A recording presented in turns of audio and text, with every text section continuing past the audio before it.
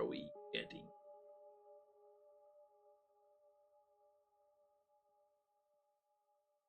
So,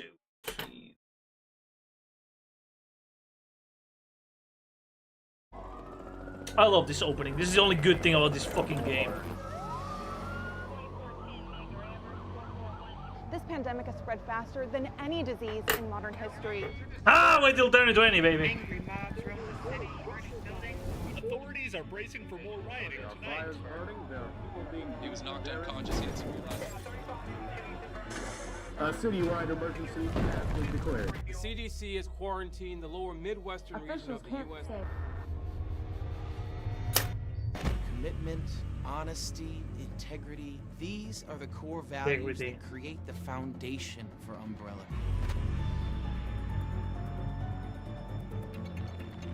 Integrity!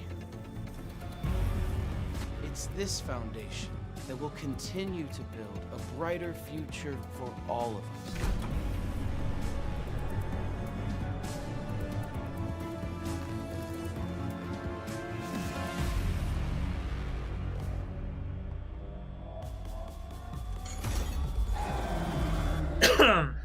Oh shit, still in the starting screen. 1 second.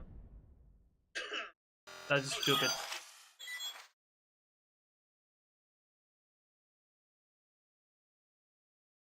Oh. Second, because that is stupid. Un momento, papi es un tarado. There we go.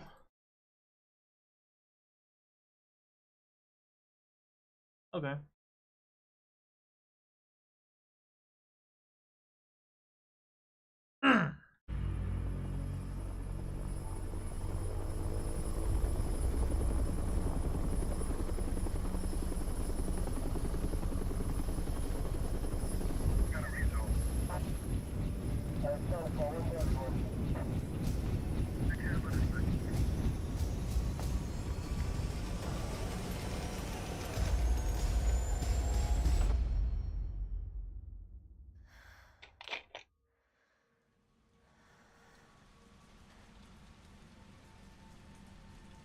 That's a bit Bowie.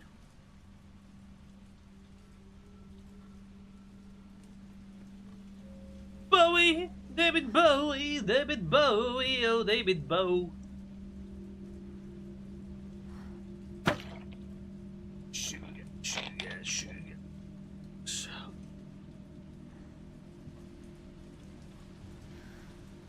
Yes.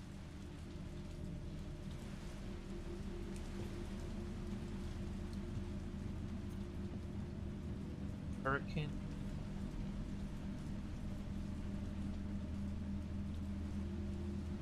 Parasites.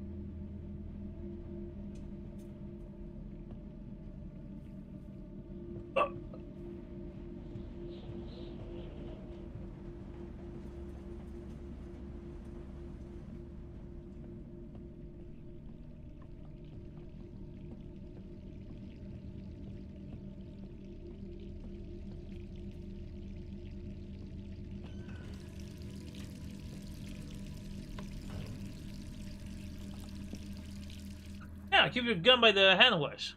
You never know when you might need it.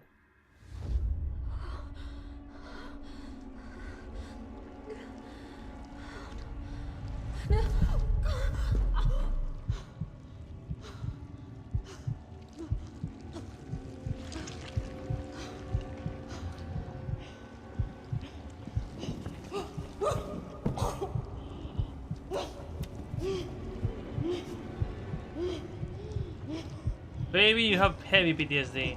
I can fix you.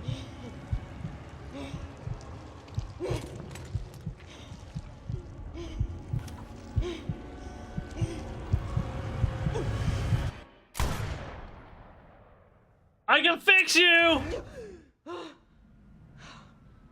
Fucking hell. Hey, Chowder, how's it going, my man?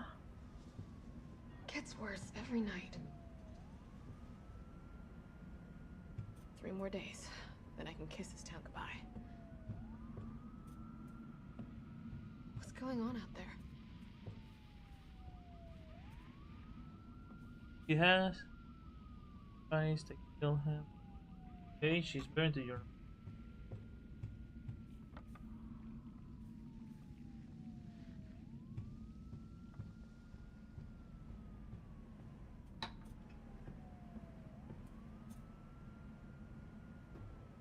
Oh, dude, focus on your midterms, man. I want you to do fine. I want you to do good.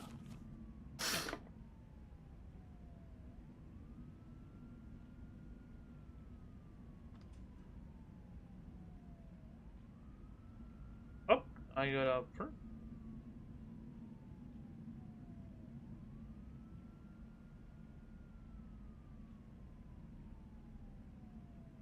Second.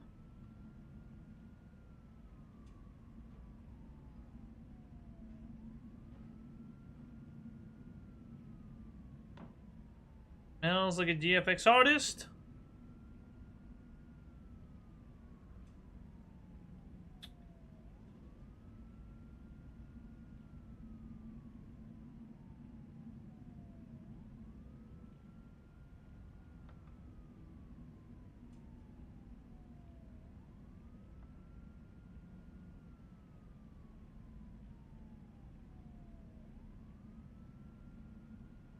Sorry, I was somebody who clearly smells like a GFX artist.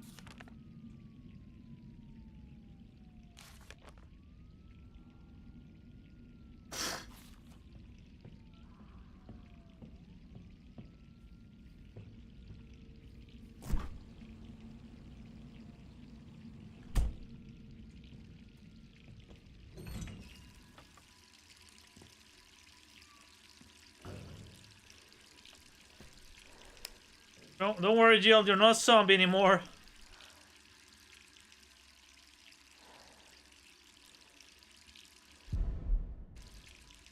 See, Jill, you're not a zombie. You're just the waifu. The gorgeous waifu that you are. I love a woman who can kick at my ass.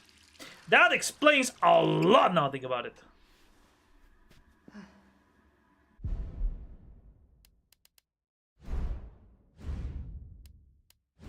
Well,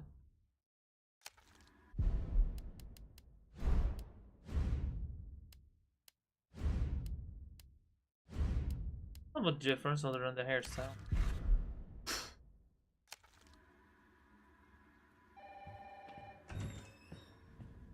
Who could that be? Think so?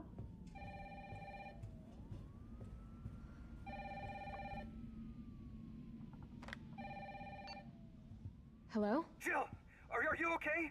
Brad, is that you? Listen, you gotta get out of there. What are you talking about? I don't have time to explain. You gotta get out of there right now. All right, let me grab my...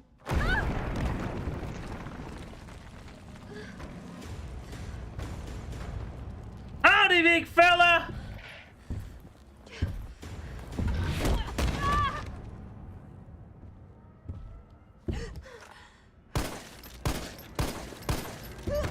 Honestly, the original Resident Evil 3 was fantastic. This remake, it's okay, I guess.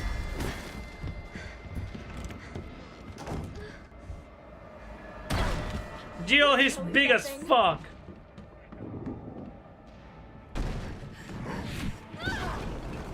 Ah.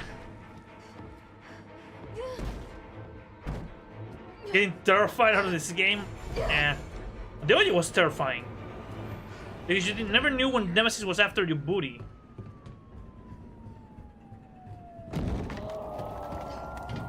What the hell? Hang on there, kitten!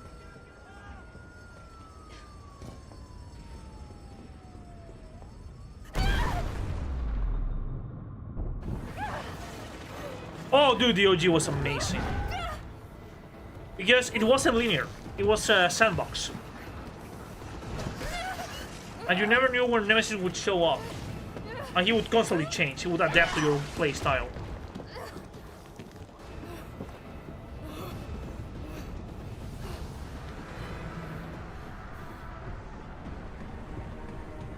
Yes. Come on, baby girl, you can do it! Come on, waifu! That should have been the end. The real Nemesis would have crushed her hand right there and then.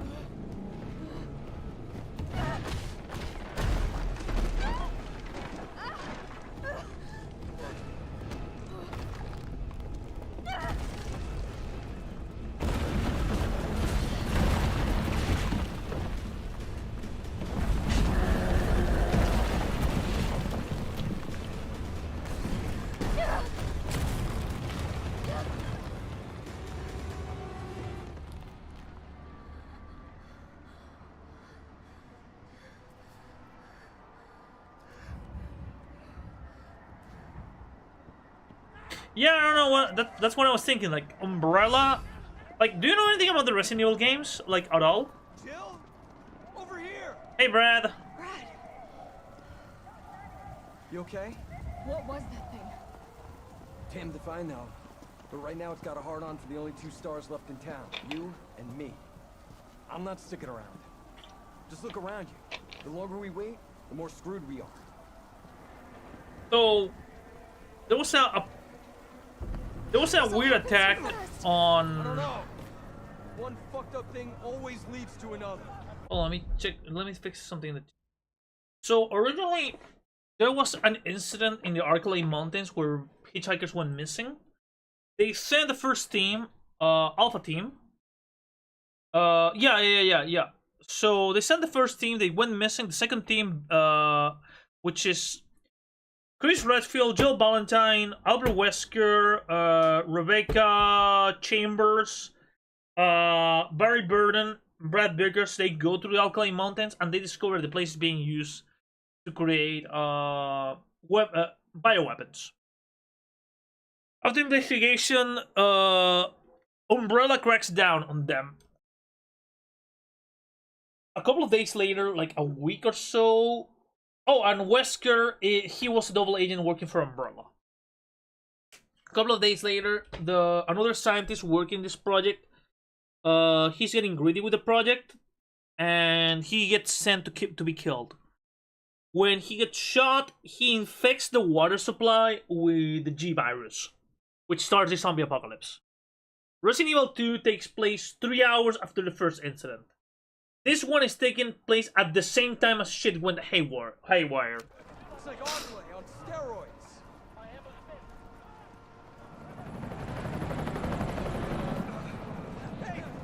Hey, wait! And in about Down here! 10 more hours, this place is gonna get nuked from orbit. I could be dreaming. How could this many people be infected? Brad! Here they come! In the original game, Umbrella sends mercenaries to recover critical assets. There's so many. And that's how we met Carlos. And Nikolai, but Nikolai dies easily.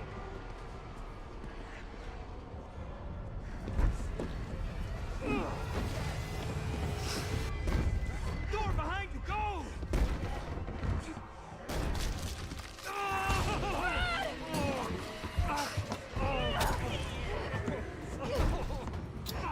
Don't think about it. Oh, that's a good option. Run for it. I'm bleeding, don't think about it. You know how this ends. No, I don't. Are we still a team? Always. Then do me a favor. Don't fuck up like I did. Go!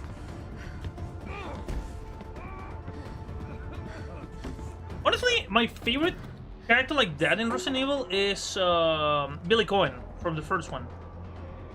I mean, from Resident Evil 0. Sorry. Oh, no, the infection's way too fast. And now we need to prioritize our ammo.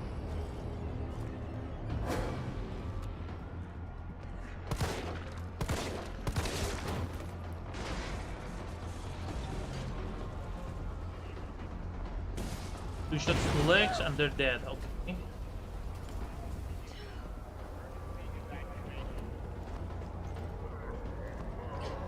You know the game I really want to play on stream, the remake, is shit. What's the name of this game? Dead. The one with that set in a mall. Dead Rising. I really want to play the remake. Are you alright? Stay back! Don't come any closer! Hey, come on. There's a helicopter waiting to take you to safety. What safety? I'm not going out there! The parking garage isn't far. I can The take only you there. safe place is in here! I mean, of Resident Evil, I really like Resident Evil 4. 4 and 2 are my favorites, I would say. Sir, what's your name? I can't just leave you behind. It's Dario Rosso. It's all right. You just want to steal my safe house. Get your Yeah, own. I know there's a remaster. I really want to buy it.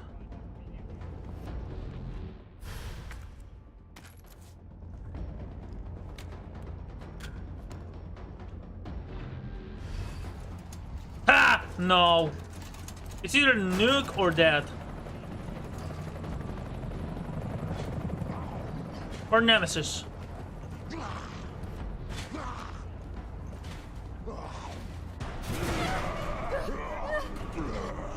But where do you think he's not gonna make it?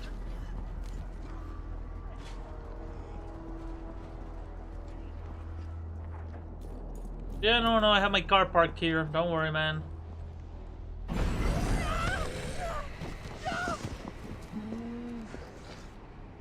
Shit.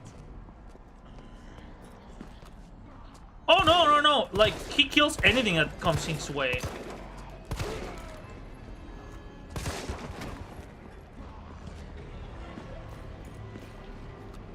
Two bullets. Fuck me. Why do I focus on leg shots? Headshots are way too hard. Like, it takes a while to kill something through headshots in this game. They can take quite a pounding.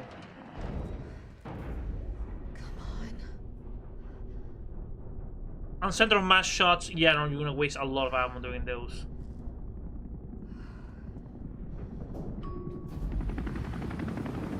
You know what? I think I like her more with the original outfit. Hey, down here. Hey, get in! By the way, funny enough, this happens in the remake, kinda. I mean, the original one, kinda. He goes to the police station, and then Nemesis nukes it. I mean, the chopper with a rocket launcher. That's our first encounter with him. Like this!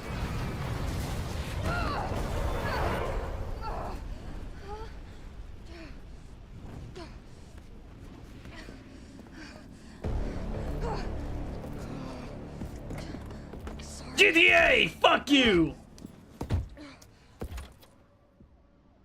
Come on!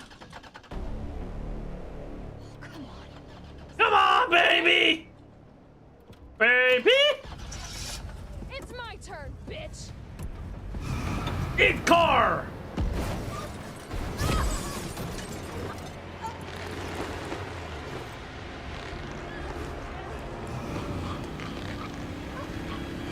Eat car!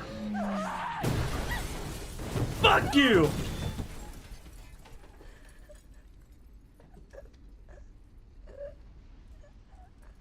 I think I broke my neck, and my spine, and my pussy.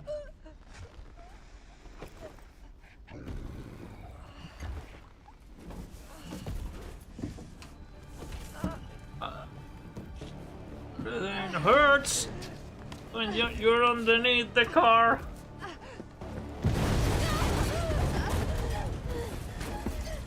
I'm the trash man. I throw a bunch of trash in the ground and then I eat it because I'm the trash man. Hey! Fuckface!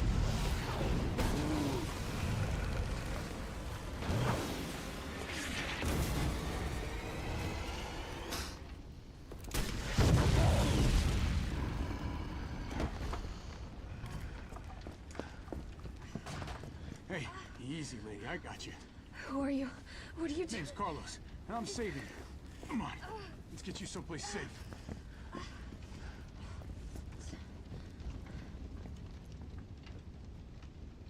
Is your husband isn't him? I think we're in the clear. Hope so. We've been bringing survivors here.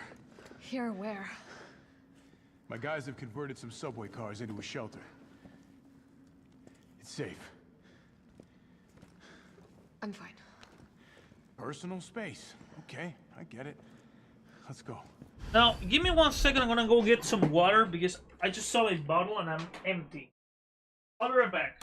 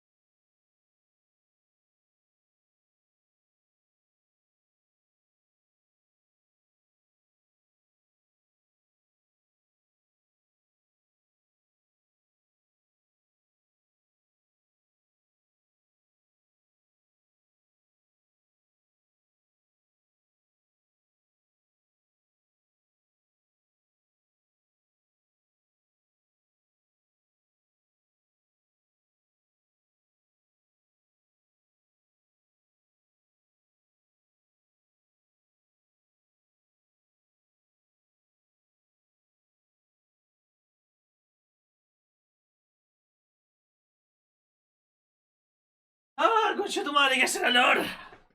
Holy shit, it's hot in here. It's hot as my ballsack. Okay, I'm back. Oh, come on. Who's the dipshit to close this? Okay, hold on. I just noticed an Easter egg. Tyrant! Ha! Hell squid. Ha! Faster. That. Okay, that has to be Top Gun, but it's based on an anime. Mars, Carl's Life of Duty. No, Ferris Bueller's Days Off. Disaster has to be. For the missing ship, that has to be The Abyss. The Bad Luck Game. Time to Get Started. No idea what 90s movie that has to be. That has to be shit.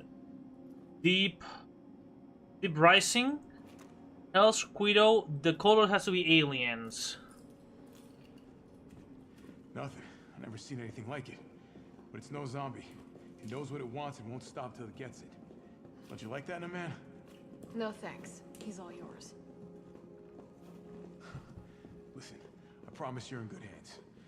I'm with the Umbrella Biohazard Countermeasures. I'm surprised you don't know much about movies. You don't watch movies in your free time? Are you kidding me? Are you fucking kidding me? You guys are the ones who caused all of this. Whoa, whoa, whoa, whoa. What are you talking about? Look, we're just here to help people. What's wrong with Umbrella? What's wrong with Umbrella? Oh my god. Your company is responsible for infecting everyone. Yeah. I don't know anything about all that. Look, you don't have to trust me. Me neither. It's a very gay. It's the gayest movie there is. Come on. It's this way.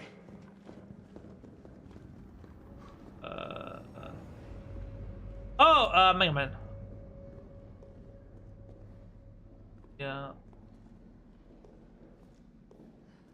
Like, Top Gun is so fucking gay. It doesn't even hide it.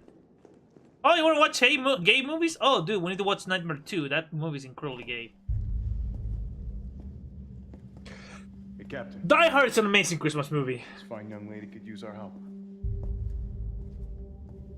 Have you watched the Alien movies? Carlos, you didn't even think to ask fine young lady her name? She is an elite operative of RPD, Special Tactics and Rescue Service. Stars. Her name is something Valentine. Oh, dude, you're missing out. Nice to meet you, Jill. I am UBCS Platoon Leader Mikhail Victor. My team was sent here to rescue civilians. Right. How's that going for you? The city is completely cut off, isolated. Most of the 100,000 civilians will wind up dead. Correction, undead. My platoon has suffered serious losses. Just keeping them alive is more than I can manage. Sure, the first one is very slow, but I love it. The second one is amazing. Yes. Well, we are doing all we can. If we can get this subway train moving, we can... You know, you should make me a list of all the movies you have never seen. But we need help. My men cannot do this alone.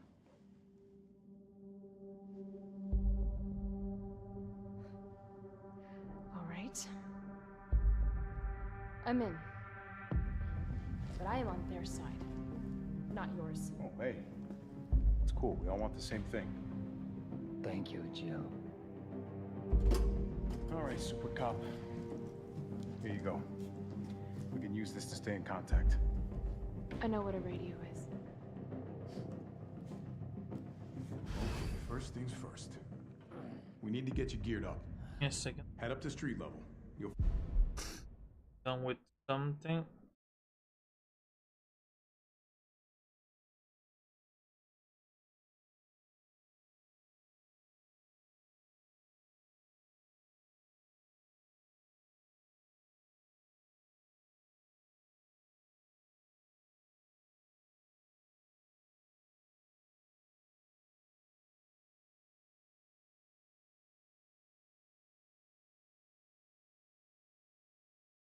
I don't know, miss.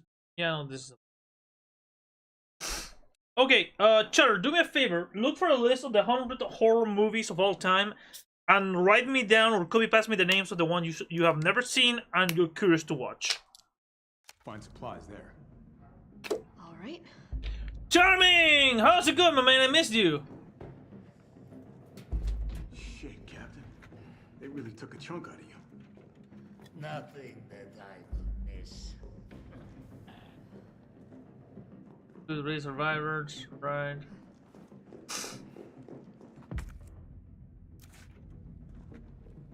It's going good, man. Yes. And you know, body ball.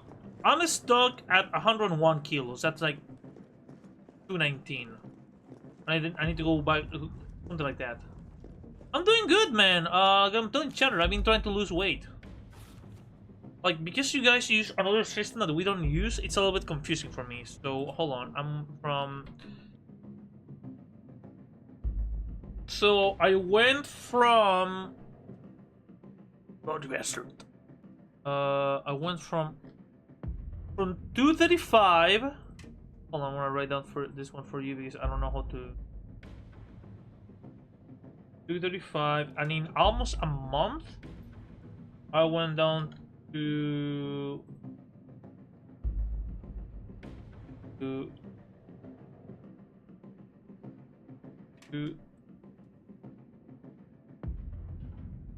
and my goal is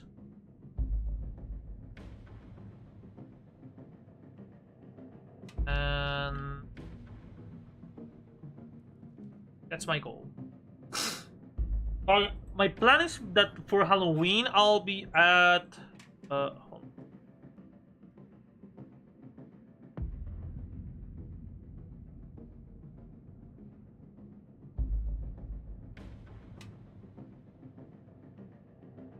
that's my goal. That's what I have planned in mind.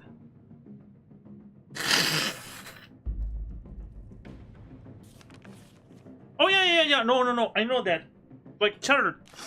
Because here's the thing, you gotta give me shit, but I've been using ChatGPT to keep track. Like, whenever any day I don't see any advance, I just measure myself, and ChatGPT tells me, like, gives me a rough estimate of how many inches I've lost. You topside yet? Working on And it. shit like that. So what's the plan? I haven't exercised much. I've been just dieting, to be honest. You might get the subway infrastructure back online. And how do I do that? Let's start by restoring power. I'll navigate you to the substation once you hit the main road. Copy that. Let's do this fast. If I'm completely honest, I haven't Oh no, because there's some people who give shit to people who use ChatGPT because technology, you know, AI and all that shit. I've been, like I said, I've been using ChatGPT to keep track on my weight and my gains and all that shit. Hey, Charming! Thank you, my man! Hold on, let me check if my redeem sounds are working, okay? I don't hear anything, but let me do a test.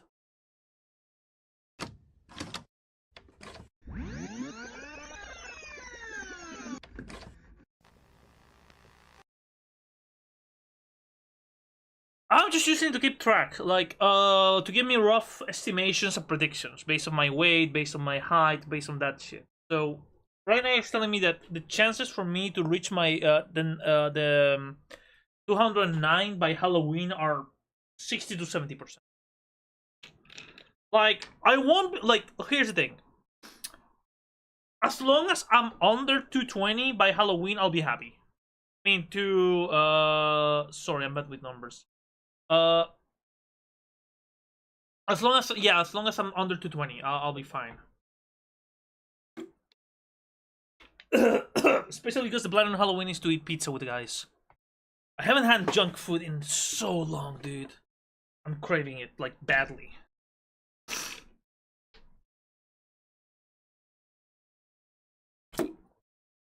One second, my alerts are not working. Oh yeah, I have to start. I have to sign up. Give me a moment. Come on, you bastard. Oh, thank you, bastard. What you been, Charming? What you been up to, man? Sorry, I know I'm dealing with technical issues. I'm gonna try to fix them as fast as I can. I want to be able to hear when you guys are doing shit here. Alert boxes. Yeah. Always changes. I don't know why it always changes. Yeah.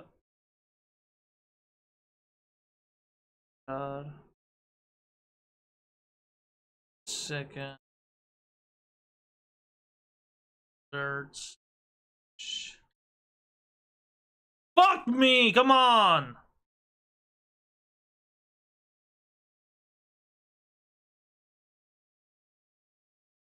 I don't know why copy paste doesn't really work here.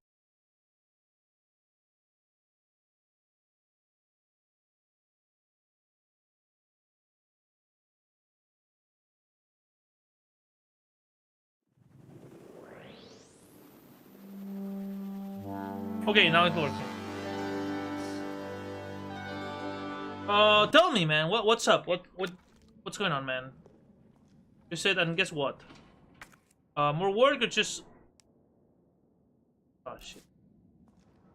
I need. Also, my apartment smells like weed. The fucking neighbor.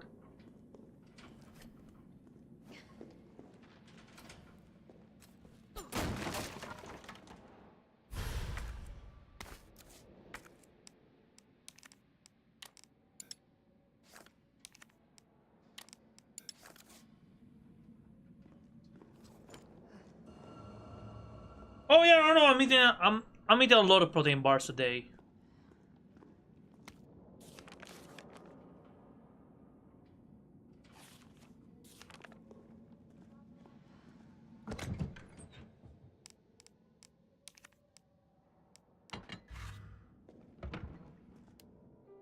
I drank water last week. Yeah. Eating water. Oh yeah, no, that I'm eating a lot of vegetables because of that. It almost looks like I could get this working if I plug in the right whatever it is. A pouch. Let me in. Let me in. Oh, you want me to go into the voice chat for you? Okay, man. Give me a second.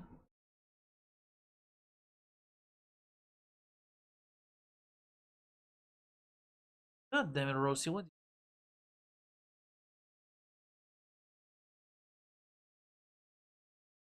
I don't know what starch you mean.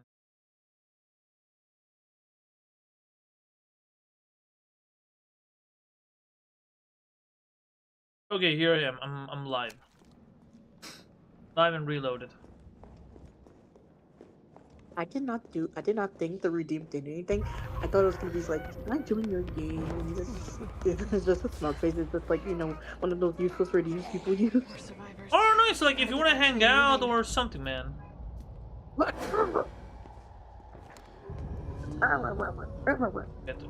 moving! But that's good on your weight loss. What? I said that's good on your weight loss. Oh, thank you. I still have a shit. I still have a lot. It's still a long way to go, but thank you. Listen, I'm envious of your. Listen, I cannot lose. I barely can lose weight because of my condition. So because it's like you can't have starchy foods. You have to switch up your whole entire thing. You can't have sugar. You can't have like wheat. So like no white bread, no potato bread. I love potato bread. Dude, I haven't had potatoes like in a month now. I haven't had. I'm trying to avoid chocolate, but I have to eat it sometimes. Or else I get like leg cramps. Just get like the 99% cacao. Yeah, but finding that one is a bitch. And the protein bars I eat have chocolate in them, so that helps me a little bit. Eat the 98% cacao chocolate. Oh, I'm also trying to be careful with the eggs. The what? Egg.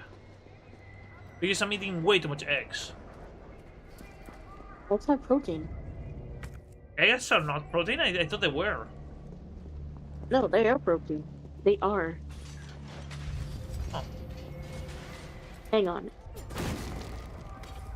Yeah, I'm just worried about how many eggs I'm eating because I don't want to get my cholesterol too high. Carlos, I've reached the main avenue. Which way do I go? Eggs can be a part of your healthy weight loss diet because they are low calories, high protein, and can keep you full. You mean the alley that's on fire? Do you use olive oil instead of like vegetable oil? Yeah. Fuck you. But it's expensive right now. It's like $20. For olive oil? Yeah, I'm not kidding you, man. What olive oil are you buying? Whole Foods olive oil? No, I don't know why, but it's way too expensive right now. And avocados are expensive as fuck as well. Hey! Major Tofu, welcome! Hola, ¿cómo estás? How are you doing, Tofulicious? ¿Cómo estás, Tofu? Shit, he should have been closer. But yeah, I don't know, I'm being careful with what I'm eating nowadays. You know, I don't want to be too chunky. And I don't want my heart to explode. I don't want to be obese anymore. 300 pounds is not the life. Yeah. Besides, I want to have a flat tummy. Like, I want to become a husband. You doing any any exercises? Exercising, I jump rope every so often. Why don't you try, like, you know, there's just do Just Dance. Just Dance. I don't have this. Ain't nobody got time for that shit. To do Just Dance? What do you mean? Just hook it up on the computer. People do that shit? What? Hooking it into the computer? That's an idea there. Yeah, you can just play some Just Dance videos from YouTube. Oh, I'll see what I can do. Like, mostly I just jump rope and I lift weights.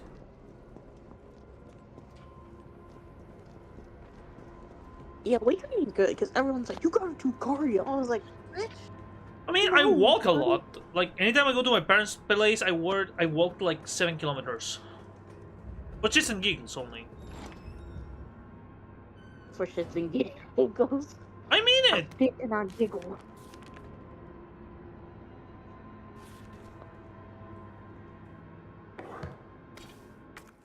Like, I like walking. Though not with this heat, though. I wouldn't bet it just got cold over here. Literally, after like 2 months still of feeling like it's summer. Cherry, can you do me a favor? Can you Google me something in Resident Evil very quickly? What? Huh? Resident Evil 3, how to open a safe. What's the safe combo? Oh, okay. Hang on.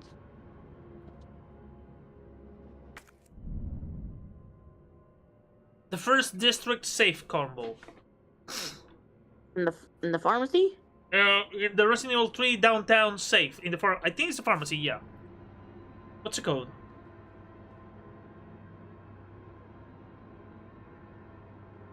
Uh, 937. 9 right or left? Right. 9. I mean 9 left. 3. There you go, bingo. PNG. Yeah, with padlocks and stuff, it's gonna be usually left, right, left. How do you know that shit? You never had lockers when in high school? No, we don't have lockers down here. Yeah, that's what they use for lockers down here. Left, right, left. No, like back in my day, schools never had lockers. Not padlocks. You bring your own like padlock and key, like that type. Oh no, we had lockers in like elementary school, middle school, and high school. Oh yeah, you guys can go with casual clothes. We can't. We have to wear uniforms. I mean, area I was in, it was either casual clothes or just casual. Oh no, the only thing that sucked was in elementary school, where you don't change for gym. You just running in your picture day clothes. So you people were running in jeans. It's not fun.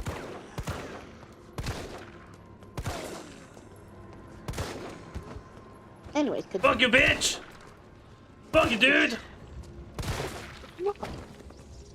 Fuck you, bitch! I wonder if you think someone will make crowd control for Wait, what? For crowd control for RE3. Like, if you can do crowd control? Yeah, with machine guns and shotguns. And with RE3 crowd control? Yeah. Later in the game, you can do crowd control. Yeah, no, the best weapons to do crowd control are machine guns, shotguns, shit like that. Oh, I was just... So there is crowd control you can do. Yeah, there's a whole section where later you have to do it. God damn it! No, I meant like, it's an actual thing. No, not controlling the crowd. I meant like, crowd control, like the thing for Twitch. A Twitch extension. Oh! I don't think so. Like, how does that work? I have never heard of that thing before. Really? Okay, so the way it works is there's a Twitch extension called Crowd Control, and what you can do is you can have these coins. Now, depending on the game, you can use the coins, and you can use channel points to redeem the coins. And you can, for example, say in RE3, you can say, spawn a horde of zombies, or summon Nemesis, or take your items or give you items, take your health or give you health, give you a status, take away your status, all that stuff. And it's really fun. They also have it for example, in Minecraft, you can redeem coins for the dig through a hole to be summoned under you, for say summon the fucking Ender Dragon, and all that stuff. Also, when are you getting Minecraft? Come on, let's Minecraft. I have Minecraft, but it's not my cup of tea, man. You tried to mod it? Have you tried modding Minecraft? No. I got a message from. Oh, you have to play shit? honestly. I think you would like modded Minecraft more than regular Minecraft, especially with the horror mods they have. Oh, hold on, I just got a message from somebody, one of the viewers here. Oh boy. Huh? They want to report me to the FBI. What did I do this time, baby? What What do you did this time? What? Those drugs were not mine. I was just holding them for somebody. Okay. Those. Don't say that. Oh no, it's, somebody's following me now. They were bringing me that somebody. And I think a GFX artist is trying to sell me like. I get a weird message saying, "Hey, can I talk to you?" I'm like, No, sure. no. Those are most of I'm the time actually an people that- artist. Legit client. If you're pass, you pass. Ignore artist. How the fuck do I block them?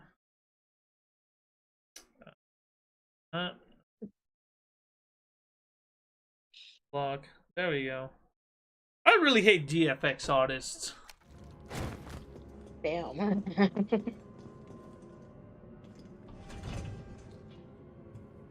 This must be the subway company's offices. I'm honest, I'm sincere, I really fucking hate them. Nothing. No, I be getting. You know how many times I be getting DMs from in my Twitter for freaking. Hey, can I talk to you? Hey, I'm a graphic artist. I love your design. I'm like, no.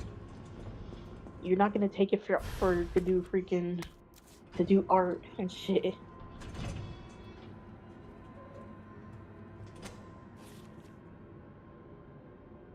I said no. Yeah, no, and those guys don't take a no for an answer. That's the lamest part. They're like, well, let me know if you ever want one. I was like, sure, meaning I'm never gonna let you know. Sure, show me original art that is not made by AI.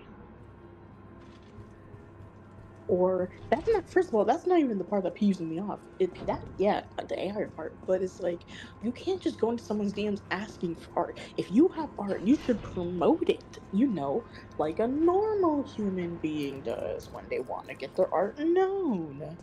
Yep. It's not that hard to do. Okay, come on, you three. Come on, Larry, Curly, and Mole. That's it. Get closer. Light it up, baby! Boom! I love explosive barrels. I love my ball. Explosive barrels, my beloved. Ammo. If I could turn back time, I would teach you how to ski.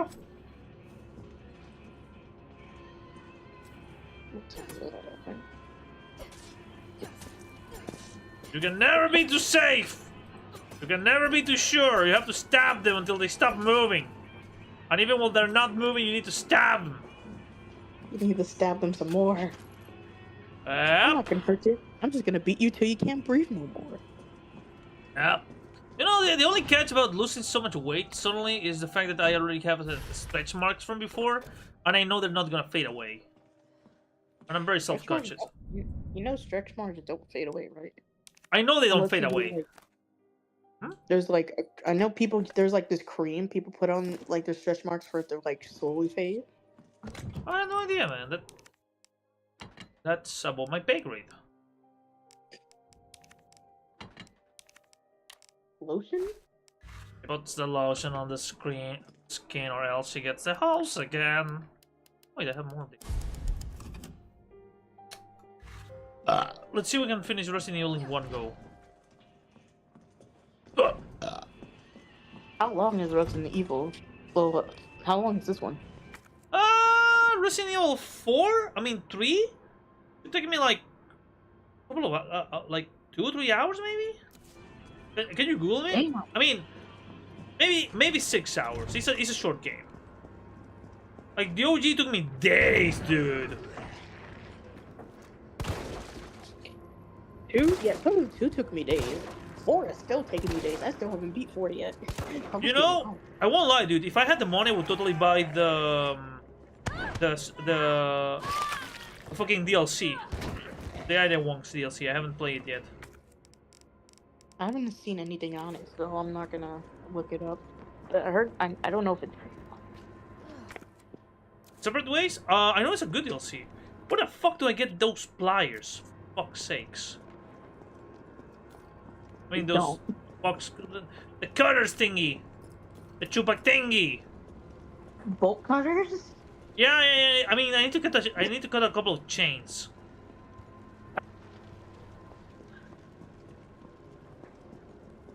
If I could turn back time, I would teach you how to ski. Sorry, I love making fun of. Go ahead. I don't know. I'm chilling. Okay, yeah. Sure. Have you ever maybe talked to a doctor about like maybe metformin? About what? Metformin. What the shit is that? You don't know what metformin? Okay. So basically, it's for there's two things. There is metformin and then. I miss you, baby. How you doing? And yeah, I just realized there's zombies. Sorry, go ahead, man. You were talking about metaphoria?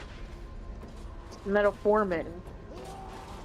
What does it do? Pretty much it's for people either who have diabetes or who have like certain conditions that like make them like gain weight or stay weight.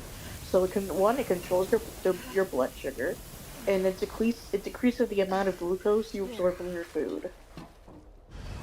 No, we don't have that. I mean, I don't know if we have that shit down here, but it's gonna be expensive, like very expensive. So I'd much rather try to lose weight normally. You know, I think then we have there's Ozempic, which basically is an injection that basically helps people lose weight and controls like your thyroid and everything. Oh, it's a drug where you have to go to the doctor, not like over the counter shit. Oh man, I hate needles. I really do. I honestly hate blood test needles. I'll be honest with you. Oh, dude, I hate needles. Like, I despise them. I have a trauma with. What trauma? So when I was a kid, I got very sick one, and they had to inject me a mixture of penicillin and something else that feels like imagine fucking sand and glass going through your veins. No, wait, please! No, trust me. They freaking gave me Benadryl and penicillin. Yeah. The thing is that my dad had the brilliant idea that in order to make it run faster through my blood, he wanted me to walk. Killing your own people? 4 blocks. He would have turned. What? Your dad old school. No, like my dad's the type of guy who I'm like, Dad, I broke my leg, it hurts. Yeah, but when I was in Brazil, I had a scalp infection, and every day I had to get shots in the head. So what you're dealing with is nothing. I love you too, Dad. He's old school. Yeah.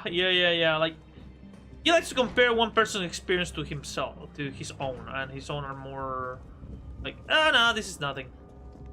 Walk it off. I'm like, what is one up me? It's not a one-up contest. I love my dad, but he's a little bit. Oh, and also, one of my friends told me the most horrifying story I've ever heard in my fucking life. Okay. So one of my former friends went to get a blood test. The nurse accidentally poked her nerve.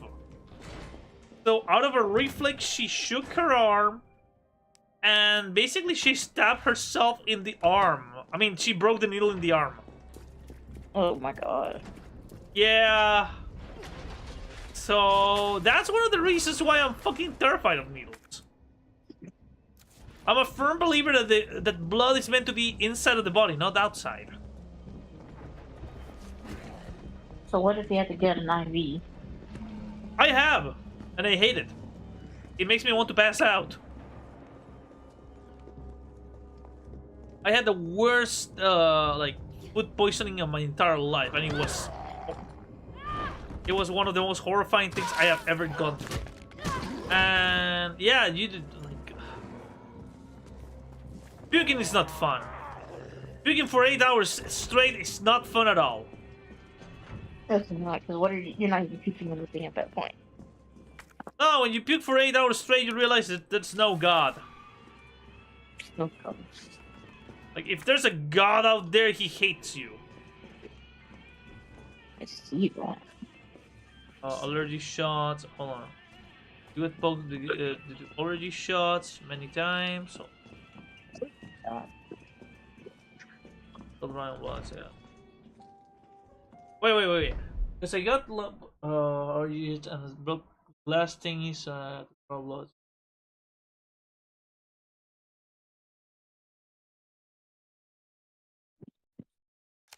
Ah! Lyra, I am so sorry, you poor bunny thing. You poor bunny thing. Look, the worst I had... By the way, how the fuck do I open those padlocks? The worst I had so far in my freaking life...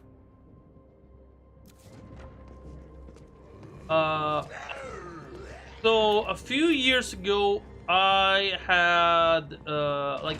I was doing the whole 9 yards with my teeth, okay? Like, I was getting them fixed and whatnot. And I had some cavities. The doctor sinks a syringe in my mouth, and I am so tense that I accidentally make the capsule explode inside of my mouth. Oh my gosh. Yep! Yeah. Christ. Then the doctor goes, you better take this on, kiddo, because if I inject any more of this, you're gonna die. Don't tell me that. Yeah. No, I have a really bad football experience. So when I was like in 8th grade, I don't at the time I didn't know I had like this thing called pseudotumor, which is pressure on the brain. So it would make you nauseous, dizzy. Wait, did they drill your skull? What? No, they didn't drill my skull. No. There's a condition where you have to get your skull drilled in because of the pressure in the brain. I just got a spinal tap. Oh man, that must be horrifying. Well, technically, I had to do it twice. The first time it didn't work because they didn't want to put me on anesthesia. They were like, maybe we should try it again. My mom's like, no, fuck that. Put her on anesthesia. And so then, but the first time I went, because I went to this one hospital that I despise because of what they did. So basically, when I was waiting in the room for like about 3 hours, then instead of giving me, because you know hospitals are packed, so they put me on a cot next to the receptionist desk. And so I can hear everything. I'm seeing people walking around with butt ass naked. I'm seeing people freaking, but with their asses out in the wind. I can smell someone. I hear someone say, "Oh shit, myself," next in the room across from me. You could smell the shit. I was like, this. And then they decided to they didn't solve the problem at all. They decided that to give me Benadryl, liquid Benadryl. That isn't, and they said it could get you, it'll make you nice, like and drowsy, but it can also make you like antsy. Let me tell you, I looked like I was high. I was high on some shit. Like, no offense, Shutter, but you're already very anxious, so I imagine that you were like off the rails, man. Yeah, not even anxious. I was antsy, which is the worst feeling ever. Oh. It's like, imagine trying to lay down, but it feels like you have to move, so you gotta so you're just tossing and turning. Can't do shit. I am so sorry, man. It gets worse. I was finally about to pass out, then the nurse was like, "Hey, we're ready for that CT scan." Funny enough, I had a CT scan and people told me that they freak out. I didn't. To me, it was like no big deal. It's just scanning your brain. They just put you in the thing and then you're... Yeah, to me it was like... eh. It was just annoying that I had to drop everything that's metallic from my body. You have to drop your cock. You have to drop your cock piercing. Oh, dude, one of my friends has a cock ring, so he told me anything he gets a cock ring. Yeah, Prince Albert piercing. A piercing? He has a piercing that goes through his glands. No, you said cock ring. I said a cock ring.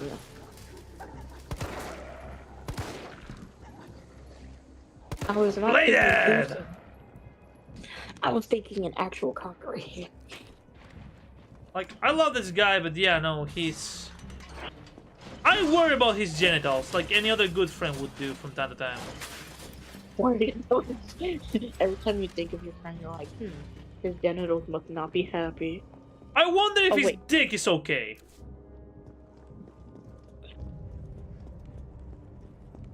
Like, man, if you wanna... I will never get like, I'm a sick degenerate, okay? But I will never get a fucking piercing down there. That's not being a degenerate, that's just being a masochist. I don't know, because I know there's people who like that type of shit, like the nipple rings. No, I ain't never gonna do for a piercing, not my style. I thought about getting, because have you seen my VTuber, my model who has like the piercing of roses, a rose piercing? Yeah. I want that. I want that. I want that for my lips. I never got a lip piercing before.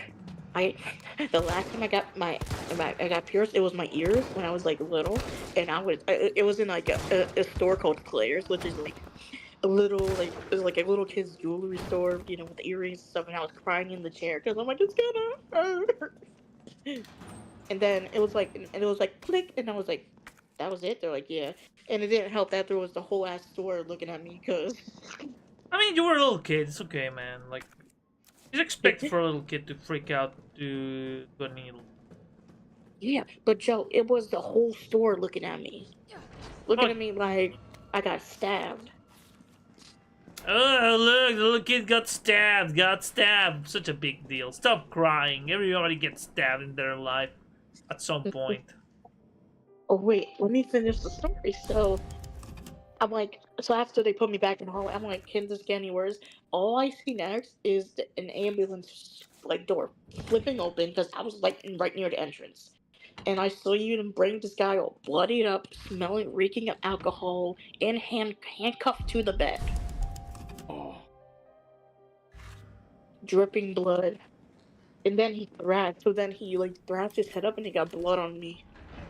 Oh no, dude, that's contaminant.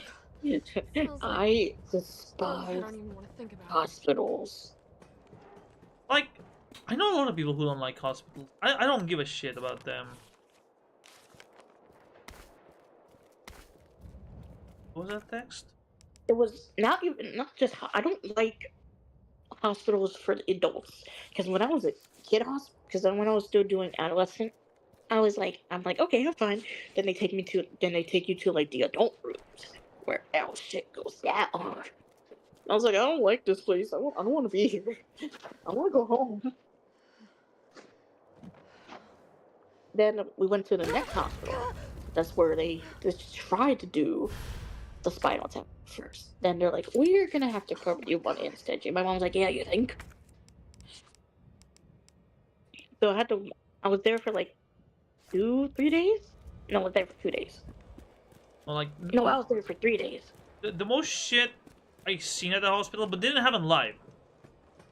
We used to have a show here in Chile that was like, do you know that show Cops? Oh yeah, bad boys. What you do? Yeah, that's like a crew following a group of police officers. Yeah, we had the same thing, but they also focus on the paramedics and the ambulances. And there was this guy who was a notorious criminal who had gone in a fight with another criminal, and the criminal, to retaliate, cut half of his face off, like a quarter. So imagine the right side of your mouth exposed and your cheek hanging. It just sounds like the freaking Breaking Bad guy. Yeah, and the guy was crying over his face, his cute face and whatnot. I think I had killed like 5 people before. forget your cute face. If your face is gone, it's not cute anymore. Yeah. Yeah. Okay, I have It to was deal with cute. Spider. It was at one probably luckily, but Yeah. But anyways, what else have you been up to, Lyra? It's been a while. Wait, you're in my Discord, aren't you, Lyra? Just double checking, triple checking. I know you're very shy, Bun, but you know I love talking to you, baby. Love hanging out with you.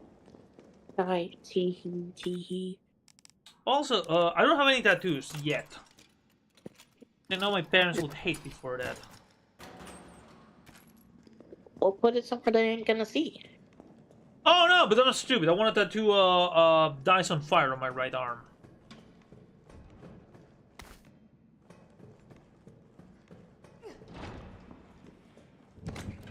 Because you see, I'm stupid. I'm a big dumb boy.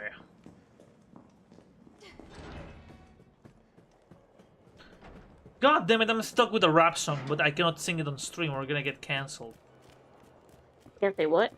I'm stuck with a hip-hop song, but I cannot sing it on stream or I'm gonna get cancelled. Look for a song by Jay-Z called by the way, don't play it on stream. Like, if it comes out of your headphones, my stream's gonna die. Look for a song called the Story of OJ. I'm stuck with that song now. Horrible. Yeah, I love that song, but it's like, yeah, I cannot sing that shit in stream or... Yeah, think? Yeah, I think.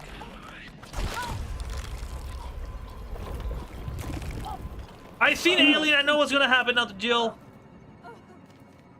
You got parasited.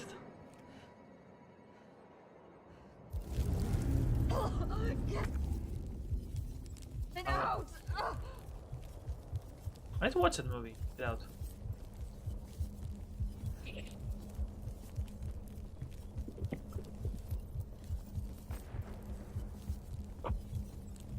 Alright, we're gonna need some solution before my gut explodes, full of spider eggs.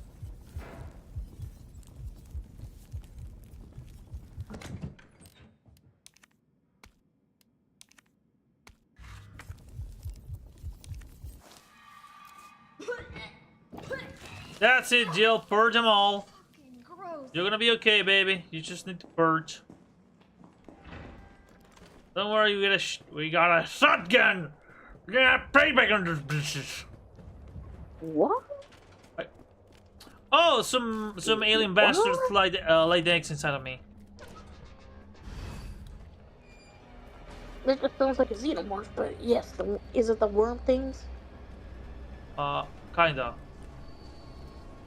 See you! Shit. One down.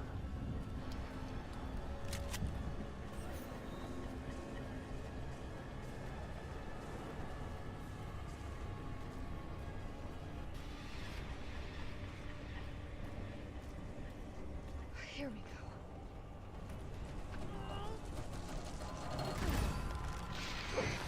Shit! Not again! Not again! Not again! Not again.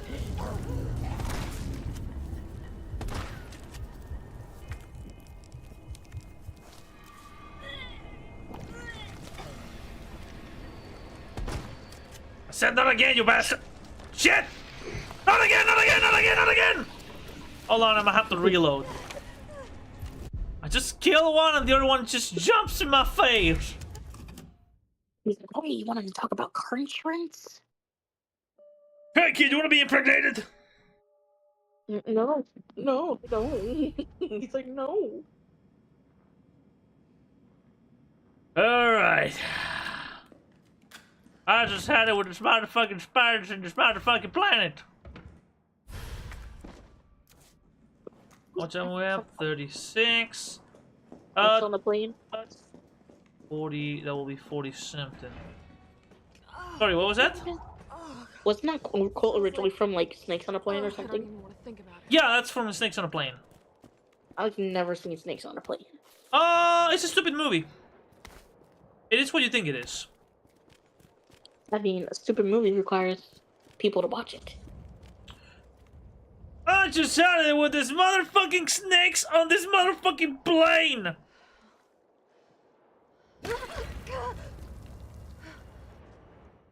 Oh my god. Name is no hell. Stripes and I rot. He doesn't know who I am. He doesn't give a damn about me. I'm just an H dirtbag baby. I'm a Iron Maiden baby with me. Ooh! Love that song. It turns like death metal and shit. Oh, dude, I didn't told you. I was featured in a short film. What was it? The horror film that Yep. That the guys did. The conversation, like their teacher was like, "What did you do?" And he's like, "You don't know." Yeah, no, because I kept telling them, no, if somebody asked, then the monster noises are based off my sex noises. I know the answer is Jesus Christ, Joe, but come on, it's a funny I don't answer. think the answer is Jesus Christ. I think the answer is just why. Why? I can tell you why. There's a story behind it. Okay, go ahead. So when I used to date she who shall not be named, she was a little bit freaky deaky. And she would enjoy the fact that I would growl. You growl? Yeah, well, if she scratched my back, I growl.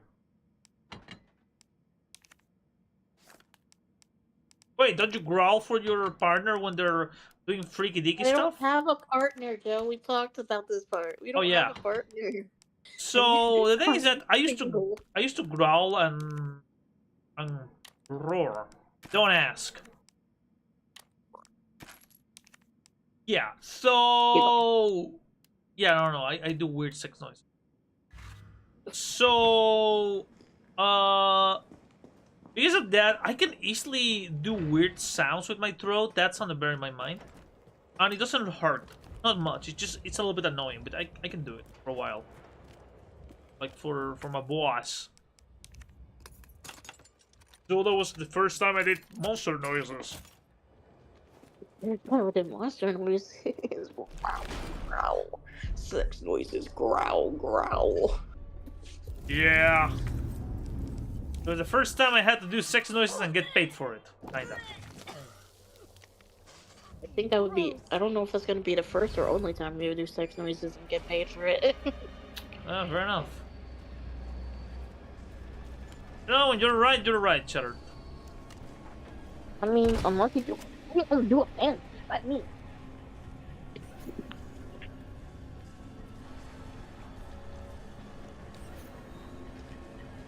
I hear you. I can hear you stalking my booty. I can hear you dying. I'll be right back. Take that, man. Take that.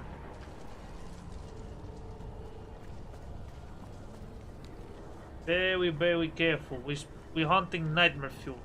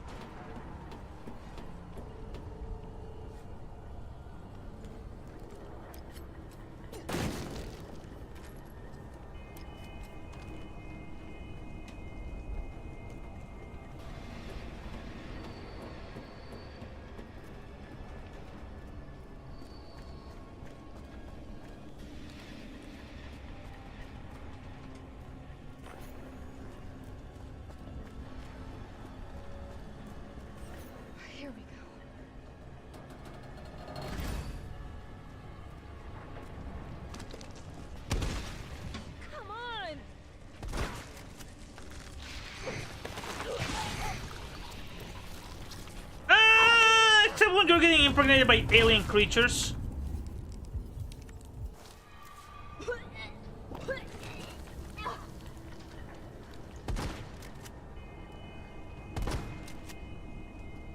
Uh-oh.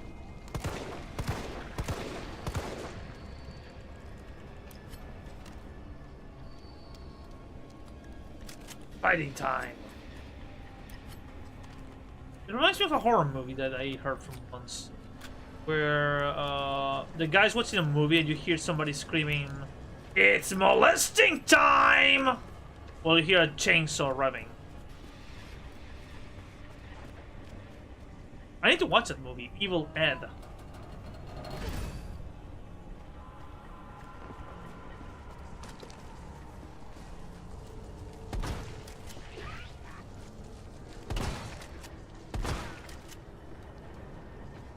This is why you always carry a shotgun, boys and girls.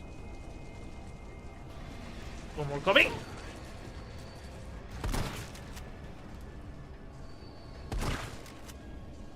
Fucking camera!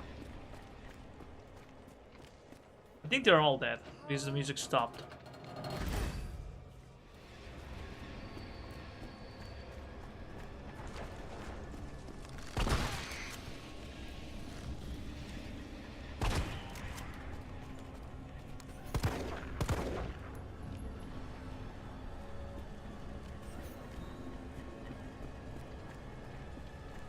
Fucking shit! My bitch weapon's out!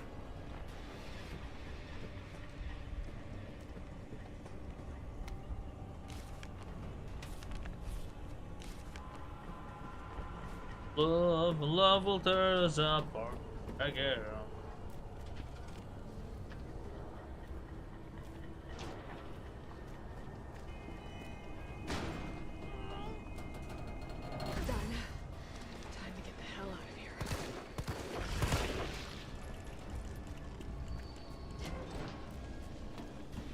Just pregunte. Funny enough, pregunta sounds like a question in Spanish. Pregunta.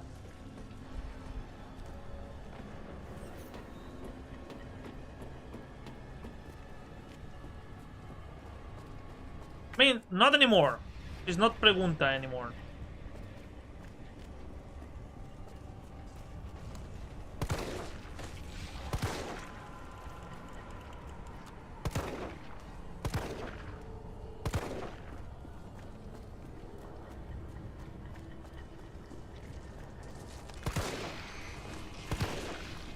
Remember, boys and girls, always double tap.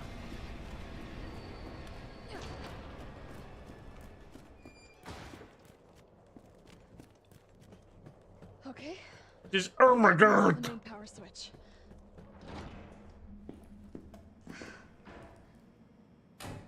Enjoy that.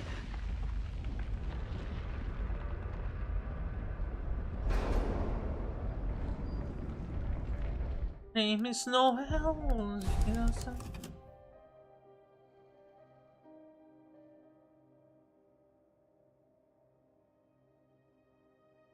Ripes and I rock. She doesn't know who I am, and she doesn't give a damn about me. Carlos, it's Jill. I've restored power to the subway. Nice going. Next up is the traffic control system. It should be in the subway company's offices. Right. I think I know the building. Really? Way to go, partner. One step ahead. Not your partner.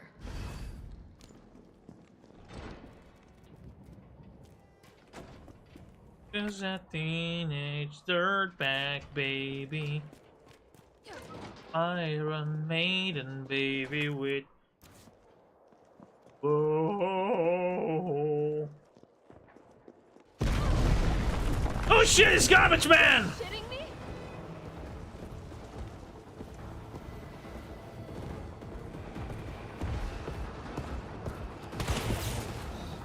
Let's go keep him a little bit busy.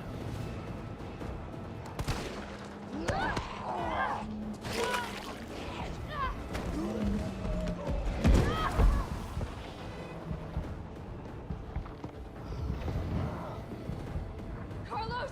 That thing is still alive! It's after me! What? Run! Come back to the station! get traffic control online.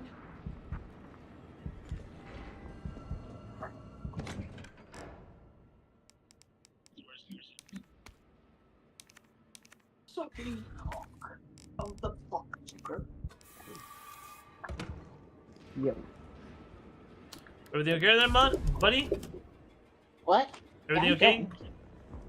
Good? I have food. You have food? I need to make food now I think about it. Why don't you Wait. something else? Wait, I hear two voices. Who's there? It is Charlie. Hey, Charlie boy! By the way, I'm streaming on Twitch. I mean YouTube. If you want to come and say hello. Oh, let me pull that up. I am gonna warn you, it is going to make a weird echo, because last time I did it, it did the weird echo. 1 second. Yeah, take your time, man. Take your time. How you been, dude? Okay, just, settling. I'm just dealing with Nemesis chasing my bubbly ass. I'm dealing with Fafnir. Oh, I'm sorry to hear, man. Fucking zombies! Charlie, why all the zombies want my booty? I mean, you said you were done with it. So. Oh, there you go. Maybe that's why. Oh, Silent Hill. Speaking of the devil, Charlie dolls! I mean, they heard your ass clapping from a mile away, Joe. I'm trying to be stealthy, but the clap on my dummy thick ass. Oh, them to my position. I just love that there's a version of that meme with the guy who plays Solid Snake saying that shit. I always love it when, like, professional performers are, like, really into, like, the fan stuff. Yeah. God damn it, he killed me. Professional and impulse because then you can hear them saying the clap. Hey, I'm gonna add some. Hey guys, can you give me one moment while I'm gonna go put my dinner in the oven? Yes, go feed yourself. Yeah, I will put food in my mouth hole. I'll be right back. I'll toss you the keys, guys. How you been, Charlie? I am okay. I don't know how much I can get into on here about what happened over the weekend. Other than there was an emergency, I am no longer at my current place of residence, and just kind of recovering from that. Oh, I'm sorry. Yeah, I will tell the whole story to after. Okay, which bitches are we beating? Who's the bitch we beating up today? We beating bitches up today. I know. I feel it. I feel it in my bones. Oh, sorry, I didn't quite catch that. I'm here. I'm getting two different things going on right now, like a delayed conversation. You're hearing Joe in the background cooking dinner. Yeah. Singing some Mamma Mia. Mamma Mia, here we go again. Mama, I cannot resist you. I said, who's the bitch we're beating up? Let me at him. I can stick him. I'll release Like I said, I can't. In private, I will tell you exactly what happened, but over the internet, I'm gonna be a little more careful right now. Go ahead. It's all up to you. Yeah, just for right now. Just a summary. No longer at my current place of residence. There was an emergency that required me to vacate the premises. Wait, you got an email from this? And I got an email? No.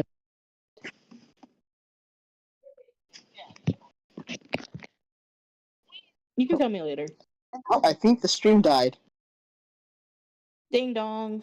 Oh. What the? Okay, something's going on with my headphones. 1 second. Take your time. I'm just very low if you just want to let you know. Weird.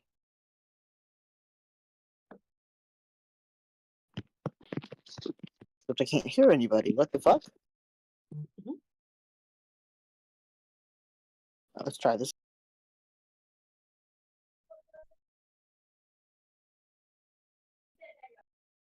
I still can't hear anybody. Bah. Okay, I can hear you, but you're not coming through my headphones. What the fuck? Okay, I'm gonna jump off here, jump back in, and try this again.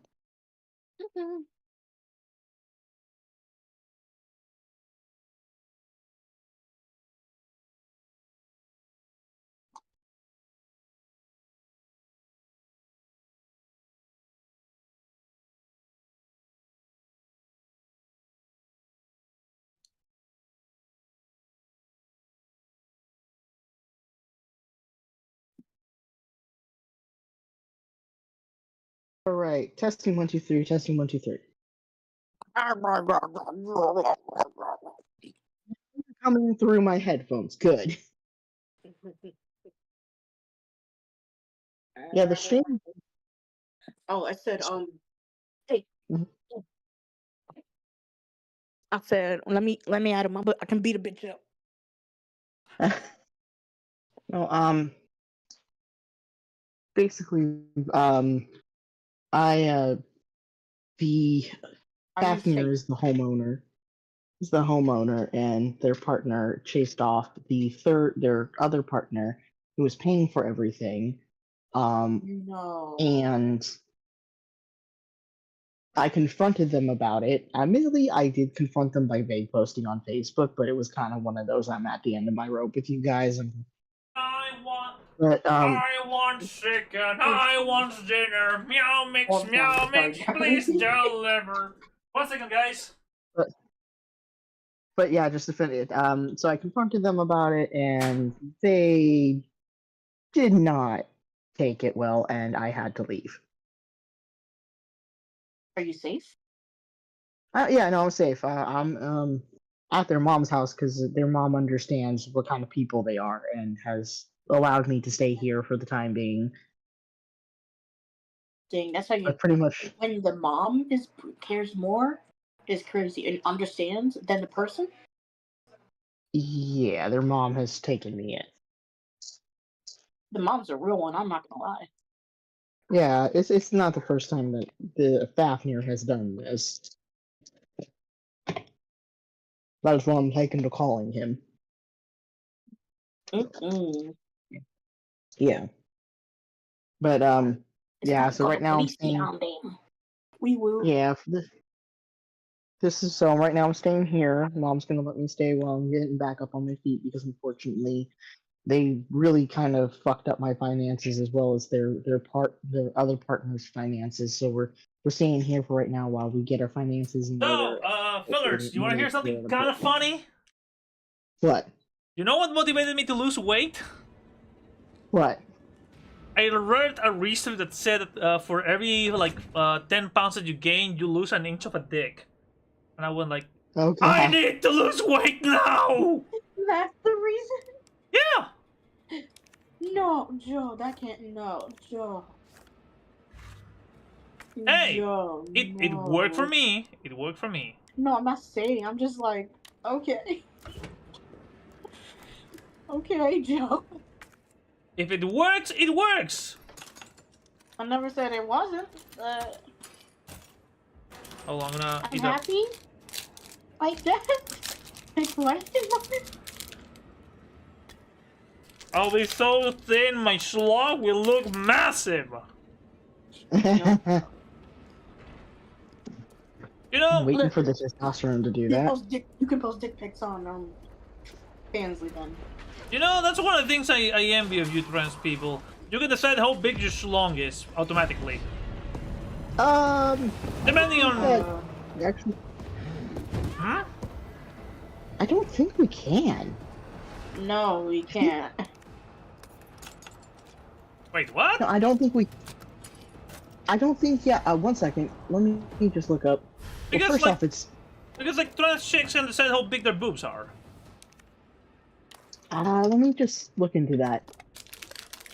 I don't think you can. I think it does. I think there's other factors that factor into it. Oh wait, of growing your dick. Yeah. I mean, there's like I mean, always, like- you know, always those ads that say you can take supplements. But I think honestly, the real way you do it is like if you're overweight, just lose weight. Because I know when people lose weight, you know, they're losing the fat and they're gaining more. Okay, this is what the it other is. thing- So patient preferences does come into play. The elasticity of the surrounding tissue, and the amount of space available in the scrotum. No. So it's basically the length and size of the penis is determined according to the thickness and length of the skin of the donors.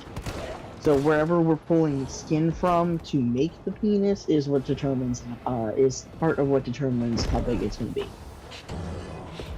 Well, I just came in on an interesting part of the conversation, didn't I? I was gonna say.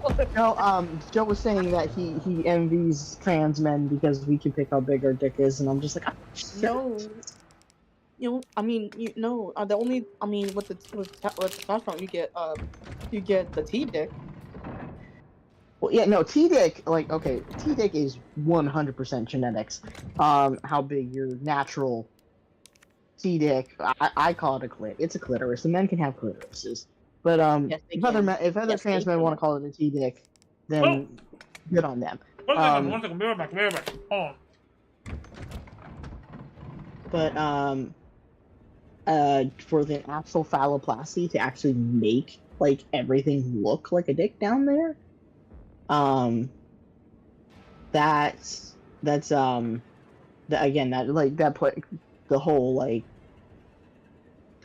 thickness and length of the skin of the donor site. So if you wanted a big dick, get ready for a nice big chunk of skin taken off your butt. I mean, they could Or take your arm. They could take Wherever the... Yeah. And that's why I don't want bottom surgery.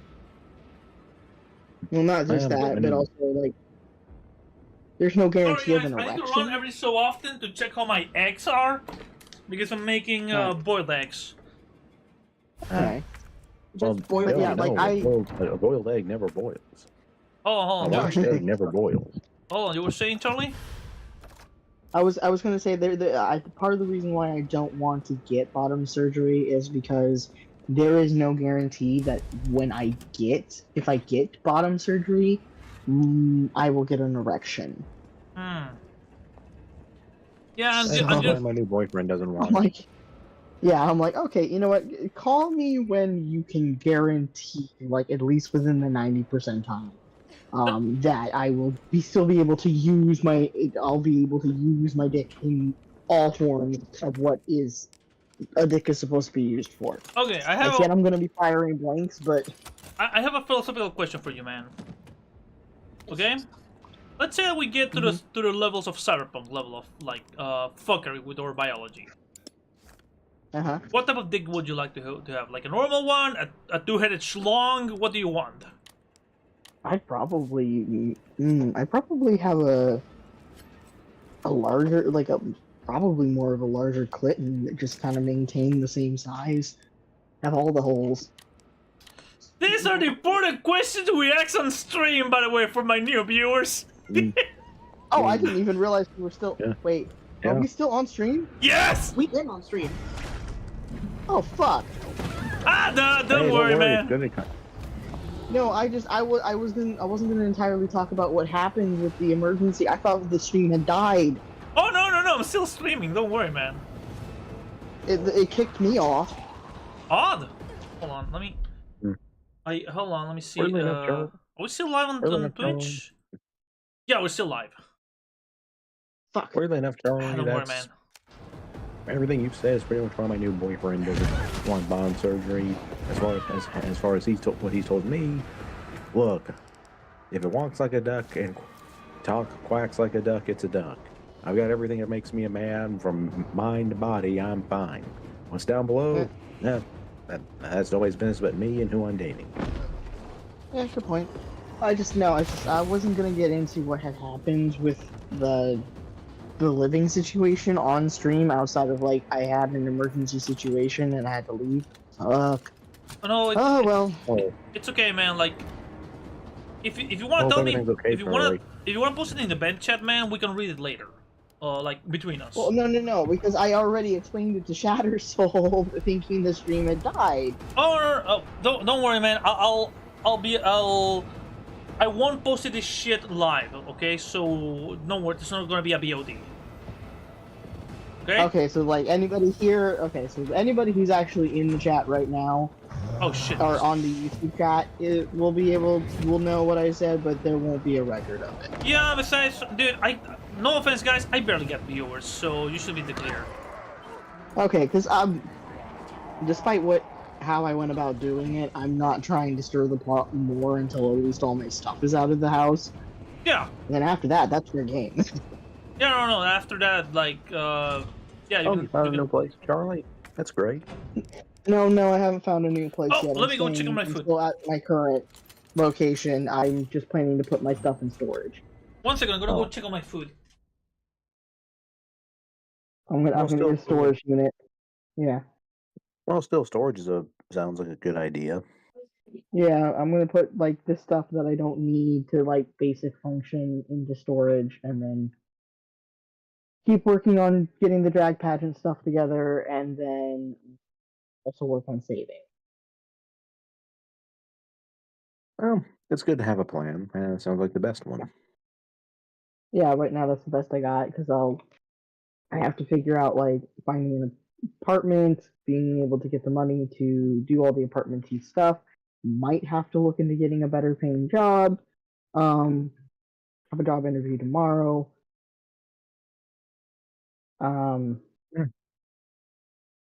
All that stuff.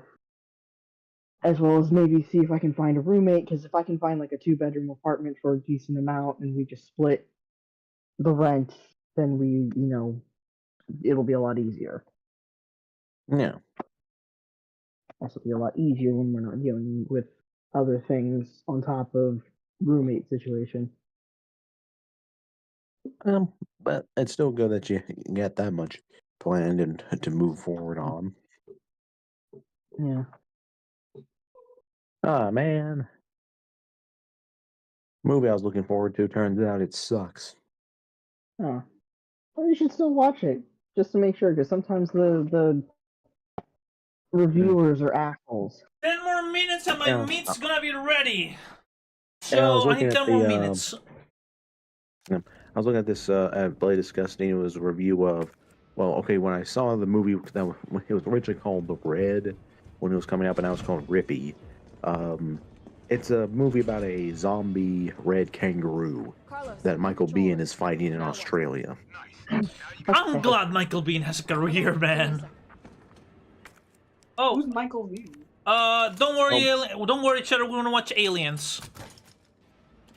He was if you haven't seen it though, Michael Biehn was also Johnny Ringo in. No, remember, Cheddar doesn't watch movies. All right, where are we headed? Well, he was also Johnny Ringo. I watch movies, just not a lot. Hey, and he's like Sean Bean. He dies in everything he's in. Hey, he's a right alien. What? Hold on, Cheddar, can you do me a favor? Unable to establish. Yeah. Resident Evil 3, subway station puzzle. Can you give me the letters? Roadmap. Cheating. Oh yeah, no, later. We always do movie nights. I know you're pretty shy. You can watch with us. If you want to mute yourself, you're more than welcome. Like, I don't want to make you feel uncomfortable. Me? No, I'm telling Lyra on the chat. Okay. Okay, let's see. I'm trying to find a way to like turn off the sound for your stream, so that way I only hear you guys once. Oh, mute me. But I can't figure it out. Like, watch, but turn on the volume. I'm on my phone. I can't. YouTube, for whatever reason, doesn't have a volume. Weird. Well, I tell you what, I'll go ahead and watch the stream, and you can get out, Charlie. Therefore, it's the same number of people. One. All right. Yeah. Okay, it's gonna be RE1, FA2. Hold on, FA2. FA2.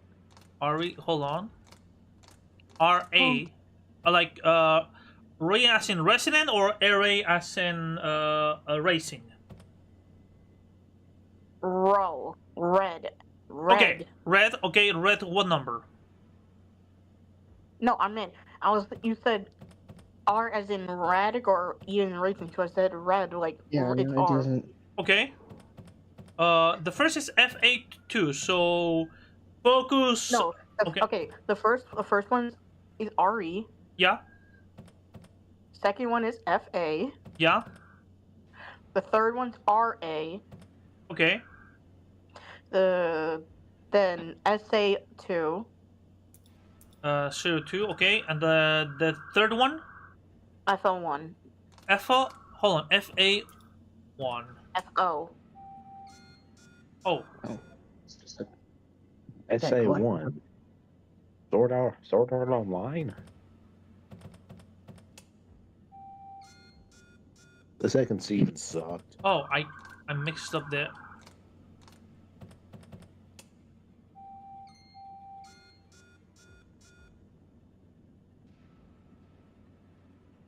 Shit. Hold on. Raccoon City Central. Oh, it's RA3.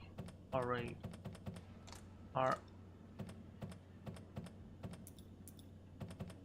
3. Oh, dude, as long as you feel comfortable joining in, dude, you're more than welcome to join us, okay? Oh, by the way, Charlie, there was something I was going to. I don't know if you saw this. Something you might find pretty cool. I'll just. It's in Bizarro comic. Just posted it earlier. Okay. Ultimate Wolverine. Yep, and apparently in the new Ultimate Universe, he's more like the Winter Soldier, in the sense of he's brainwashed and recently broken out of the brainwashing.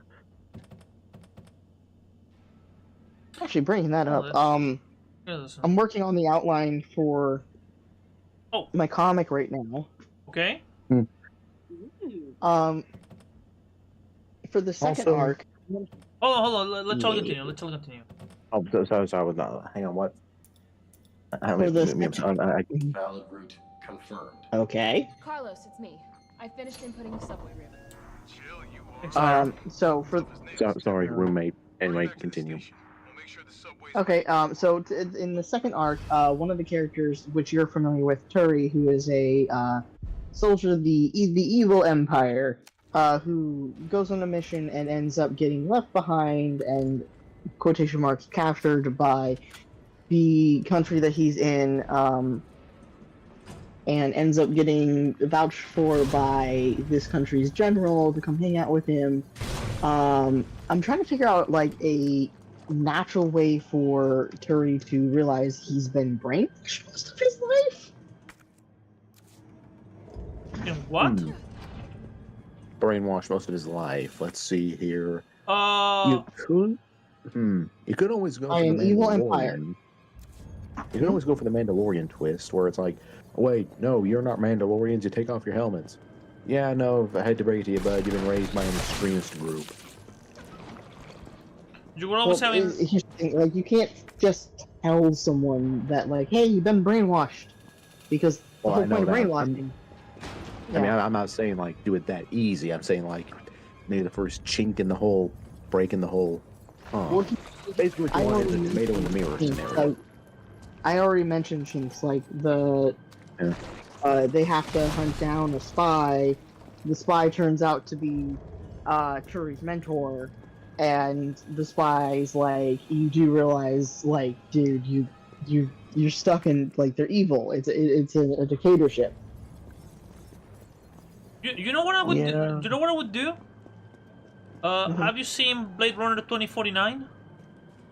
Yes.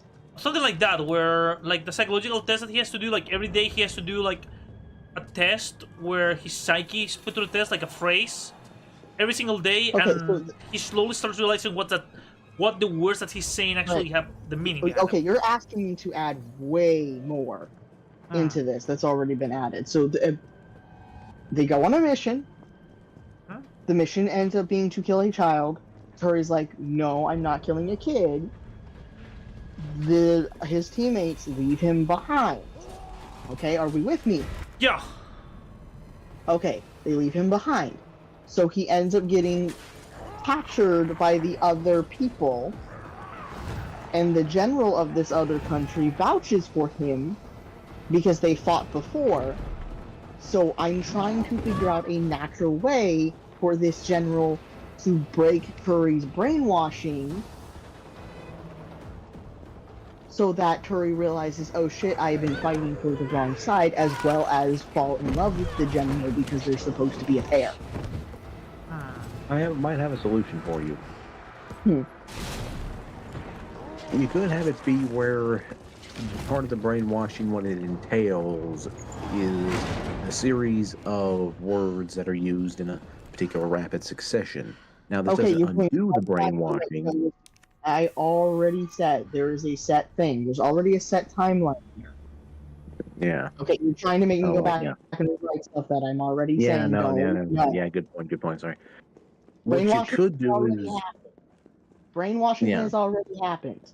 He's been raised to believe that because he is half celestial, that he is, nice job, Super Cop. that he's a half celestial being who's supposed to be working for this evil empire. That he's been raised all his life to believe this. End of that story. We stopped. That's set in stone. Move forward. Yeah, that is not what I'm trying to. How to break the brainwashing, not what the brainwashing is. How to break the brainwashing. I'll be right back. I'm gonna go check on my food. Okay, I'm trying to think now. Okay, so clearly it's set in stone, done, everything okay. Okay, how about this? He's raised to believe this, correct? Yes, he's raised to believe that because he is half celestial, he is destined for this great purpose. Think religious trauma shit. He's raised to believe he's supposed to be doing this great grand purpose for this empire, and that the empire's always right and all this stuff. Okay. Honestly, I think the best course of action in this case would be when it's time for the brainwashing to break. Provide numerous examples, like maybe trickle feed it, or possibly even one whole giant not info dump, but you know what I mean, like something that really honestly throws the entire worldview into absolute question. Well, yeah, he is planning to, like, the General Nahim is planning to take Turi on a tour of the capital and show how people live. Okay, 51 minutes should be ready. Well, there you go. Okay. There you go. Because it could be the undoing, in the sense of maybe, raised to believe everything is right, everything's good, but they don't take into consideration just because he was raised to believe everything the Empire does is right, that he couldn't logic out that, no, wait, this isn't right. Maybe sees disparity, maybe sees, like, all this stuff is like, they maybe try to bullshit, like, oh, no, like, see, we deal with this, but why is it happening in the first place? Something to make him start really asking questions. Yeah, like, because here's the thing, he's no longer with the Empire. He got dumped. They abandoned him. Yeah, which would be first thing. Then he sees, well, no, the Empire, it's good. Okay, then why is all this shit happening over here then? This is Empire land, isn't it? Yeah, then why are people living in no longer on Empire land. He's in another country. He's in the enemy country. Oh, right, yeah. So, I'm sorry, okay, I need, full pause. Because this keeps happening whenever I have conversations with people. Am I just not explaining myself well enough? Because I swear I said this. No, this is me. I've been not long off work. My brain's trying to unwind from work. Okay, because like I said, this seems to keep happening in conversations where I will explain myself down to bare cats, and people still are not getting what I'm saying. I don't understand why why this keeps happening. Where I explain myself as clearly as possible. I feel like I'm trying to explain what the color red is to everybody. Do you have a I don't really know how. Like, I would like to read it. I'm writing an outline. I'm writing an outline now. Okay. Well, I have most of the outline. I have to fill out outlines of some sections just because I kind of did a summary of what's supposed to happen in this section, and I wanted to get the details out. All right. But once you have your outline ready, send it to me, and I'm gonna read it. So once your outline is ready, I'll be able to to not fill the gaps, but to think a little bit more clear about the story. Okay. Okay. Because right now Yeah, I feel like Lunar is trying to patch holes that are not there because we haven't read the story yet. Yeah, look, Mm-hmm. I'm sorry if I'm doing that. Just like I said, I am long off work. My brain is still trying to wind down. So it's Yeah, nothing no, you're it's doing, just like Charlie. It's me being yeah. stupid. Well, no, it's just again, like I said, this almost happens any like almost every other conversation with somebody. It's like I thought I explained myself Carlos, do you copy? very well here. I'm not sure what's going on. Oh, it's okay. So that's Like, why I'm just like, wait, hold on. Like, what is happening? Why are we having problems understanding me? oh, like it's okay. Like I can imagine that Lunar's brain is in overdrive over work, and I am. Bear in mind, I'm streaming, so I'm very distracted right now. Like I'm still here. I can answer shit, but my brain is in autopilot. By the way, to both of you, turns out the original title for the horror anthology comic, turns out someone had the dibs on that since 1990 trademark wise, so we've changed it to Trigger Mortis. Nice. Okay, that's fine. I'm going to eventually. I'm going to eventually start working on the bathtub and the painting. I just have to like. I've had to finish all of your commissions. I have to finish Joe's commission. Oh, dude, with mine, you know me. Take as much time as you need, man. No pressures. I know. I just want to get it out of the way because it's gonna eat me alive if I don't. Oh, by the way, dude, remember next Thursday, Lower Decks. Oh yes. Lower Decks. Lower Decks. Because then we can watch it earlier, and then I'm not inconveniencing anybody. Okay, Charlie, have you ever watched Star Trek or not your cup of tea? I've never seen it in my life.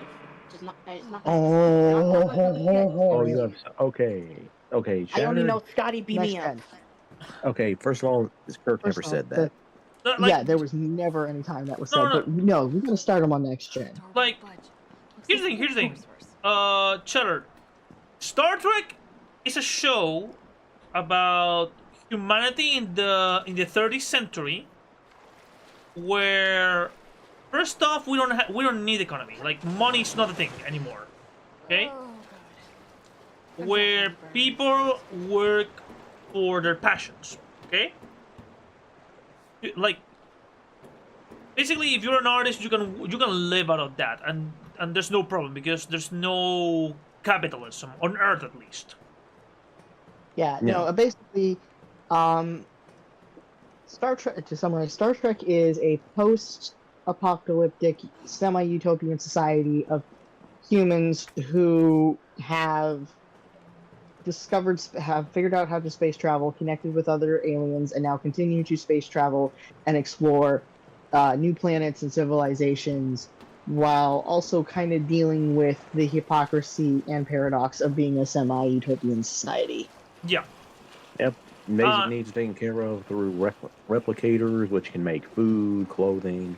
Obviously, people still like to make clothes or make food, but like the basic shit. If you need stuff, you have it.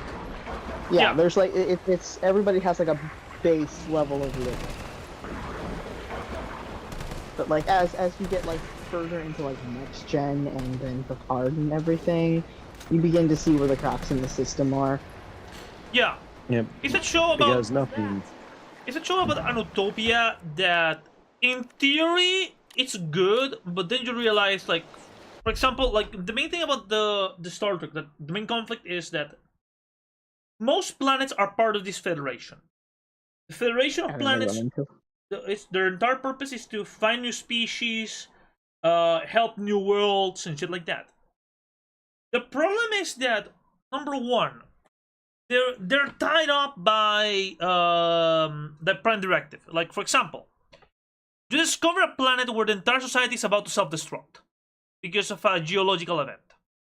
Okay? Every man, woman, and child is gonna die. The problem is that the Prime Directive says you cannot interfere with species that have not discovered, like, space travel. Kirk said, "Go fuck yourself." Yeah. Picard would Kirk is part of the reason why there is a Prime Directive. Yeah, Picard will find also a more like diligent way to do it. Then, like, yeah, have pretend to be one of their gods and beam them away. Yeah. Or like do anesthetic gas across the whole planet, knock them out, and then transfer them to a planet that looks almost exactly like theirs. Yeah. The second thing is that the Federation, and I know some of you are gonna say in theory, yeah. I'm gonna stick to the facts that the show shows us, like in season 1 or 2. The Federation are scientists, doctors, engineers. They are not meant for war. The Federation is a pacifist organization. The problem... But they still have they still have those torpedoes. No, self-defense. The problem is that there's a race very famous known as the Klingons. And the Klingons have declared war on humanity not because of their resources, not because of our technology, because of their religion. To them, there's no bigger honor than dying in combat. To them, They're space Vikings. They're space Vikings. At the same time, we're also dealing with a race that's incredibly secretive, that are incredibly paranoid. They're basically North Korea. They are the Romulans? Yeah, the Romulan Empire. The Romulans. And the problem with the Romulans is that even if they have problems in their own corners of the world, of the galaxy, they cannot allow the Federation to come in because the Federation are foreigners. There's a couple of different villains. Klingons over time started to join the Federation. The Klingon Empire in general maintains their own. Okay, we'll let some of our people join you, but we're still our own thing. Yeah, like the Romulan Empire kind of went from being like red alert, oh no, like screw you, and kind of being more okay. As long as you stay in your corner over there, we're fine. If we need help, we will let you know. And then there's the Borg, which are basically robot zombies. Robot zombies, yes, they are probably one of the. They're horrible. Yeah, they're probably one of the most infamous and most well-written villains of Star Trek. There's also the Cardassians, and I forget what was the name of their whole thing. The Dominion War. Yeah, the Dominion. The Dominion, yeah. The Dominion is made up of a couple different races, with one race at the top kind of controlling all these people. I think it was the Changelings who were controlling everybody. It was the Changelings, but they went to war basically because they created I don't remember if it's that they created a prophecy or that they believe in a prophecy. Like it was a religious war. It was a religious war. And also, and I think that the Changelings were just more like we're the best. Everyone else sucks. We want to get rid of everyone else because y'all too loud. Yeah. Yep. Because you only have one form. There's the cranky Karen neighbor who keeps who sprays a hose into your backyard. You're having a birthday party in the middle of the day. Yeah.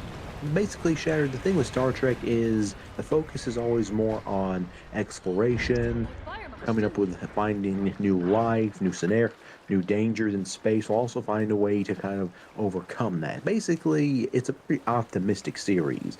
Yeah. And basically, like I said, eventually, the Klingons kind of made friends. They found a way to kind of get some of the Borg to move away from being Borg, so they still got Borg parts, but they're free of the mind control. So they kind of become their own thing.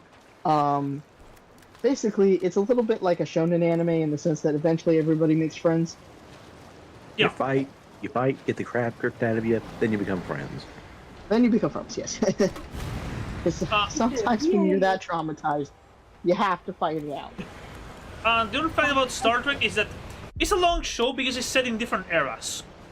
Different ages. There's the original series, there's Next Gen, which is what I suggested starting y'all on because it's in the 90s, so it's slightly, and it has a bigger budget, so it's for newbies, it's a better introduction because the OG series can be a little hard to swallow.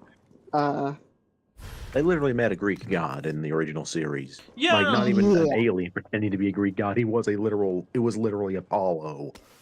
Yeah, and then they try to pass off a dog as an actual alien, just because the OG series was written in the 50s and 60s. It was low budget. It wasn't until it started getting movies that it actually started getting a better budget, but by then they were just doing movies. Yeah. The movies also tackle what, like, the show, like, the premise of the world starts with humanity went to a nuclear war, pretty much. Everything fell apart. One dude figured out space travel. Yeah. The Vulcans happened to pass by. Though it is implied that the Vulcans were watching us during this time, so they already knew. Yeah. Yep. And Vulcan technology helped rebuild Earth.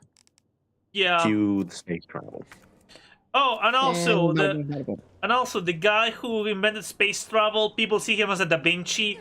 He was a Leonard Skinner fan who was basically a schizophrenic redneck. I thought he was bipolar. Oh yeah, but you know what I mean, bipolar. Yeah, he was a bipolar. Yeah, he was a bipolar redneck who was just tinkering with fucking a nuclear bomb to try to figure out warp technology because he was gonna sell it. But he also was just kind of planning to kill himself. Yeah. Now, there's only one catch you need to know about Star Trek if you ever watch it, Shutter. It's a slow burner. Like, there's not much combat. Yeah, it's a lot of philosophical debate, but there's some good episodes. Like, of course, the Borg episodes are really good. I think the one with the guy who's the telepath who kind of keeps invading people's dreams, and it kind of tackles the topic of assault a little bit. Oh, and and we forgot one of the best villains of the show. God. Chutter, have you ever watched My Little Pony? Yeah, why? Okay. Which one? The 2000. For Friendship is Magic, the one that ran for 9 seasons. Yeah. Yeah, I've seen like the episodes. Okay. Do you know Discord? Oh, here we go. Yeah, I know Discord. Discord is in the show, and he's God. Yep, John Delancey. It's the same actor. Yep, because the thing is, he plays a character known as Q, who is from a race known as the Q Continuum, who are reality warpers. And basically, Q believes that humanity is not worth it. Like, humans are way too savages. So, he likes to put humanity to the test. Because, say with me, Q is an asshole!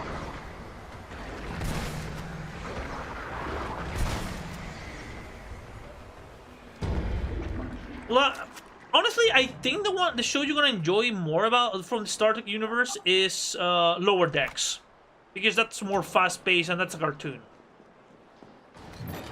Oh shit, cartoons! Like, the whole thing about Lower Decks is that in Star Trek you have the crew on bridge, the head scientist, the captain, and all that shit. Lower Decks are the rookies. They are the ensign, grab this thing. The ensign who grabs that thing is known as the red shirts. Because they're the extras who are gonna die. See, like, Next Gen and the OG series and whatever kind of deals more with, like, the upper people and, like, their fascinating lives. But Lower Decks does, like, a lot more world building. Yeah. Yeah. I love the fucking Ferengi. Oh yeah. We gotta introduce you to the fucking Ferengi. They are the best. They are space goblins. They're space goblins who believe in hyper-capitalism. Yeah, they worship money. Like, here's how far they go. They will put a paywall on a bomb. Yeah. Oh, I'll be right back. I'm gonna go get my food. I love it. They actually did. They created a D&D game based off of the Klingon Empire. Yep. Basically, Shatter, the best way to sum up everything, though, if Star Wars is more of a classic action sci-fi, Star Trek is more of you could say a mystery show in the sense of every episode generally has this, okay, what's going on here? How do we solve this vibe to it? It also has some of the top most horrific deaths. Yeah. Like, seriously, some of those crew members die pretty nasty. Yeah, like getting literally vaporized. Literally getting vaporized is one of the nicest ways to go. Oh yeah, they're getting phased through a 4 and getting cut in half because of a space paradox going on. Or getting your That sounds like the entire fun. Yep, or getting the entire sodium content of your body drained out by a salt vampire. Yes, that's actually a thing. Or let's see, the Borg forcing you to rip or like partaking, having your body get ripped apart and put back And together then again. and the essentials, essentially your soul sucked out of you. Pretty much. And but yeah, that's only a couple things because there's also things known as strange energies, which can have the effect of making you a god at the cost of your sanity. There's also the crystalline being that like it's just a thing. It's space brain, but it's like it's just this weird space being that passes through, and just because it passes through, it ends up destroying planets. It doesn't mean to Hey hurt now, anybody. It just it's just there. it's a classic Lovecraft. Hey now, yeah, Hello. like crystalline being is just like a classic Lovecraftian entity. It's Yeah. dangerous, it's near unstoppable, but it doesn't mean to cause any And harm. It then just there's the does by Q. existing. Yeah. And then there's the Q. Ah, the The Q. Q. Shredder. He's great. He It's is. Yep. It's a Okay, whole you're familiar with continuum of Mental Illness, right? Lokis. Yeah, it's a continuum of omnipresent Lokis. Like, Shadow, are you familiar with Superman, the Superman mythos, and the character of Mr. Mixius Spitalik? You know, the little guy in the purple bowler hat. Who? Okay, I guess you're not. He's basically like that's pretty much what the Q are. They would Dis- literally that's pretty much yo. they're the fifth dimensional imps of Star Yo. Trek. Discord from My Little Pony. We already told him that. Actually, that is an interesting fight. That Bell needs to do that fight, Mr. Mixius Pitalik versus Q. Oh, So the problem is they probably end up joining forces for a little while. Well, let's be honest here. Fun fact: a fight between Batman's own fifth dimensional imp fanboy, and Mr. Mixius Pitalik destroyed the DC multiverse, and then they just put it back to normal, as if nothing happened. That's the scale of power they're on. So to get That a might good is idea, actually to get a good idea of who Q is, imagine this like cosmic being who manifests a physical form and just kind of plays with a reality, just teleporting people into his own little realities, manifesting things, and he has like this mentality of like this bored child, you know. He just does these things and doesn't really care who it hurts. You know, it's like There's a line from Mr. Oh, sorry. I was going to say he's this, but to go off of Mao Zedong is saying, imagine a bored child with the power of a god. Yes. Yeah, like there's a line from Superman the Animated Series. Again, they're both reality altering assholes. Baggish. But from Mixie.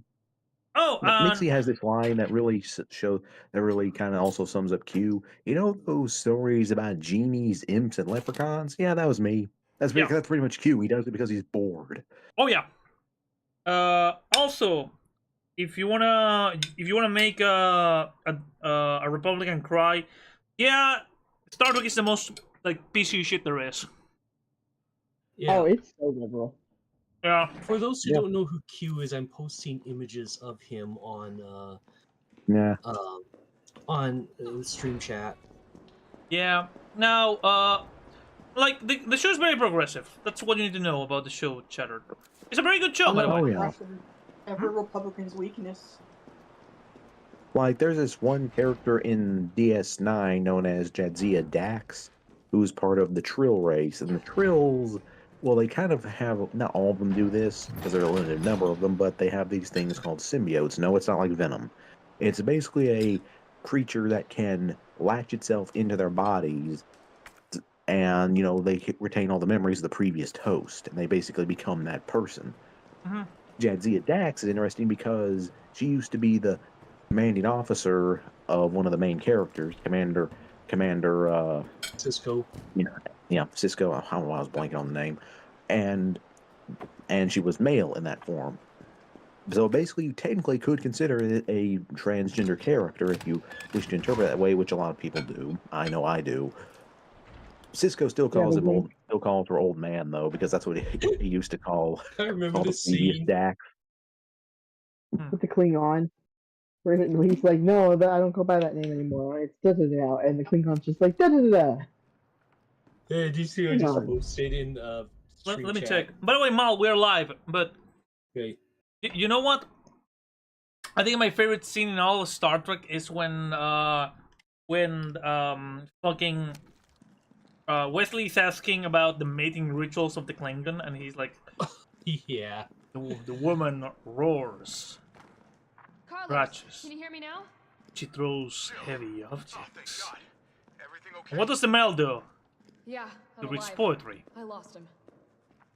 Which, let's be honest here, that's Worf giving the G-rated version. Yes. Yeah, look. When a Klingon is about to fuck, it feels like I hate to say it, but when Klingons are fucking, it should sound like a fight happening in Florida between a couple, and the cops are about to get called. That's how violent it gets. Yeah. I mean, here's an example of how violent Klingon culture is shattered. Their mythology involves two of the first Klingons, after they were created, killing their gods and taking over the afterlife. Yeah! Yes. Tawagor! Yeah, which is literally which is literally, they're like, it's basically if after Odin and his brothers created the first humans in Norse mythology, the humans said, okay, we're gonna kill all of you and take your shit. Yeah. That's pretty much what the Klingons did. Down their throat hole. Yeah, they go hard. Also, they believe that if they consider their captain to be in a thing, like a weakling, they will kill him. Yep. Yeah. That's why we get the term Klingon promotion as a trope, where basically, if you kill it, you take its job. Yeah. Okay, I'm thinking, what would be a good series to start with, Chardom? TNG, Discovery, Lower Not Decks, Discovery.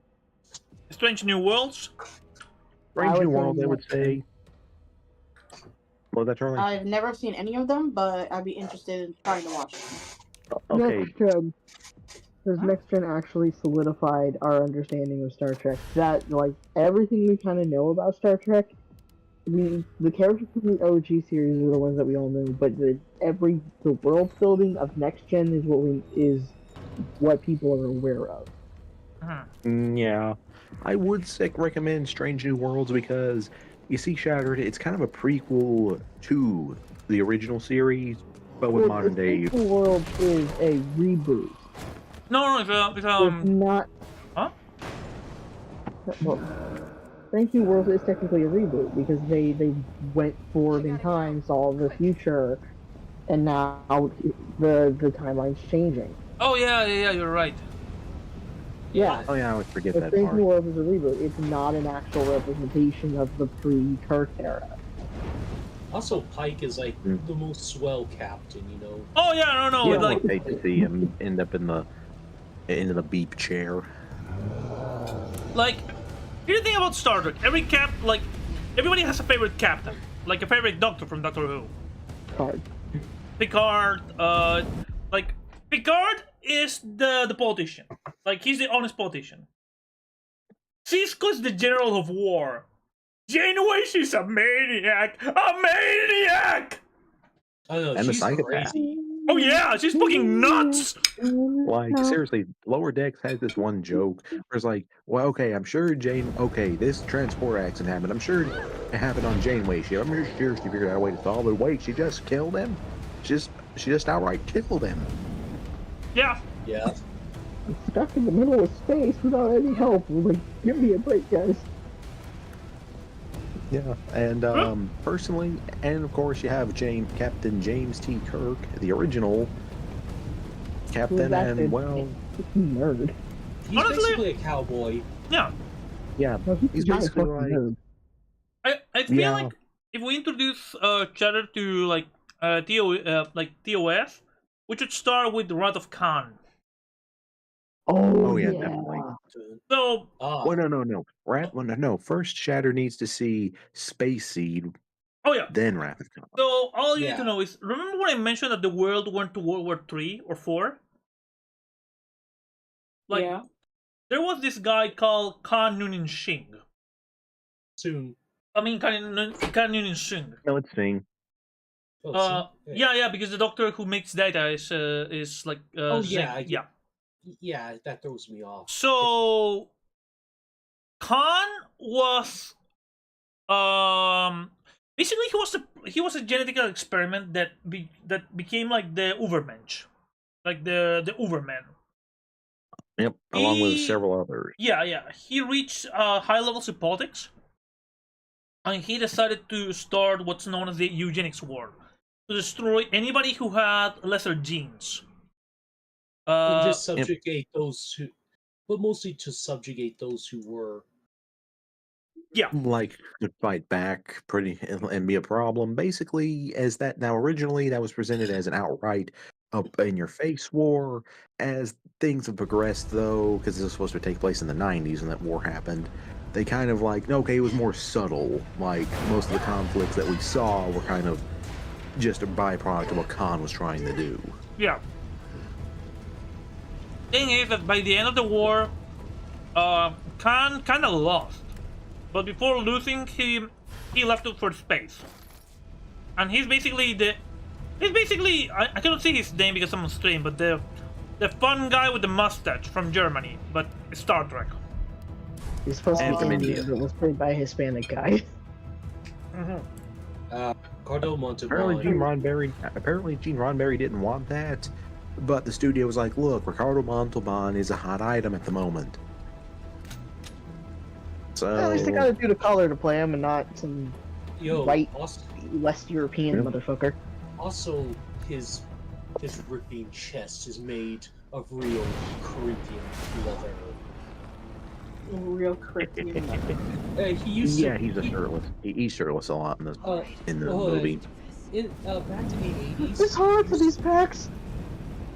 Well, back in the 80s, he used to promote a brand of car where the upholstery was made of Corinthian leather, and he was always and it sounded like a big brag of it is made of real Corinthian leather. Rich Corinthian leather. So when he became Khan, he worked out for it. He had this very wide V-neck, and people thought it was like a fake chest. But no, that was his real chest. But it kind of looks leathery, sort of. So it's very to be fair, oiled. I mean, to be fair, it was in his 50s when he was playing he was doing that movie. Yeah. So as damn, like for a 50-year-old, he's looking pretty good. Oh yeah. Yep. So it was a joke that his chest was made of real Corinthian leather. Yeah. But he also, the actor himself also knew how to convey like a good deal of class, like Patrick Stewart. The best thing. Oh, sorry. Anyone seen the Kim Possible? Yeah. Yeah, he was in that. Yeah, he was senior. Yes. He was also, correct me, but he was also the grandfather in Spy Kids. He was. Yep. It was Spy Kids 2. He was in the wheelchair. Yeah. Yep, and the terrible Spy Kids 3. Look. Elijah Wood for all of better than Spy Kids 4. And of course, a lot of people remember him still kicking as Mr. Rourke from Fantasy Island. The plane, Chief, the plane! No, that's the other guy. Oh, it's a tattoo. Yeah. I forgot his name. I forgot the actor's name, but he was also in the Forbidden Zone. like which Forbidden Zone? Adventures in the Forbidden Zone, or the one by Danny Elfman's brother. Okay, so not Adventures in the Forbidden Zone. Yeah, he played. Yeah, so the actor played like this little tiny Napoleonic neo-Nazi. If that makes any sense. That would make a lot of sense. The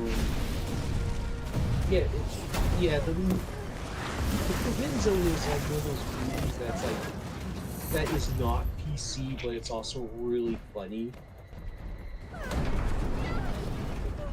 Yeah. But yeah, that's dark. Yeah, you can find it on YouTube in color and black and white. But yeah, Shattered, that's Star Trek. Yeah, Star Trek: The Original Series was a great series because it was like ahead of its time. It tackled a lot of social issues involving race, class struggle. Hell, it even had the first interracial kiss on American television. Sort of. That would actually. So they were going to actually try to cut that. The studio was going to try to cut that, but any other take that they tried to do for that scene, the Will Shatner and I keep forgetting her actress, Michelle Nichols kept fucking up the other takes intentionally, so that way the only take that could be used was the interracial kiss. Yeah. Nichols' lips were chapped from all those scenes. What's funny is I think it was like yeah, I think it was I think it was Shatner who really pushed it, you know. You know what? You can say whatever you want about Shatner, but there's one line that he said at the Rose of Charlie Sheen that I always loved. He was when he went like, "Charlie, you need to step down. If you want to shock the audience, do what I do. Let the Asian guy drive, or kiss a black sheep on live TV." Weirdly enough, there was an SNL sketch, speaking of Shatner, where it had Chris Pine. Chris Pine was the guest star on that one, and it was Star Trek, and they had him doing Shatner, and I'm like, wait, you're telling me we could have had J.J. Abrams' Star Trek movies with Chris Pine doing this good of a Shatner impression? I feel cheated. By the way, for third, J.J. Abrams' Star Trek movies, yay or nay? Yay? Okay, so you have some idea. You have some idea of Star Trek. I thought you said, would you want to watch it? No. Like for somebody who's seen it? for somebody who's never seen Star Trek, are they good enough, or should we dodge them? What do you guys think? I think we should show them next gen first and get them through all the classic stuff, then show them the J.J. Abrams movie, because they're not bad, except for Into Darkness. Fuck that movie. For clarification, Shattered, in Star Trek Into Darkness is the second of the J.J. Abrams Star Trek trilogy. It's basically a low-res version of Wrath of Khan in every conceivable manner. The biggest problem is not very good. The biggest problem is that Khan in the movies, like canonically, he is an Indian man. In the first one, he was played by a Hispanic man, and who cares? But he was at least played by a person of color. Yeah. In this one, he's played by the guy who plays Sherlock, the guy who plays Doctor Strange. One of the whitest fucking men on the planet. Yeah. Oh my god. Originally, you know who they wanted to cast as Khan? Who? Benicio del Toro. Oh. Would have been perfect. I know. Again, he's not Indian, but you know what? I don't care. But fuck it, that would have been perfect. It would have honored the original series, and at least would have been a fucking person. Yeah. You could have cast an Asian person at this point. You could have went and grabbed my favorite Eastern Asian actor. You all know who that is. Huh? No, I don't think I do. Well, not you, but 1 second, I gotta look up. I can't. He's my favorite actor, and I can't remember his name. Come here, zombies. Hey, Come to daddy. some names are hard, Charlie. I'll be right back. Get them. Apparently, the reason they didn't actually cast a South Asian person for Khan, though, is because, well, in the current climate, post 9/11, having a South Asian or actor of that kind of like they thought it would be racist. Yeah, and also because he's a terrorist. Though makes me realize what made them think. Also, they didn't really play him well, because the thing about Khan is, as a character, he's not like this lone. He's not meant to be this like lone gunman who's like perfect at everything. He always conducted himself as a cult leader. Yeah. Wait. Also, if they wanted to bring Khan or like someone like Khan in, they were more of the genetically engineered Supermen. They could have just picked someone else and like have the possibility of Khan coming in be the big threat of that. Hiroki Sanada. Oh yeah. No shit. Yeah, he would have been perfect actually for Khan. Yeah, but again, personally, I think Into Darkness's biggest problem, like I was telling Charlie if you didn't hear, was quite literally they could have just had it be another one of the like genetically perfect Supermen. And the threat of Khan possibly coming back is the main driving point. Like Spock Prime going, you can still have Spock Prime's speech of, like Spock going, okay, what is so dangerous about this man? Like, I can't tell you, I don't want to alter your future, but Khan Noonien Singh is the greatest threat the Enterprise has ever faced. Like, you still could have had that scene, just not have Khan specifically in there. Yeah, it could. My whole thing was like how they can fix it now is basically have it where they discover that the Khan that they killed was not actually Khan. It was one of the henchmen of Khan who, because of being in hypersleep for so long, he kind of his brain got a little fuggy wuggy. Oh, fuggy wuggy. You want to hear something funny, Charlie? Huh. The main rumor was, like, when the first teaser trailers come from the movie, was that Benny Cumberbatch wasn't playing Khan. He was playing Bobby Mitchell. I mean, not Bobby Mitchell. Do you remember that guy who was a psychic who was crushed under a stone? Yeah. Yeah, the guy who got the strange energies. Gary Mitchell, you're thinking Gary Mitchell, yeah, he was gonna play Gary Mitchell. And some believe, by the way, because Lunar, you speak comic books, that he was gonna be closer to Maxwell Lord. Yeah. In case you don't know, Shattered Maxwell Lord was a guy who was given the ability to read minds from an alien computer. He was a rich guy, and he wanted to, okay, I've got superpowers, I'm going to try to help superheroes, so he bankrolled the Justice League International, but slowly he started going evil because of the power to read minds. And it's not always a good idea to be able to see what everybody's thinking at all times. There's a reason why Xavier does not use his powers very often. Hola, Bremy! Hi, Bremy! Well, to be fair, Charlie, Professor X has slowly gone down the villain path since the 90s. Yeah, and it also depends on who's writing him. Like the cartoon version of him, as well as Patrick Stewart's version of him, it's far more complex. A couple things I will give Dark Phoenix over The Last Stand is one, he gives Jean Grey way more autonomy, like she makes her own decisions in this, as well as Professor X sitting down and going, you know what? Erasing her memory about something traumatic happening in her past was fucked up, and I shouldn't have done that. Give me 1 second, Charlie. Yeah. Give me 1 second, guys. I'm doing okay. Thank you for asking, Brian. Todo bien. Bajé de peso. Bajé caleta de peso. I lost like 5 kilos in like 3 weeks. Open up. Open up. Open your mangina. There we go. Not the man. But yeah. But Play a video game. really, yeah. Really though, my thing. Also, let's be honest here. Since the MCU is going to do X-Men, we all know it's coming. Here's my thing: people saying, "Oh, how I know." Actually, I have a few buddies of mine that are going, "Yeah, you know, now they can do the Dark Phoenix thing, right?" I'm like, "No, they're not." Fox tried twice to make that fucking story work. They failed miserably both times. Disney's not going to roll the dice on a third one. Yeah, they need to leave it alone for a little while, let it sit, and then try again. Suck.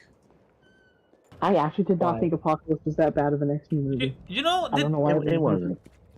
It wasn't. There's one thing I want them to do, but it's never gonna happen. Like, I promise you, it's never gonna happen. Imagine this. Imagine this viral marketing for a religion, okay? Okay. And we see it's like very MAGA hat type of religion, like very America First type of shit. And then we see a priest screaming and going like, "And that's why mutants should be exterminated!" And they're adapting God loves, man hates. Like the X-Men versus this like over-religious group. I could see it, but the thing is... Is X-Men the second movie? Yeah, that's what I'm saying. That's what I was thinking. Because they'd have to alter it a lot, because a lot of it, they already used in X2. They even used Stryker as the villain, even if he wasn't a priest in that one.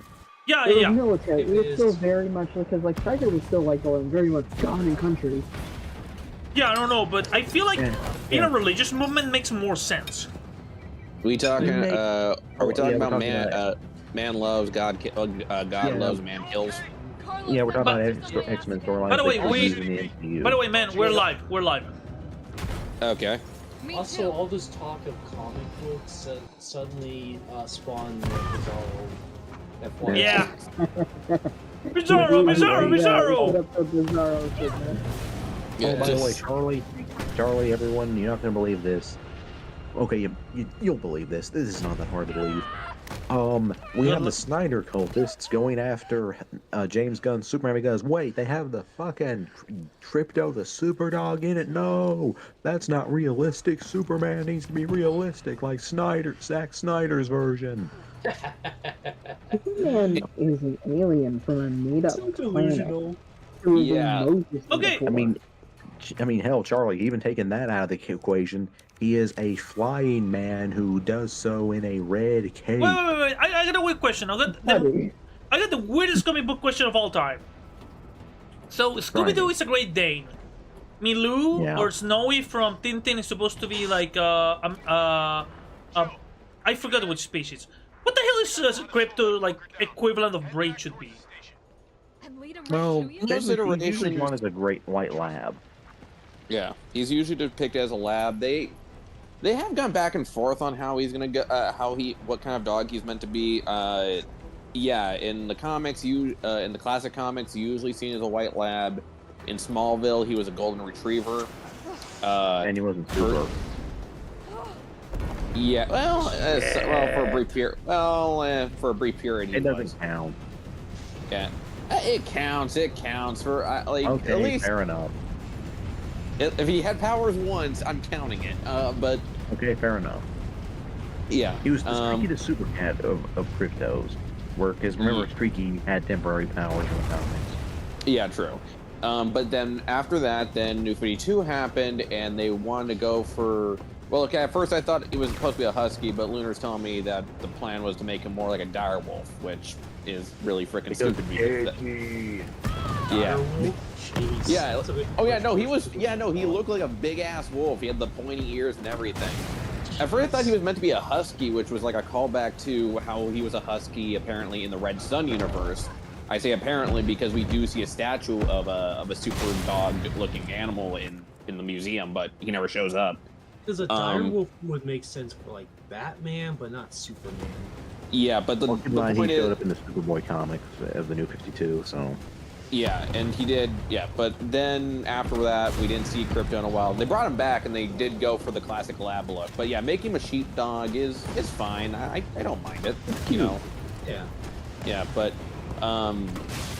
Yeah, as for the Snyder purists and shit, I always find that so freaking stupid, especially since Snyder himself does not give a fuck. He legit doesn't care anymore. And he even Like- said, and him and James Gunn are cool. Like there's no hostility between each other. Apparently they're friends. Like like even like Zack Snyder said, look, I like what he's doing. It's not what I would do, but I like what he's doing. Yeah, the hell, they've worked with each other in the past, so there really is no reason to be mad at each other. These guys are just kind of. This is just an example. Yeah, like Henry Cavill himself isn't that angry about it. He's like, hey, look, I don't care. I'm freaking doing Warhammer now. Yeah. Possibly Wolverine. Yeah, and he got to be Wolverine for that second, even though No. I say possibly Wolverine because apparently, he might actually take over for Hugh Jackman now. Hey, it might work. Hell, that good. Yeah, hold on. Charlie, you want to say something? Well, I was gonna say that I said the cavalry. Cavalry, the legends are true. You okay? Yeah. I'm excited to those fuckers down the street. Yeah, like, Also, I just gotta say this. I find it funny when you realize this. Henry Cavill is just going through the nerd checklist at this point. Like, okay, I've been Superman. Now I was Geralt of Rivia. Now I'm Wolverine. Oh my god! Oh my god! Hold on. Oh my god, I have a fucked up idea for Henry Cavill, but it's way too much. Like, we're not ready for this. Charlie, so they're announcing a show of Star Trek called The Academy, which is basically Picard as a kid, like Picard in his younger years. Ooh. Oh. Like before he was in the Stargazer. Imagine Henry Cavill playing number 1. Okay, yeah. Yeah, I Being can totally Riker. see it. Yeah. Also, another thing to consider about Henry Cavill being Wolverine. If he becomes Wolverine, there's only one person I could totally see playing Sabretooth. If we can no longer get because again, like Tyler Mann, I don't think has any interest coming back to that role. He said he was satisfied with what he did more in Deadpool and Wolverine. Like, I got to come back. I'm fine. He got to talk. He got more lines. He got more lines in the entire hour and a half movie he was in originally. Yeah, but for me, the guy I would actually go for, the dude who played he played Lobo in the animated movies in the Tomorrowverse, but he also played Thor in I'm forgetting him, but he played Thor in God of War Ragnarok. Crap. Like, he has the size. Like, he looks like the dude who could fuck you up. Well, you know who I'd pick? Who? Have Thor Bjornsson, the mountain. You know why? Because here's the thing. He is 6'9". Henry Cavill is 6'2". He's the one actor you could still have call as Sabretooth that could still go, hey, runt. Oh, yeah. Yeah. Okay, wait, can Bjornsson do, like, I've never seen him do, like, an accent, like, do, like, an American accent, or, like, at least a Canadian accent. Well, he could try. I mean, plus they change stuff all the time in the MCU. I wouldn't mind if Sabretooth had a bit of a different accent.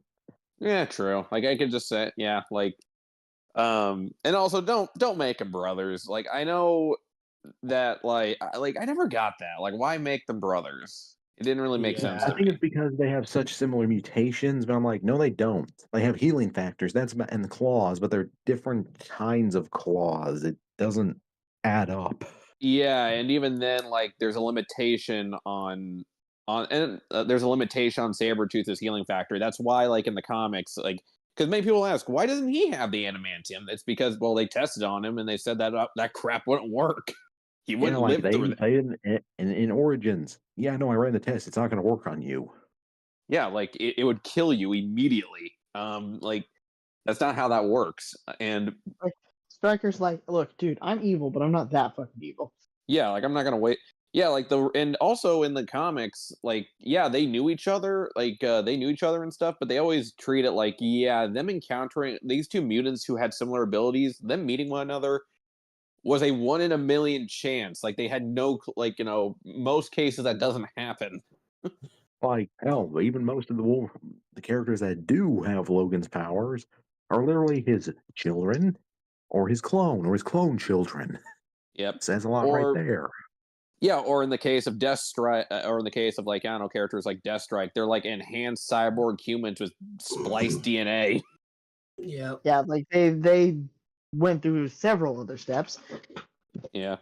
Speaking of Wolverine, so yeah, like they announced that Wolverine, we got an Ultimate Wolverine coming out in this new Ultimate Universe, and I'm kind of curious of who the fuck this is going to be because they already told us that apparently Logan died. So yeah, the Maker killed him, and his literal skeleton is on display. Yeah, it's a trophy. So I'm like, is this a clone? Is this going to be Jimmy? It would be interesting. What? I really hope it's Jimmy. I know some people are saying, "Oh, it should have been Laura." It's like, okay, first of all, Laura is doing okay enough in the main universe. She's Wolverine. She's getting her own solo series. She's doing amazingly well. Jimmy Hudson, the original son of Ultimate Wolverine, who was actually a good character, unlike the original Ultimate Wolverine. I'm back. He's stuck. You know what I was thinking, man? Hold on. Sorry, when I was in the can, I just came up with the craziest idea ever. Okay. Okay, let's say J.J. Abrams said, okay, I want to do a reboot, like another series of movies of Star Trek, but based around TNG. I think I have the perfect actor for Data. Okay, who? The Radcliffe. Carlos, I know we didn't get off to a good start. Oh, yeah. Yeah. Thanks. I could see it. Oh, by the way, Save my ass first. yeah, like, well, either okay. Honestly, he was either my choice for Data or my choice for Q. Matters is that we can get everyone But out of the city now. oh yeah. By the way, so updates on how the festival went down. Some of you guys, like I'm already mentioned in the chat, but yeah, it was still pretty fun. We made some interesting contacts after it was done. But yeah, the guys who run it are still asking us of like, you know, what like, you know, what we're gonna do next afterwards. So they really want to see your next product. Got it. Well, yeah. Well, yeah, no, because yeah, they were like, you know, because yeah, like unfortunately we didn't win. We didn't win any of the awards. But to be fair, the winners that got there, I mean, I won't say what they were, but the first place winner, holy fucking shit, that was cool.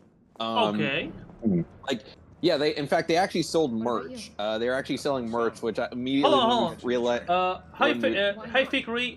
Replay RE3. Yeah, no, this is like my third time playing RE3. Sorry, I'm still on the stream. Yeah, Charlie? Okay. Oh, Bizarre, I have an idea to run past you that actually could fit into a smaller budget. Okay. Serial killer,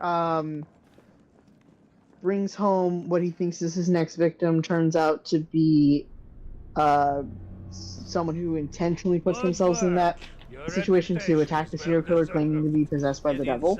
The subway's about to leave. Okay.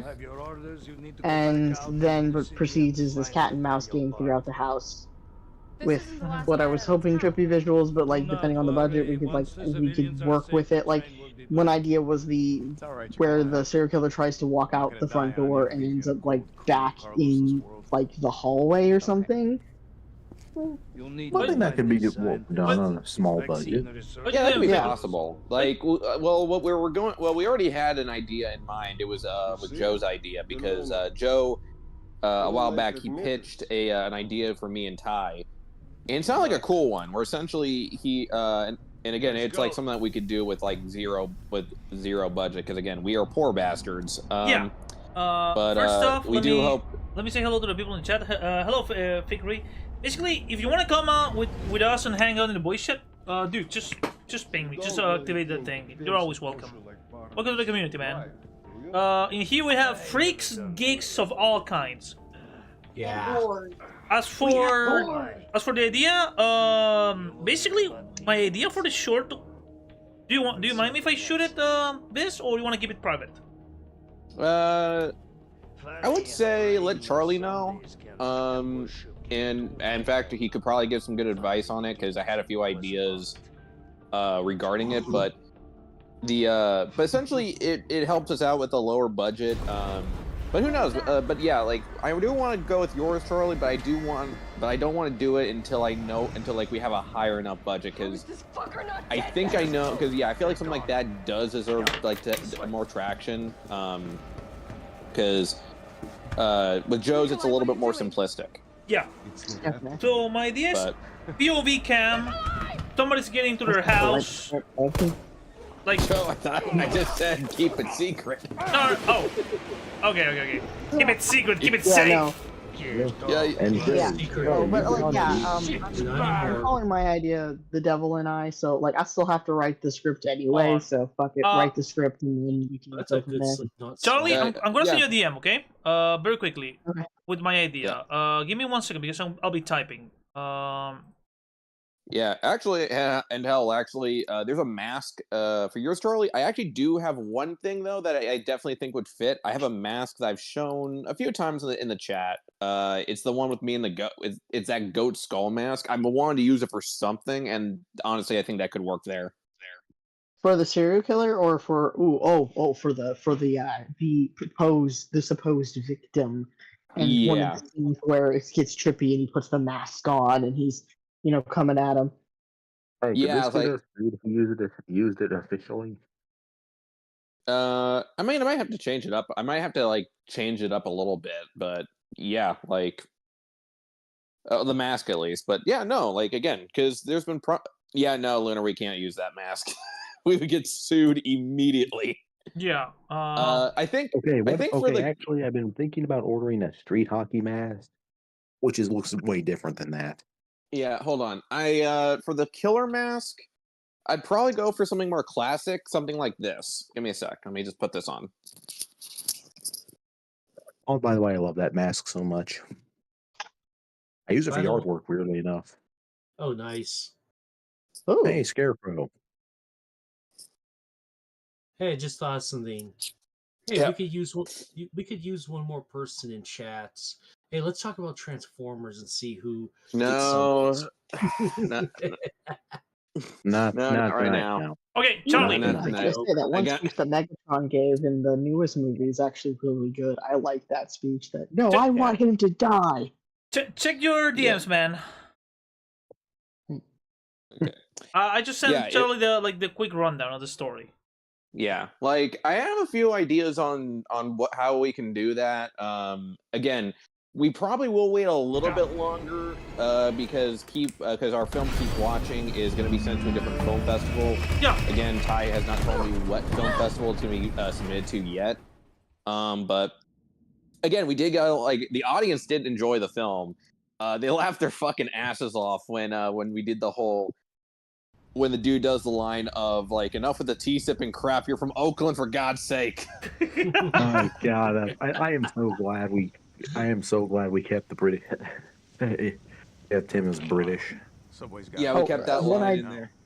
Yeah. One idea I had with mine was that over the period of the film is that it goes from white to black, but it goes white, yellow,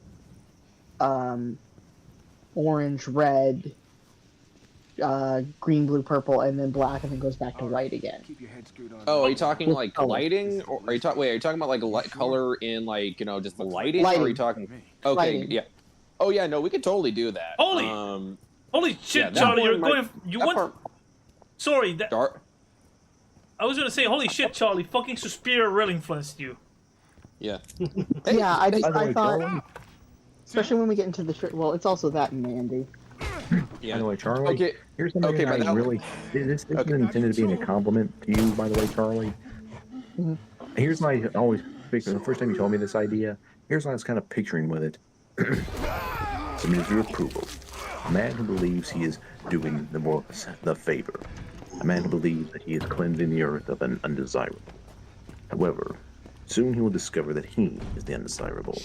And that the devils he believes he is slaying are merely within himself. You stay on the door. A path that will take him to the darkest edges of the Twilight Zone. Well, so the thing is that one of the twists is like you don't know if this guy is or the supposed victim is actually possessed by the devil, and B if the serial killer is just imagining it. Which again, why the whole thing of the Twilight Zone. Yep. Yeah, again, the whole thing of the devil's in himself or something, you know. Yeah. But yeah, no, that could definitely work. Just work on work on the script, hold on for it for a while. Again, we'll probably we're gonna just see how things work in the future. Maybe we could do both yours and Joe's around the same time, but that's wishful thinking. We'll probably just have to do one at a time. If you do Joe's and you get like more like traction with if you get Joe's, get traction with Joe's, and then maybe use that to talk to people to fund the film more, and then go with mine. Good to know. Because The Devil and I is kind of maybe a little bit more of a budget, just depending on how we want to go about with the scenes where the proposed victims is torturing the serial killer. Okay, yeah. We'll keep it. Okay, I'll keep you posted on how things go. Again, it's going to be a while until we even start working. Before we even start working on Joe's project. Again, we're going to probably see how Keep Watching goes, and I think after a while, I think we'll start working more on it when I think Keep Watching is officially on YouTube. I think Ty wants to hold on showing it on the YouTube channels, whether it's his or mine, for just a little bit. Okay. Well, as soon as it's on YouTube, I'll watch it. Oh, yeah. By the way, I know people ask about the monster noises, man. They did. They did ask about that, and the dude, because the guy was asking, "Where'd you get the stock footage?" I'm like, "That's not stock footage. That's from our friend Joe." And he's like, "Oh, okay. What was inspiration?" And when he asked me that, I'm like, "Yeah, I can't answer that." You don't want to know. Yeah. Joe, like I told you, you are the Chilean D. Bradley Baker. Except that Dean Bradley Baker gets paid to make awesome creature noises. I use sex noises. What? I did! Yeah, because I was paid to voice a New Zealander. 500 different roles. Yeah, I told him straight up, you don't want to know. Trust me. I know, and you don't want to know. Look, I was like, I literally pulled a Dr. Sweet from Atlanta's Lost Empire when they asked him about Mole's backstory. That's he told me. And I don't want to know, and I'm telling you, you don't want to know. Look, Biz. I just imagine, if one day I go to a con with you and somebody asks me, I'll be like, here's the story, and you go cut his mic! Cut off his Yeah, I was bummed out the Q&A. We didn't get enough questions for the Q&A. Most of the Q&A, because here's the thing, me and Ty realized we were cooked when the top three, because we had three winners. When the top three started playing, we were like, yeah, no, we're probably gonna get more. They're probably gonna get the most questions, which they totally did. The first one, the first one was mostly due to the fact that the practical effects that they used were fucking insane. They used I'll show you guys later, but essentially they use actual dead fish, which I'm both impressed, but also I'm both impressed, horrified, and also I have a lot of respect for the poor bastard that had to wear the suit, because the suit was made out of dead fish. Oh, you poor bastard. I'm talking salmon, catfish, there was an octopus, it had an octopus head. It sounds like a Lovecraftian type of shit. Maybe it was meant to be Lovecraftian, but it was mostly just for comedy. It was a dark comedy bit right there. Then we had another one which was heavily inspired by What We Do in the Shadows and in The Office, which was pretty funny. I will say Ty was not expecting to see a nun wearing those strap boots or whatever the heck they're called. You know, the boots where you got like, you know, it's something that you would usually associate with a stripper. Oh, did he discover a new fetish? A high heel? Sort of high heels. It's like again, no, there's. Do they have straps like where you put like they hook it to the leg? Oh, what did I just come back to? Oh, you're talking about garter belts. Oh yeah, garter belts. Thank you, garter belts. Yeah. Oh, So. Yeah. Oh yeah, no, Lunar. I'm talking about like the top 3 winners. Again, I won't say what they're called, what their names are. I'll let you because I don't know if I'm allowed to. John Wick. But sorry, I'm playing Resident Evil still. Also, I'm just gonna say this: I call dibs on the 3rd film for one reason. Mine would be cheap, it would be easy, and it would be satisfy fans of Friday the 13th. I speak, of course, of the Axeman. Oh, yeah. By the way, sorry, you remind me of something. Like, an idea that Jack and I just cooked out of nowhere based on something that happened to me a long time ago. Okay, so this is the context. About 10 years ago, I'm a lonely bastard, and I decided to install Tinder. Okay? Mind you, hold on. Mind you, my English is spotty at best. So, one guy sent me a picture of his dick next to an Axe body spray can. But when I tell that to Jack, I say next to an Axe. And he's like, holy shit, what? Like, he's comparing his dick to an Axe? And we started to go into this tangent about a slasher who's clearly like a Jason Bourne. He's like wearing the mask, who uses Tinder to find his victims. The whole idea of the short was, imagine this guy like wearing a mask, an axe, a chain around his neck, taking an Uber drive to see his next victim. And it's just the Uber driver like doing jokes, talking about his date and whatnot, while he's just slashing left or right in Tinder, looking for his next victim. And we wanted the driver to be played by Joe Bob Briggs. Oh, I mean, God, yeah. Like, the main punchline was that as soon as he gets out... Kira. Like, the main Hey, Kira. By the way, Kira, we're live. I'm on stream. The main punchline was that at the end, the killer gets out of the cab. He looks at the driver like... Imagine, not nighttime, like bright daytime. We see joggers. We see people walking with their dogs. We see this cane-hodder-looking motherfucker with an axe and a chainsaw. He grabs his phone and gives Joe Bob Briggs 4 stars. And he goes like, 4 stars? Fuck you! And the driver just leaves. And the credits is the house, and we hear screams from inside the house. By the way, that'd be very funny. Also, oh yeah, go on, Mal. We talk about superheroes. Bizarro guy comes in. We talk about Transformers. Ice Cat comes in. We talk about slashers. Hey, Kira. Which is weird because Kira's only now starting to get into them. More and more people. Yeah, like.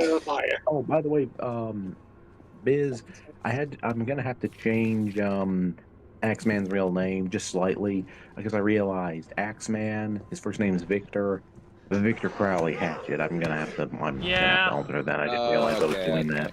I didn't realize I was doing that until just recently. I was like, oh wait, duh. What's next? Did I blow your head off? Yeah. Oh. Yep. Nice. Okay, that can work. Also, before, because I was before. Hold on. Yep. Can somebody, Chatter, I need your help. Okay, what is it? What is it? What do you need? What's it? Resident Evil 3 safe police department. Safe. Okay. You go me that shit, please. Oh. Okay. He's gonna do his Google foo. Yeah. Oh. By the way, so Invincible. Everyone heard about that announcement? Yeah, I saw a teaser. Yep. And he's getting the blue suit, which is my favorite. Yeah, he's getting the blue suit, but also we got the whole bit of what was it? We got that whole bit with Cecil being like, "Yeah, no, you ain't pulling that same shit with me, man." By the way, who plays Cecil? Are you ready? Oh yeah, I'm ready. Oh, hold on, Lunar, shut the fuck up. 9 left or right? Joe, it's going to be left always. 9 left. Hold on, 9 left. 3 right. What right? 3. 3 right. and 7 left. Wasn't that the same password as before? No, it's not. Is it? Police station. Okay, wait, no, hang on. Okay, it's By gonna the way, be Joe, Walter 9 Goggins left. played. Hold on. What? Cecil. What? 9 left. 9 left. 15 right. 15 right. 7 left. Bingo! Ding ding ding ding ding. Just remember, Joe, it's always gonna be left, right, left for when it comes to Yeah, I don't know. safe It's code. like we don't use that type of shit down here, so it's kind of weird for me. Kind of You alien. never used like a padlock?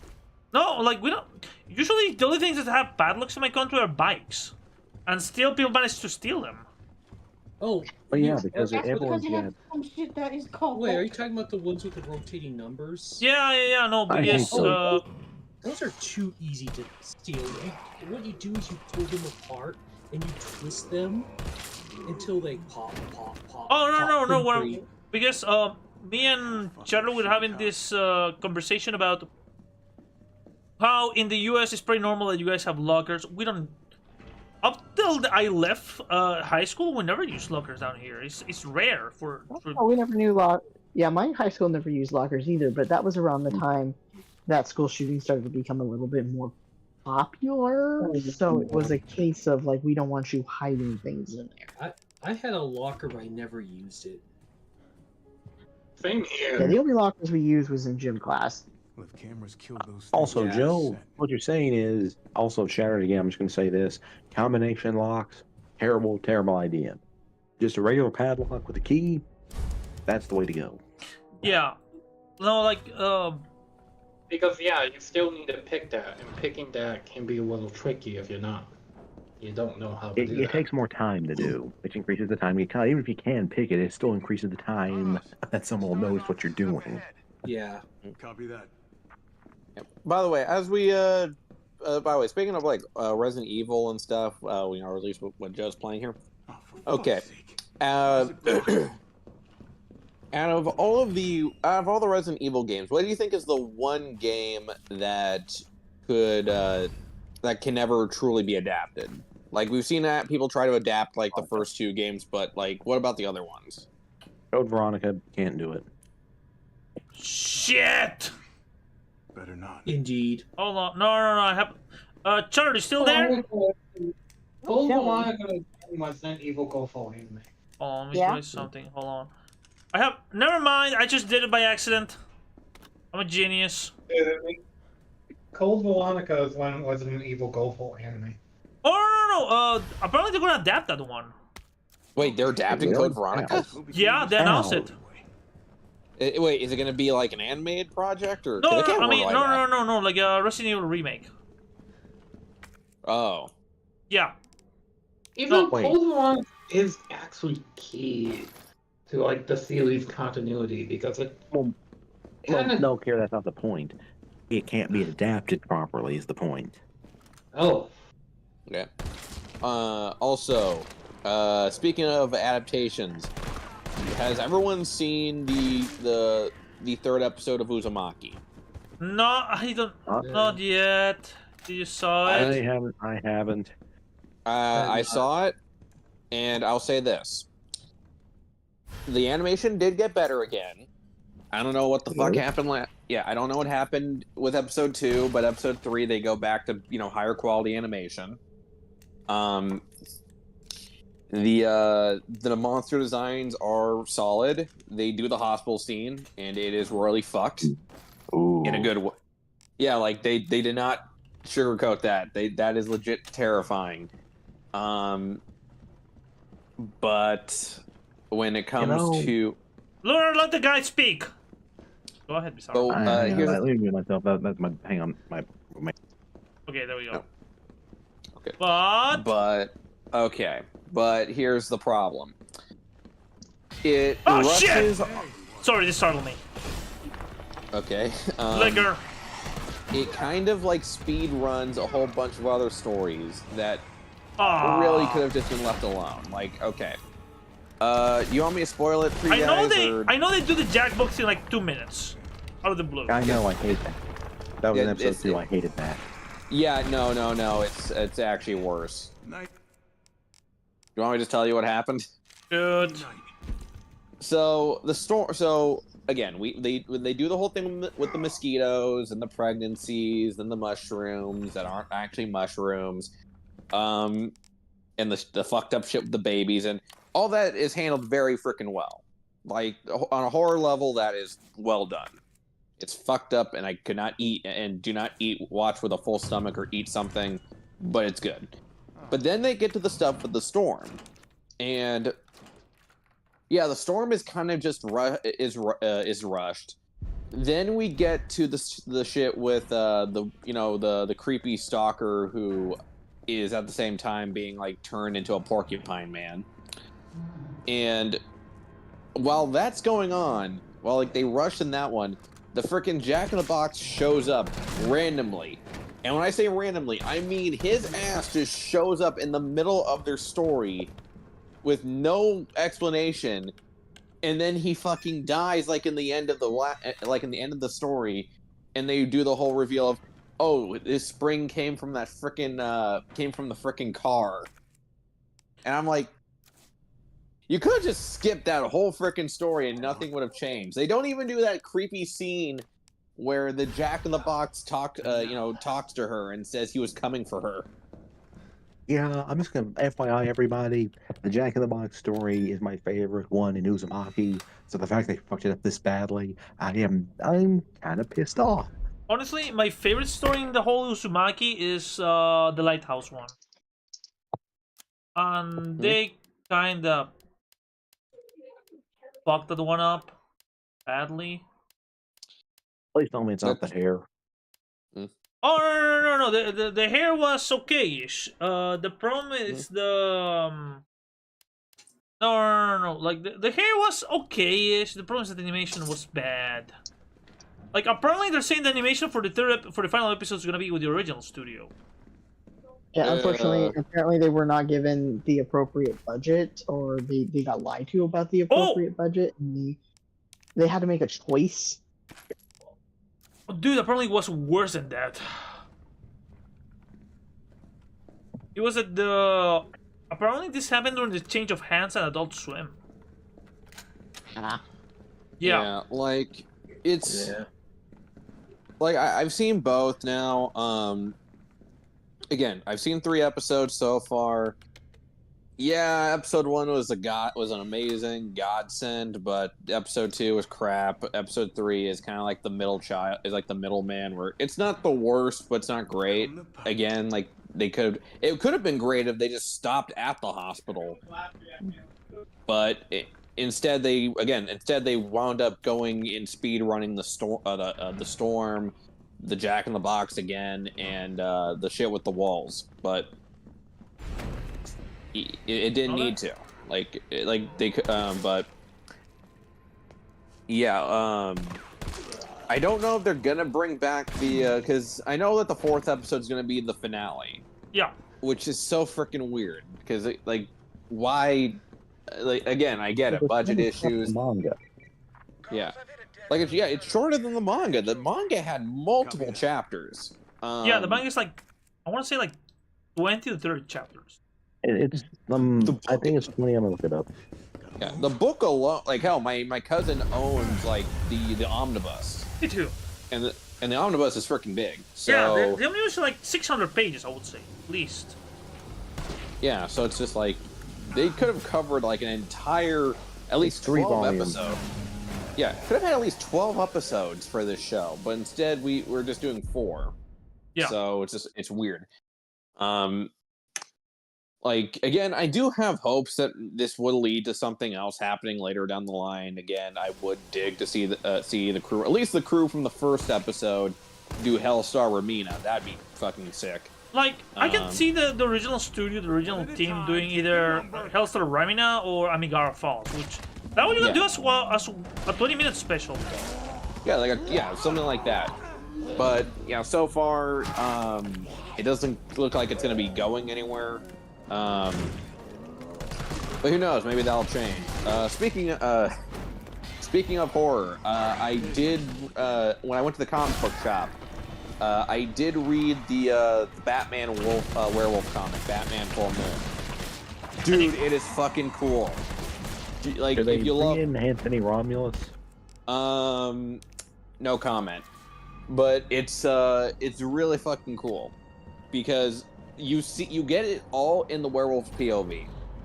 Okay. I don't mean you see like you don't see things in his POV, but you get his inner thoughts and how he talks about himself in like he talks about the werewolf part of him is very fucking interesting, where he pretty much is like, look, I'm not a violent person, but he is. Dr. Bard. Like, he wants to kill. He wants to. Essentially, he's making it very clear it is nothing but it is complete duality of the two, and it's starting to drive him fucking insane because he's just like, I don't want to kill these people. Huh, very Jekyll and Hyde take on it. Oh, by the way, Yeah. Biz, I have a challenge for you, man, for your series. Overrun too. Yeah. So why am I imagining, like, you know what would be a perfect song if they animate this to set the opening credits to? Shoot, what Werewolf song? of London. Bark at the Moon. Oh yeah, no, yeah, I don't know. That's the perfect song, but Yeah. Biz. Well, I mean, I already played Werewolf in London in the short I just did. But, So, yeah. Biz, would you be down to do 3 lists, like separate, like one each day? We can't turn him over. Top 5 comics involving Dracula, top 5 comics involving werewolf, and top 5 comics involving Frankenstein or the creature. Oh yeah, no, yeah, I'll definitely, I'll definitely do those. I mean, again, I've been like really, I've been doing a lot more Halloween. I feel like this month I've done a lot more Halloween videos than I've done in previous Octobers. But yeah, no, I can definitely do that. Yeah. What? This year you're doing more. I haven't done a lot. Last year I did a shit ton. You didn't. It's kind of like we swapped Halloween plans or something. Yeah, like also Joe. Okay, well, if I talk about Dracula, there is one comic. Hold on. What was that, Kira? I'm weirdly doing like a Summon Week thing this year with like Jaws, Friday the 13th, and I'm going to add in like Creature of the Black Lagoon on there too. Yeah, no, that would work. But okay, sorry, you were saying this? Okay, there's one comic I gotta recommend to you, man. And I know Linkara covered it on his channel when he talked about when he was doing a long box of the damned. But have you ever read the comic Dracula, motherfucker? Oh yeah, yeah. Dude, it is so cool. It is so cool, and you can tell the author, like you can tell, like either the author or the artist were big fans of Helsing because the design of Dracula was like, yeah, no, that is definitely like. Apparently, Dracula is going level 0. Okay. Question: so if you had to pick like top 5 comic books or mangas involving Dracula, what will your top 10 pick be? Okay, well, I'm probably just gonna do top 5, Yeah. but we're going for 10. Or Okay. top 5, like whichever Okay, you're comfortable. Okay, I'll just do top 5. Okay, for top 5, of course, Dracula, motherfucker. I just mentioned it. Helsing has to be in there. Is anyone hurt? The other another one would probably be. What was that topic? I'm gonna go ahead and tap out tonight. All right, man. Take care. Yeah. Do what you gotta. Okay, let me think. It can be adaptations of Dracula, mind you. Okay. Well, another one would probably be the classic Marvel Dracula run, like the OG run. Okay. Oh, Tomb of Dracula. Yeah, the OG Tomb of Dracula. Then after that, let me think. There's one manga I would highly recommend you because of the art style and because of the ideas behind it. But Okay. it's a little bit weird because the characters look very fucking young and it has a little bit of sexual content, but it's not explicit. Have you heard of Dracula Without the Bowels, Children of the Night? Heard of it? I haven't read it. There's one other. Oh yeah, Bram Stoker's Dracula, done by Mike Mignola. Good call. Yeah, that's definitely one I gotta recommend to people. And I think. Oh God, God, I can't believe I forgot about this one. I literally covered it like last year. Batman versus Dracula. Just that issue or the Red Rain series? Well, yeah, the Red Rain series, but like we're talking about Dracula as a person, yeah, because he's only in the first story. He's not in the second and third. Yeah. Carlos? Yeah, his actions just kind of continued on after that. But yeah, no, definitely those three. For Frankenstein, for the Frankenstein monster, of course, once again, you gotta, again, Junji Ito. You also have to go for the Frankenstein. I gotta bring up the current Boom Studio series, which again is so fucking good. The third being again the Marvel series of Frankenstein. They got Frankenstein and the Agents of Shade, because god damn it, that's fucking awesome. Man, I'm forgetting the name of this Frankenstein book. Learn, help me out here. It's the one where it's that one where essentially the Frankenstein monster was where it's again it's a retelling of the story, but it was told in the perspective of Fritz. Crap, I'm forgetting the name of it. Fuck. I'll have to go back, but yeah, that story as well. As for werewolf comics, Werewolf or Wolfman, they're pretty much the same. Let's be honest. Yeah. Well, Werewolf by Night, The Astonishing Werewolf. All right. Moonshine, Jughead Hunger. Good calls. Yep. And then finally, for kind of and granted, it's mostly because it's how much of a weird impact it's made. Capwolf. Wait, what? Catwolf? The Capwolf. It's the story of Captain America being a werewolf. As silly as it sounds, it actually is really fucking cool. Okay. So I would, yeah. So since we're going with the classic monsters, what would you pick for witches? Oh, for witches? Oh, that's a tough one. I would go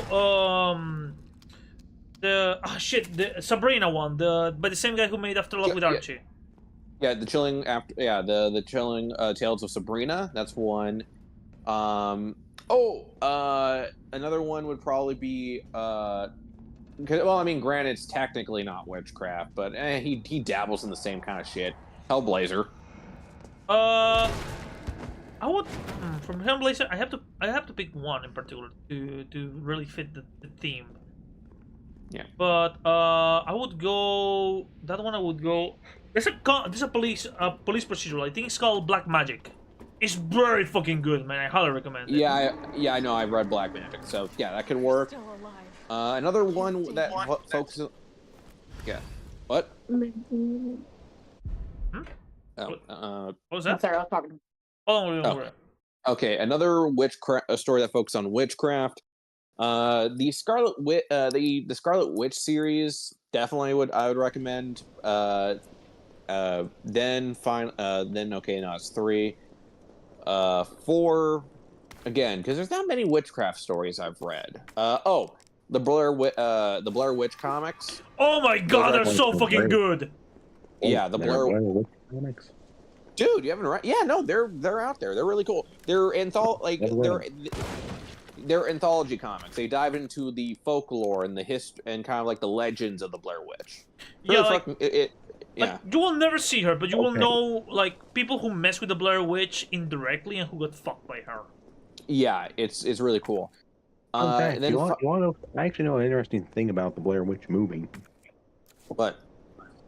Apparently, it was originally what you called the Bell Witch Project. Yeah, as because in the folklore Bell Witch. Yeah. But the reason they didn't do that, the descendants of the original people that were involved with that didn't want them to. Yeah. Oh yeah. So. Okay. I'm thinking about witchcraft. Okay.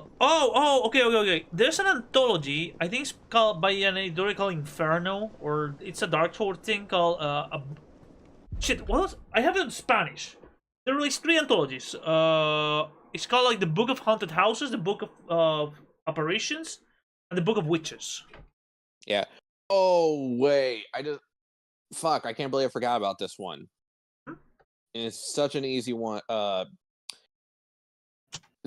Granted, this might be cheating because, like, they are witches, but they're also kind of gods. the kindly ones. Oh yeah, no, that counts. That counts. Okay. Since we're going with every like major Halloween theme, like classic monster. Mm-hmm. Oh no, I know what's gonna be for witchcraft, man. I have another one. Yeah. It's one comic that people don't give enough love to. Beast of Burden. Oh yeah, Beast of Burden's pretty good. Okay. For zombies, because you gotta do at least one zombie comic.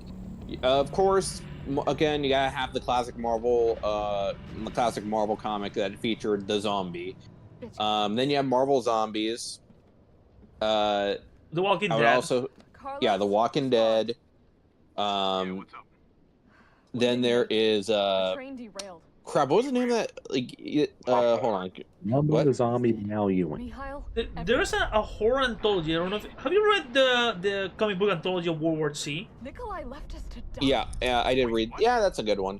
Oh yeah. For another good one, there is the that Bruce Campbell comic that came out where Sergeant Rock fought literally like zombie Nazis. Oh, by the way, for everyone here, highly recommendation if on zombie comics, Zombo by Al Ewing. Basically, in the future, plants are colonized and everything, but guess what happens? Zombie outbreaks happen easily. So the government created Zombo, a zombie that is intelligent but is created to eat other zombies. He still wants to eat humans though, but he's been trained to ask, "Can I eat you?" Someone says no. I got it. He won't. I got it. I got a very good one, but it's gonna be this is gonna be a challenge for you, okay, my man? All right. Comics. Top 5 comics involving haunted house and ghosts. Ooh, okay. Okay. All right. So for one, okay. For haunted house stories, we got. Okay. I would say. Like, here's the thing: the ghosts have to be literal, not metaphorical. So, Arkham Mysterious House doesn't count. Okay, so can't even. Okay, so it has to be like full on hauntings. Yeah. Right. Well, okay. Well, the first one that's popped in my mind is the Haunted Mansion comic, which, yes, is actually a really good book. I do recommend checking it out.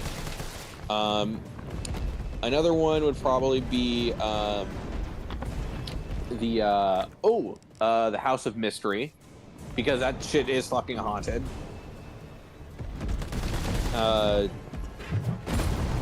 Another one would probably be the Secrets of the Haunted House, which was kind of. Have you checked the Joe Hill comics? The Joe Hill comics? No, not yet. Like, okay, like Head Full of Baskets and shit like that? Okay, you haven't. Well, okay, I did read Head Full of Baskets, but I didn't read, like, all of it. So I know he did do one. Oh, okay. Key House, or Lock and Key. Like, okay. That's a good, that's all, yeah, like, that is a Joe Hill comic. And yeah, the keys are the main factor, but ghosts are in the house. So that's 3. Another one, let me think. Well, actually, no, that was 4. So one more. And I put you in a stone at hard place, didn't I? Yeah. Well, again, you said haunted houses, not like just ghost stories. With ghosts, it'd be easier. But I guess another one would probably be like the Dead Boy Detective comic, because there was like so that's okay. So that's it. Yeah. Again, when you go for just haunted house, that's the one where it's gonna be like, okay, that one's gonna be a little more difficult because there's a lot of haunted house stories, but not all of them are like a whole series. So yeah. Oh, I might not do this one yet. 'Cause again, I gotta figure out, because again, I still need to finish up the Dark Ride review. And then after that, I gotta work on the Book of Bill review. Yes, I'm covering Book of Bill. I might do a list on best horror host. Oh, dude, that's easy. Like, Kripke has to be in the top. Yeah. Oh, you know, Crypt Keeper's number 1, of course. Elvira, number 2. Number 3, I would say, yeah, Svengoolie.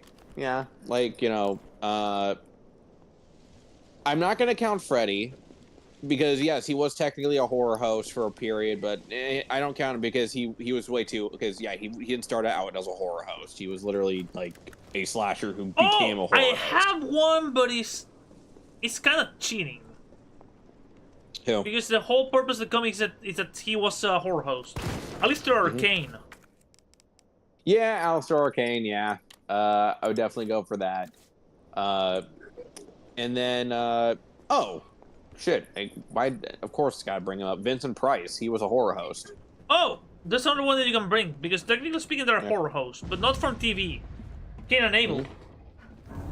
Yeah, Cain and Abel. Well, they could have got into TV, but we don't know what they're gonna do with Sandman. See, I kind of hope that they get like a Halloween special with Cain and Abel. Like, get the guy, like, yeah, like do it animated though, because again, like if I had to do a House of Mystery, House of Secrets, you know, anthology story, have each of them be done in a different animation style. Like when you see Cain and Abel, they're animated in like they're animated in the classic style of like, I don't know, something that you would see in like a one of those why am I forgetting their name?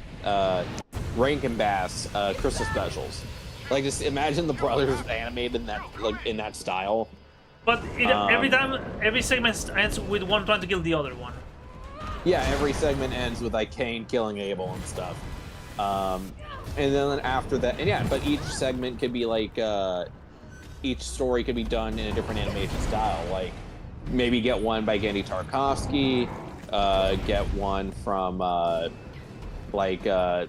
crap, I'm forgetting his name.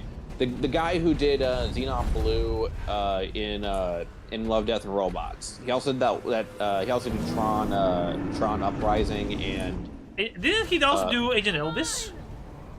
Yeah, he did Agent Elvis. Yeah. And he also did a series of Wonder Woman shorts, which were kind of cool. Like, sorry, I had to. Yeah. Oh no, like dude, they were actually surprisingly kick ass. Where like they have instead of it just being Diana, like the Amazons are all like old school, you know, Greek warriors. No, they have cars and shit. By the it's way, like a fast. Yeah. If you need a horror host comic, I have one. Okay. Count Crowley, Reluctant Midnight Monster Hunter. Oh, basically yeah. follows a reporter that, if you don't know about it, Joe, it follows a reporter who basically freaked out on air, lost her chance at being a reporter, but she still has connections at the TV studio. So basically she's like, okay, look, we need someone to run this time slot, and she gets to play a horror host for, you know, late night TV as Count Crowley. The thing is, she doesn't believe in the supernatural at all. She thinks it's a stupid job, and like, okay, it's enough, it's money. But here's the thing. That particular horror host, as it turns out, have been protecting humanity both as storyteller of how to deal with these monsters and deal with the monsters themselves for centuries. And because she's become a horror host, that's her new job. She'll present cheesy B movies and slay monsters. Yeah, I know, it's actually pretty cool. And it was created by David DeMalchian. Yeah. Who that?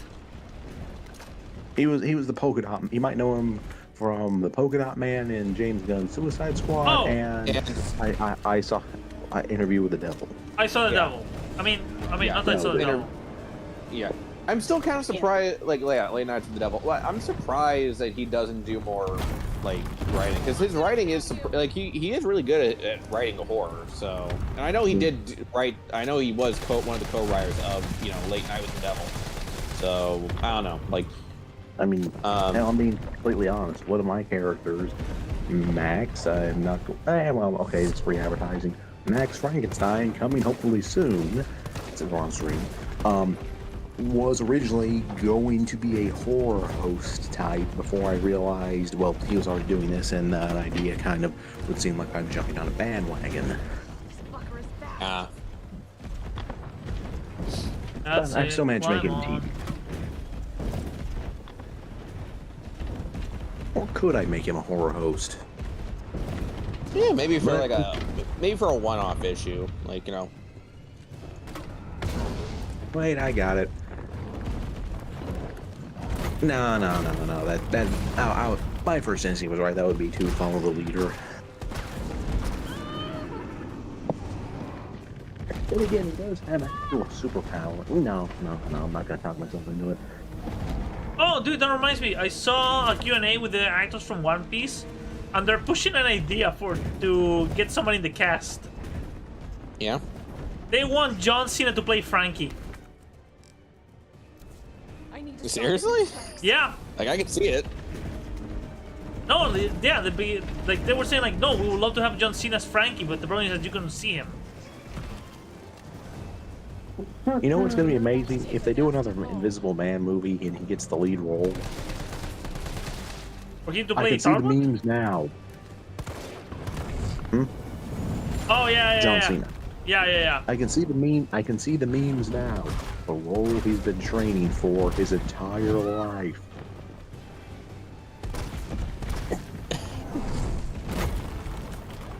The perfect Invisible Man, because you can't see him. By the way, I'm surprised that he showed up in The Simpsons.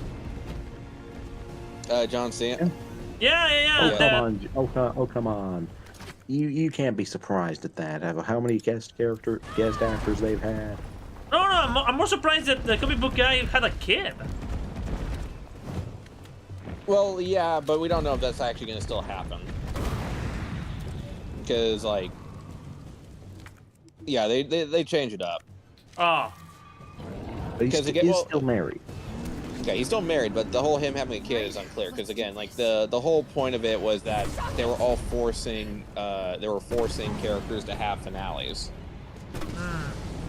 It was a big joke of the episode. Yeah.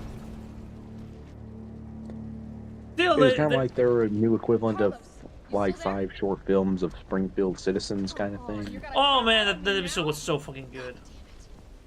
Yep. Oh, let's be honest here. We all just remember mainly Seymour.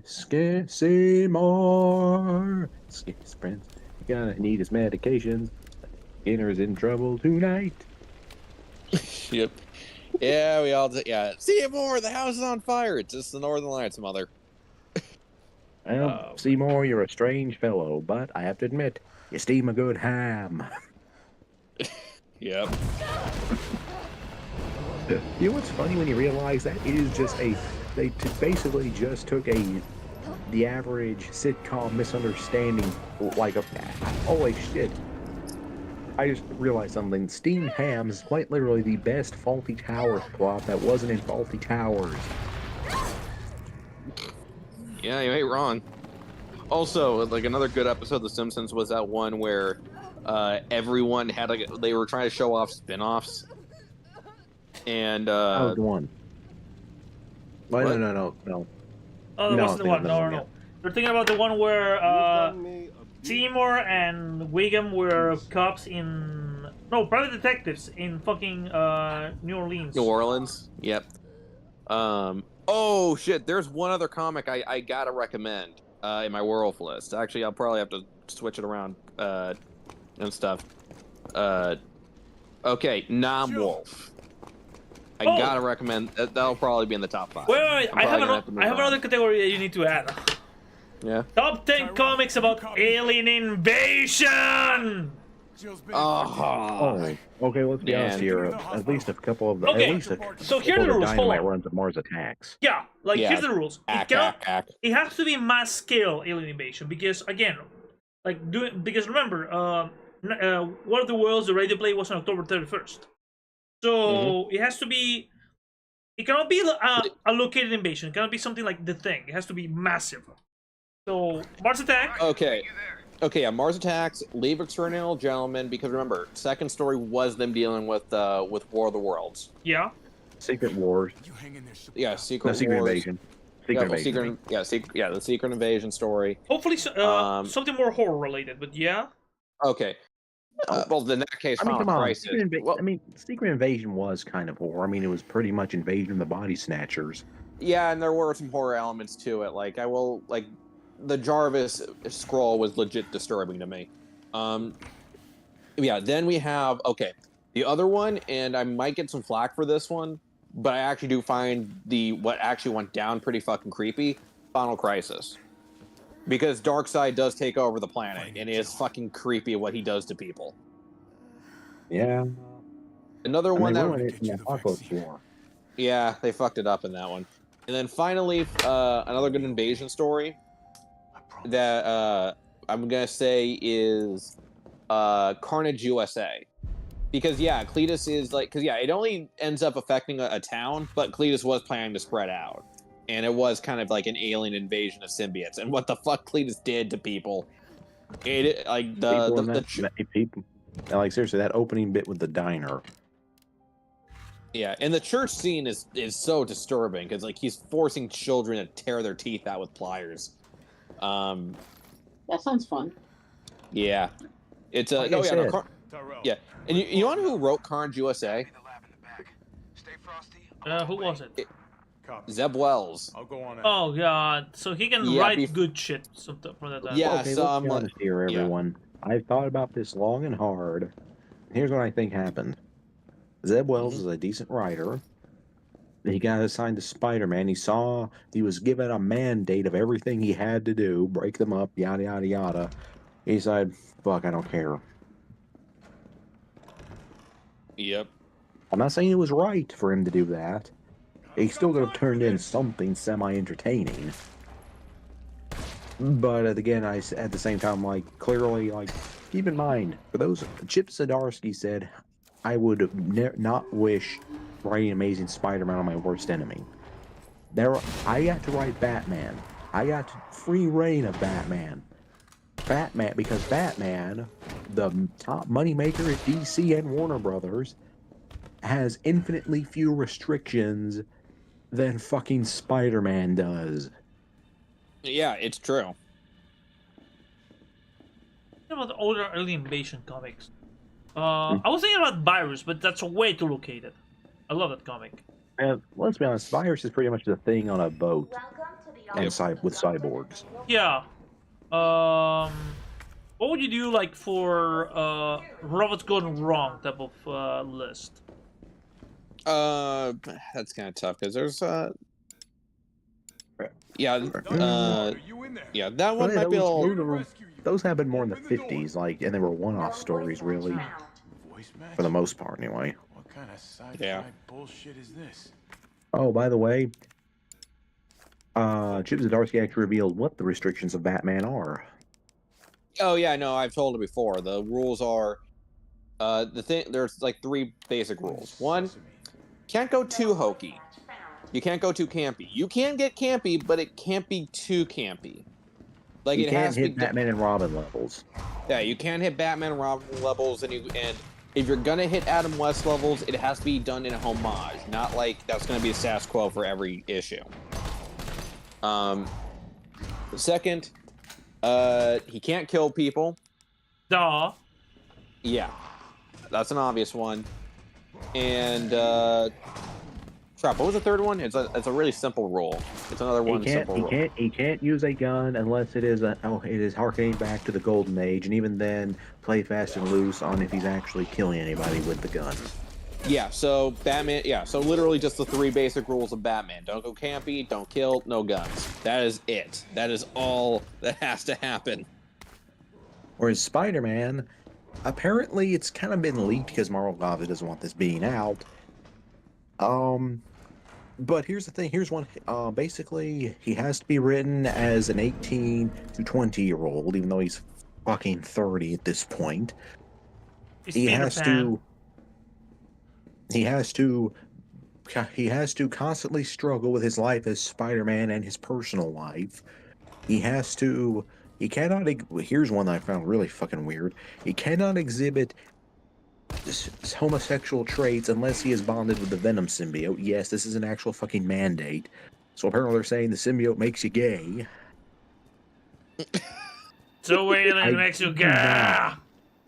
I kid you not. This is a whole thing they have.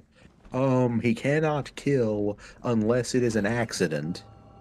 let's be honest here, Peter has the highest accidental villain body count of any other superhero. Yeah, that's kind of baked in at this point. And he cannot. What was the other one? Oh yeah, Spider-Man cannot have a sidekick or any kind of prolonged partner, which I guess is why Miles is kind of the technical cop-out, because he is also Spider-Man. And even then, he's not really much of a, what you would call a consistent partner. And, well, till now. Oh, yeah.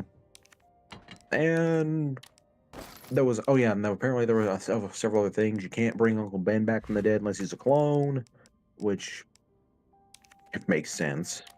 You know what? I'm sorry, but I'm starting to think that Peter, as a character, would work a lot like written by the. Like, can you imagine if the guys who did Venture Brothers wrote a Spider-Man comic?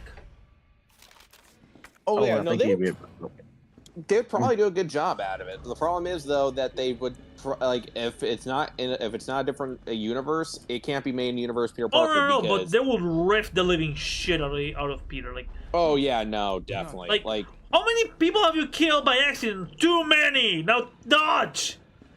Yeah. like I mean, let's be honest here. Okay, going back way early, Green Goblin. Okay, even if he came back, he still technically accidentally killed him. He just healed from it. Will-o'-the-Wisp died. A couple of the Crime Masters died by accident. Mysterio died by accident.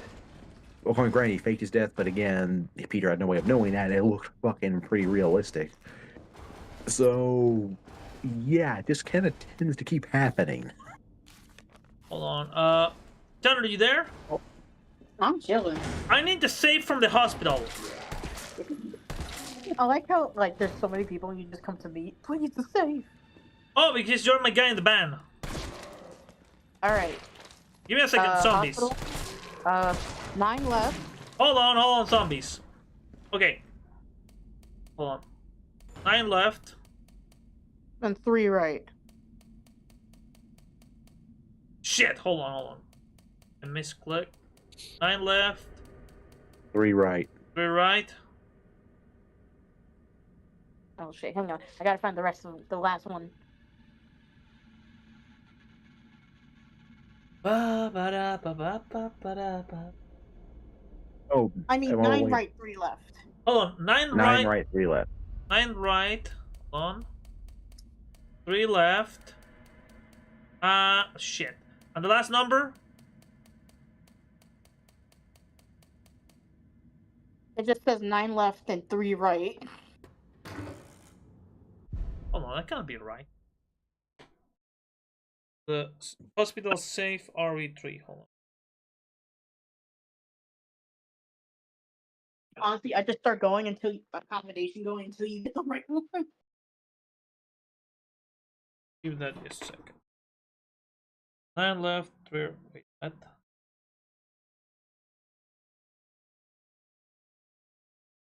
What? This stupid? Yeah, no, that was just 2 digits. I was expecting 3 or 4 even. Oh, by the way, I found the rest of that list. I actually looked it up. Okay, it says here he has to be male. Spider-Man? Does not torture. Yep, does not torture unless the torture is permitted while he's wearing the symbiote. Okay, though. Okay, well, Dan Slott broke that rule in World's End. Yeah. I love this movie.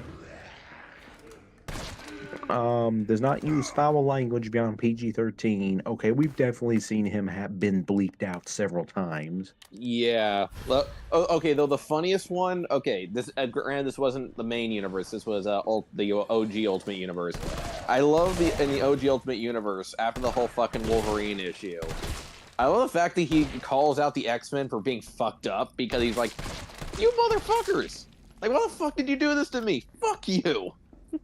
Like, well, to be honest here, the Ultimate X-Men are fucking assholes.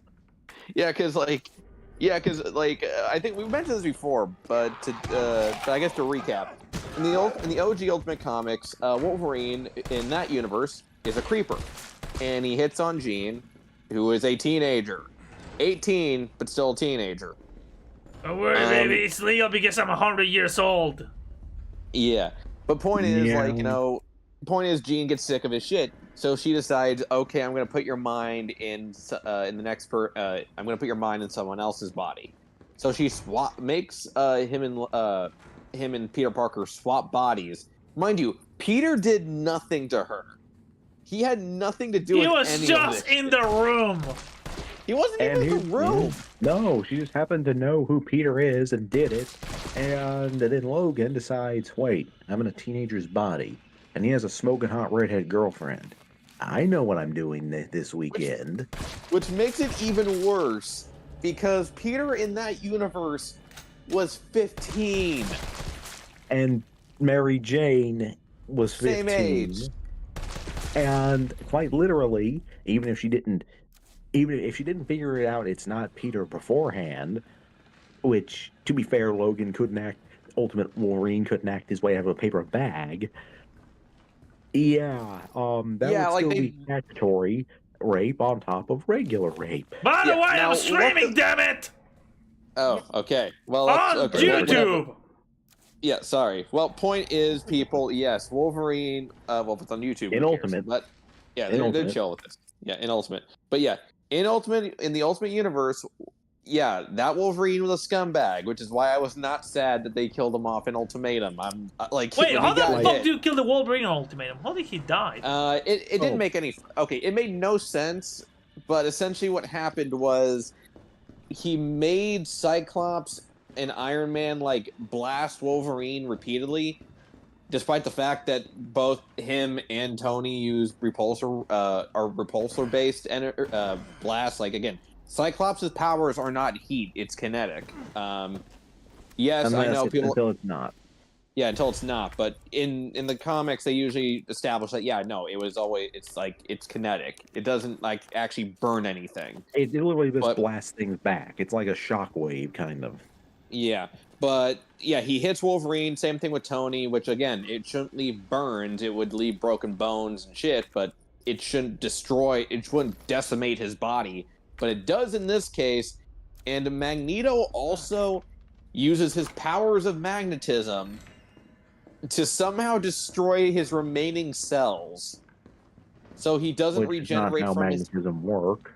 Yeah, like, well, again, Jeff Loeb did not give a fuck by this point because he was just literally saying whatever he wanted regarding. I mean, personally, here's what they could have done. Magneto can control metal. He's ripped it out of him in the main universe. Here's an idea. You want dead Ultimate Wolverine? Have Magneto just crush the adamantium skull to the point his brain is just so compacted. Yeah, he'll heal, but he'll still be brain dead forever.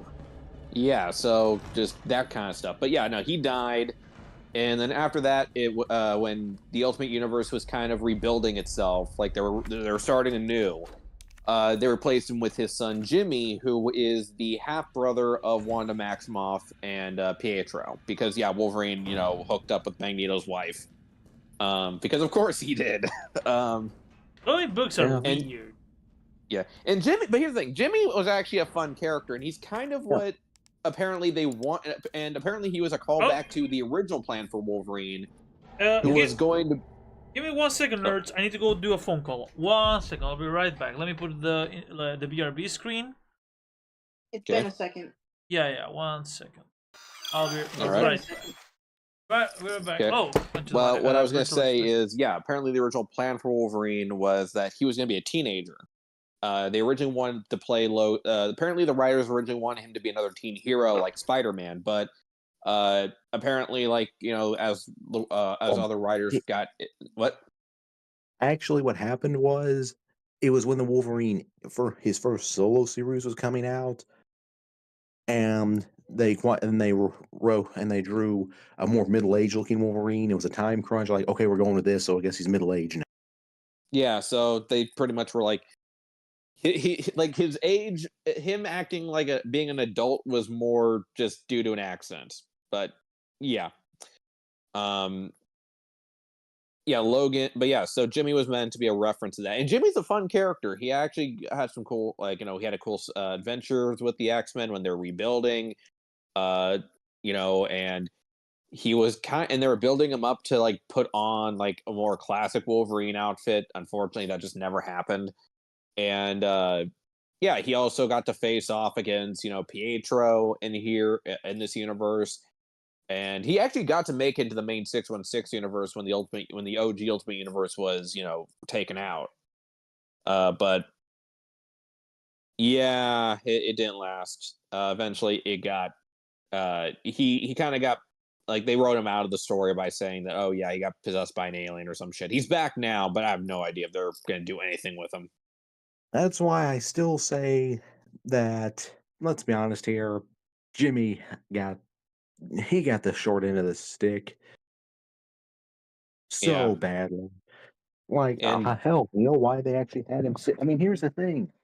The whole thing of poison, okay, you could have had him get killed off, then bring him back on Krakoa. Yeah, and like just because I know, like they eventually say, oh, the reason why they didn't bring him to Krakoa is because technically the Ultimate Universe mutants aren't real mutants, but yeah, Jimmy they're was literally born. Yeah, but he was born with powers. Count.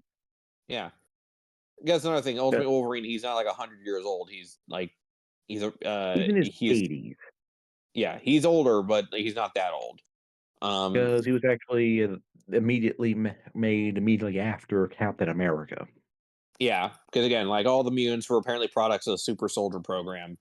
Hence, yeah, hence, like the Ultimate Universe. They kind of like, again, there's some stuff I liked about the Ultimate Universe, but there's also stuff I didn't care for. A lot of Ultimate X-Men stuff I didn't care for. I didn't care for Cable, who was just Wolverine. Wasn't a big fan of Mr. Sinister, which hurts even more because he's my favorite Marvel villain. And yeah, there's just some stuff that just didn't work out to me. Like, and all around the stuff with the Ultimates, like the main Ultimate team was not great. Where are you guys coming from? Where did y'all come from?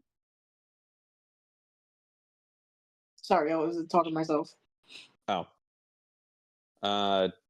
Okay. Well, the main, the Ultimate team, though, was not great. Was actually even worse because with Wolverine, it was only implied that he would creep on a teenager.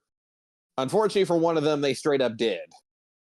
And it's true. Yeah, like they had freaking Hank Pym, who unfortunately was famously known for hitting his wife. Keep in mind, Shattered, when that happened, it was when Hank was in the middle of a severe mental breakdown, was not in his right mind, and he happened once and never again. No, he literally hit her once because he was under the delusion he was a supervillain, didn't even remember who he is. Yeah, he lost his freaking mind, and then when he apologized, and yeah, it's still brought up because again, it's like, what the fuck, man? But yeah, he acknowledged it. Yeah, Ultimate doubled down. Yeah, no, he doubled. Yeah, in the Ultimate Universe, Hank doubles down. He doesn't just hit his wife; he tries to kill his wife with both Ant and Raid, and then while she shrunk down. Yeah, while she shrunk down, and then when his wife leaves him for Captain America in this universe. What did I miss? They wind up. Hank leaves the team, and he ends up like joining a new superhero team, which isn't an actual superhero team; it's just a bunch of kids who are just wearing costumes, talking a lot of smack. They're basically like the boys, kind of superheroes. You know what, man? They're not superheroes; they just look the part. Fucking bastards! And one of the team members is Hellcat, and Hellcat is like not related to Ice Cat, right? 17. She's 17 years old, and Hank is a 38-year-old man. Yeah, and they hook up, and to make it even more fucking weird, make it more fucked up, is she wants, like, when he does it, he dresses up like Captain America.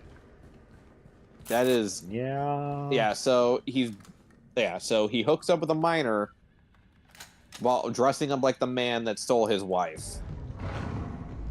There's one word in my mind, but I cannot say it because I'm on stream and live. Shattered. Hulk is my favorite Marvel character. Wait, am I muted still? Hold on. Ultimate. So I say this with absolute assurance. I was to you, gonna say, Shattered. there's one word that comes to my mind, but I cannot say it because I'm on duty right now. Mm-hmm. Yeah, comic books are weird. Yeah. By the way, with Shattered, Ultimate Hulk. Yeah. Okay, you know how the Hulk is generally depicted as a misunderstood monster that, people attack even though he really isn't going to hurt anybody unless they attack him first? Yeah, Ultimate Hulk wants to eat people. Ultimate Hulk is an actual monster. Ultimate Hulk is quite literally, hey, what if everyone's darkest impulses was a big-ass monster that you turned into? That is Ultimate Hulk. Yeah, like when they first, some people defend it. Well, here's the thing: when they first pitched it, a lot of people were okay with it at first because they first pitched it as, and when I first heard about it, I was like, okay, I'm okay with this. And mind you, I was also a kid, so I was a little bit more easy to persuade in this kind of situation. Of the idea that, oh yeah, no, we just want to play with be realistic on the grounds of when Hulk's on a rampage, people would die, and that's what I thought. I thought they were going to play that enough. Yeah, which I was like, okay, dive into the whole like, okay, yeah, no, when he goes on a rampage, yes, there would be fatalities. That's understandable. I did not come in there and but instead, yeah, no, they push it way too far by having it be, oh, he doesn't just kill them by accident. No, he's killing these people on purpose. Like he's eating people, and also kind of fucking weird. Like again, there's some jokes in there that also don't add up. Like there's literally a scene where Betty is like to distract the Hulk, decides to just flash her boobs at him. Well, let's be honest, man. The Ultimate Universe was made by a bunch of edgelords. It was made by It was made by Brian Michael Bendis, and Mark Millar. Bendis. My point exactly. Edgelords. No, look, okay, look. Bendis, love him or hate him. There's a lot to love. There's a lot to hate. At the very least, understood the mission statement of the Ultimate Universe. Make modern, reinvented versions of these characters. He did it with Spider-Man. Ultimate Spider-Man wasn't always great, but it was still a really good Spider-Man comic. Yeah. Mark Millar. No, I'm just gonna, the Avengers are assholes. I know they're called the Ultimates, but the Avengers are assholes. Yeah, they're all assholes. Captain America kicks people in the nuts, and they're either going to be scumbags that sleep with people that they shouldn't be sleeping with, or they're bloodthirsty killers. Like the only good person, like the only decent human being on that team is Hawkeye, and he gets punished for it. Holy shit! And Sorry, Thor. I just technically Thor, but Thor never officially joined the team in that version. Yeah, like he's not an actual member, but yeah, because with Hawkeye, what happened to him was, just like in the MCU, he has a wife and children, and even has like and his youngest is named after Natasha, who is his best friend. Turns out Natasha, in this universe, is a double agent who gets his entire family murdered. And she does not care that she did this. And then Clint, he breaks in the hospital, and first of all, he uses arrows to essentially crucify her, and then he shoots her in the head. By the way, guys, and then he stopped using bow and arrow, and he starts using guns. So essentially, you have the Punisher in purple at that point. Yeah. By the way, guys, to be fair, they weren't doing much. I want to move the topic a little bit away from comics, or else I'm going to lose all the little to no audience I have. Because the big problem with comics is that it's very niche, and I know that not all people speak that language. Yeah. Anyway. Joe, here's the thing: comics are not niche. Superhero comics can be. So yeah, I get your point. Yeah. Yeah. But if we want, but on the topic, well, hell, if we want to, here's a good one. Yeah. I picked up today the current issue of Epitaph of the Abyss. You know, the new EC horror comic. Yeah.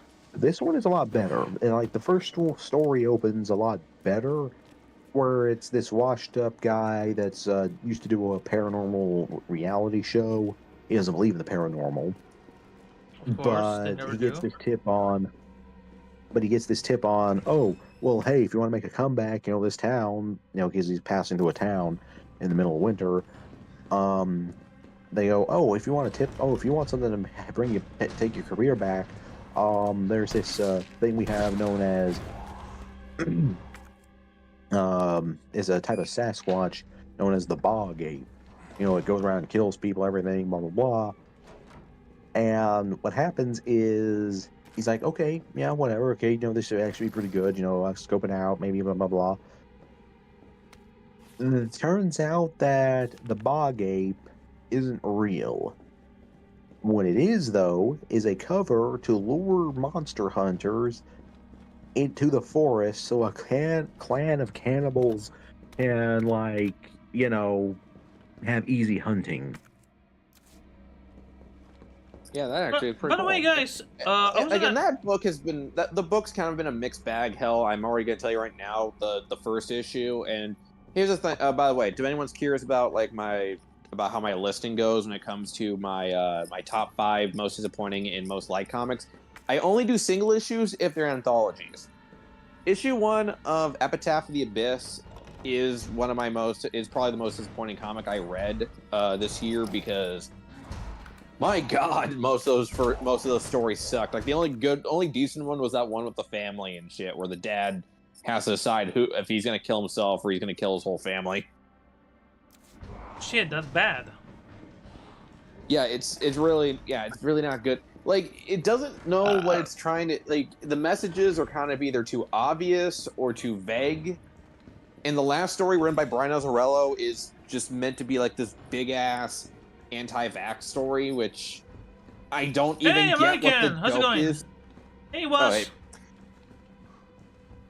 hey. Look, man, like, speaking of anthologies, since you brought that in, I heard a rumor and I'm really disappointed. Mm-hmm. They're gonna do another American Horror Story. Wait, that hasn't been canceled yet? Seriously? I thought that I honestly, I'm not making this. I'm not saying this as a joke. I'm being totally serious. I honestly thought that show ended. Same here. No, I heard it's gonna continue. Yeah, like dude, hell will freeze. Roanoke. Hell will froze over before a show gets canceled. Yeah, like the last. Yeah, I agree. Roanoke was like the last one I followed, but the last one I actually enjoyed. I gotta give it to. I'd probably give it to Freak Show. Oh, Freak Show was like excellent. Yeah, Freak Show was I've never awesome. seen American Horror Story. Chandler, I'll be honest with you, man. You're not missing much. No, you're not missing much. It's like the first couple seasons, good. The rest, you can. Can we just watch the first couple of seasons? Yeah, just like all the seasons are essentially one and dones because with season 1, Haunting is pretty good. Though do expect a lot of sexual shit happening because, like, seriously, the people who write American Horror Story are some kinky bitches. Oh yeah. But, yeah. I think I saw like a few episodes of Election Day where there was 2 clowns going to Pound Town. Yeah, yeah. And then we have Asylum, which is also pretty good. Though it is kind of ironic because the whole thing with Zachary Quino's character is that he's trying to. Mind you, this takes place in like what was it, the 40s or the 50s? 50s. 50s. It was the 50s. Yeah, with Asylum. With Asylum, it took place in the 50s. So I find it kind of ironic that Zachary Quino is playing a doctor who's trying to quote unquote cure his patient's homosexuality. I'm not kidding. That's legit. He's gay. Yeah, so it's kind of ironic that he's trying to cure gay while the actor himself who plays it is gay. Like, I imagine it's like the equivalent of Duffman doing the whole this Reich will last 1,000 beers. Like, it's the equivalent of him going, he does this and he's Jewish. No, Biz, you have to do it right. Duffman orders you to party. This Reich will last 1,000 beers. Oh yeah. I do this, and I'm Jewish. Yeah, like I feel like that would be him after doing that scene, but yeah, no, he's in that. Yeah, he's in the show. But no, Asylum is still pretty good. Definitely it gets batshit crazy in some parts. Then for season 3, which is Freak Show. I've seen Coven. Coven was season 3, and Coven was actually pretty good. There was some good it stuff. was okay. Yeah. Yeah, season 4. Okay. Yeah, season 4 was okay, Freak Show. the one thing that always tried to my mind about Coven was when they were doing the trials or something, and it was like black lady who was her like some kind of nightmare that she was working at like a KFC. Oh yeah, because that's your personal. That's not a nightmare. That's your personal hell. Yeah. Working at a.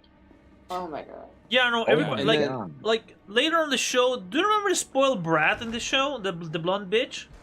Yeah. Go ahead. Later we see her night. We're up to 12. I remember the mom of one of the witches was just. Yeah, I know. She was like the bad guy. Yeah, and then.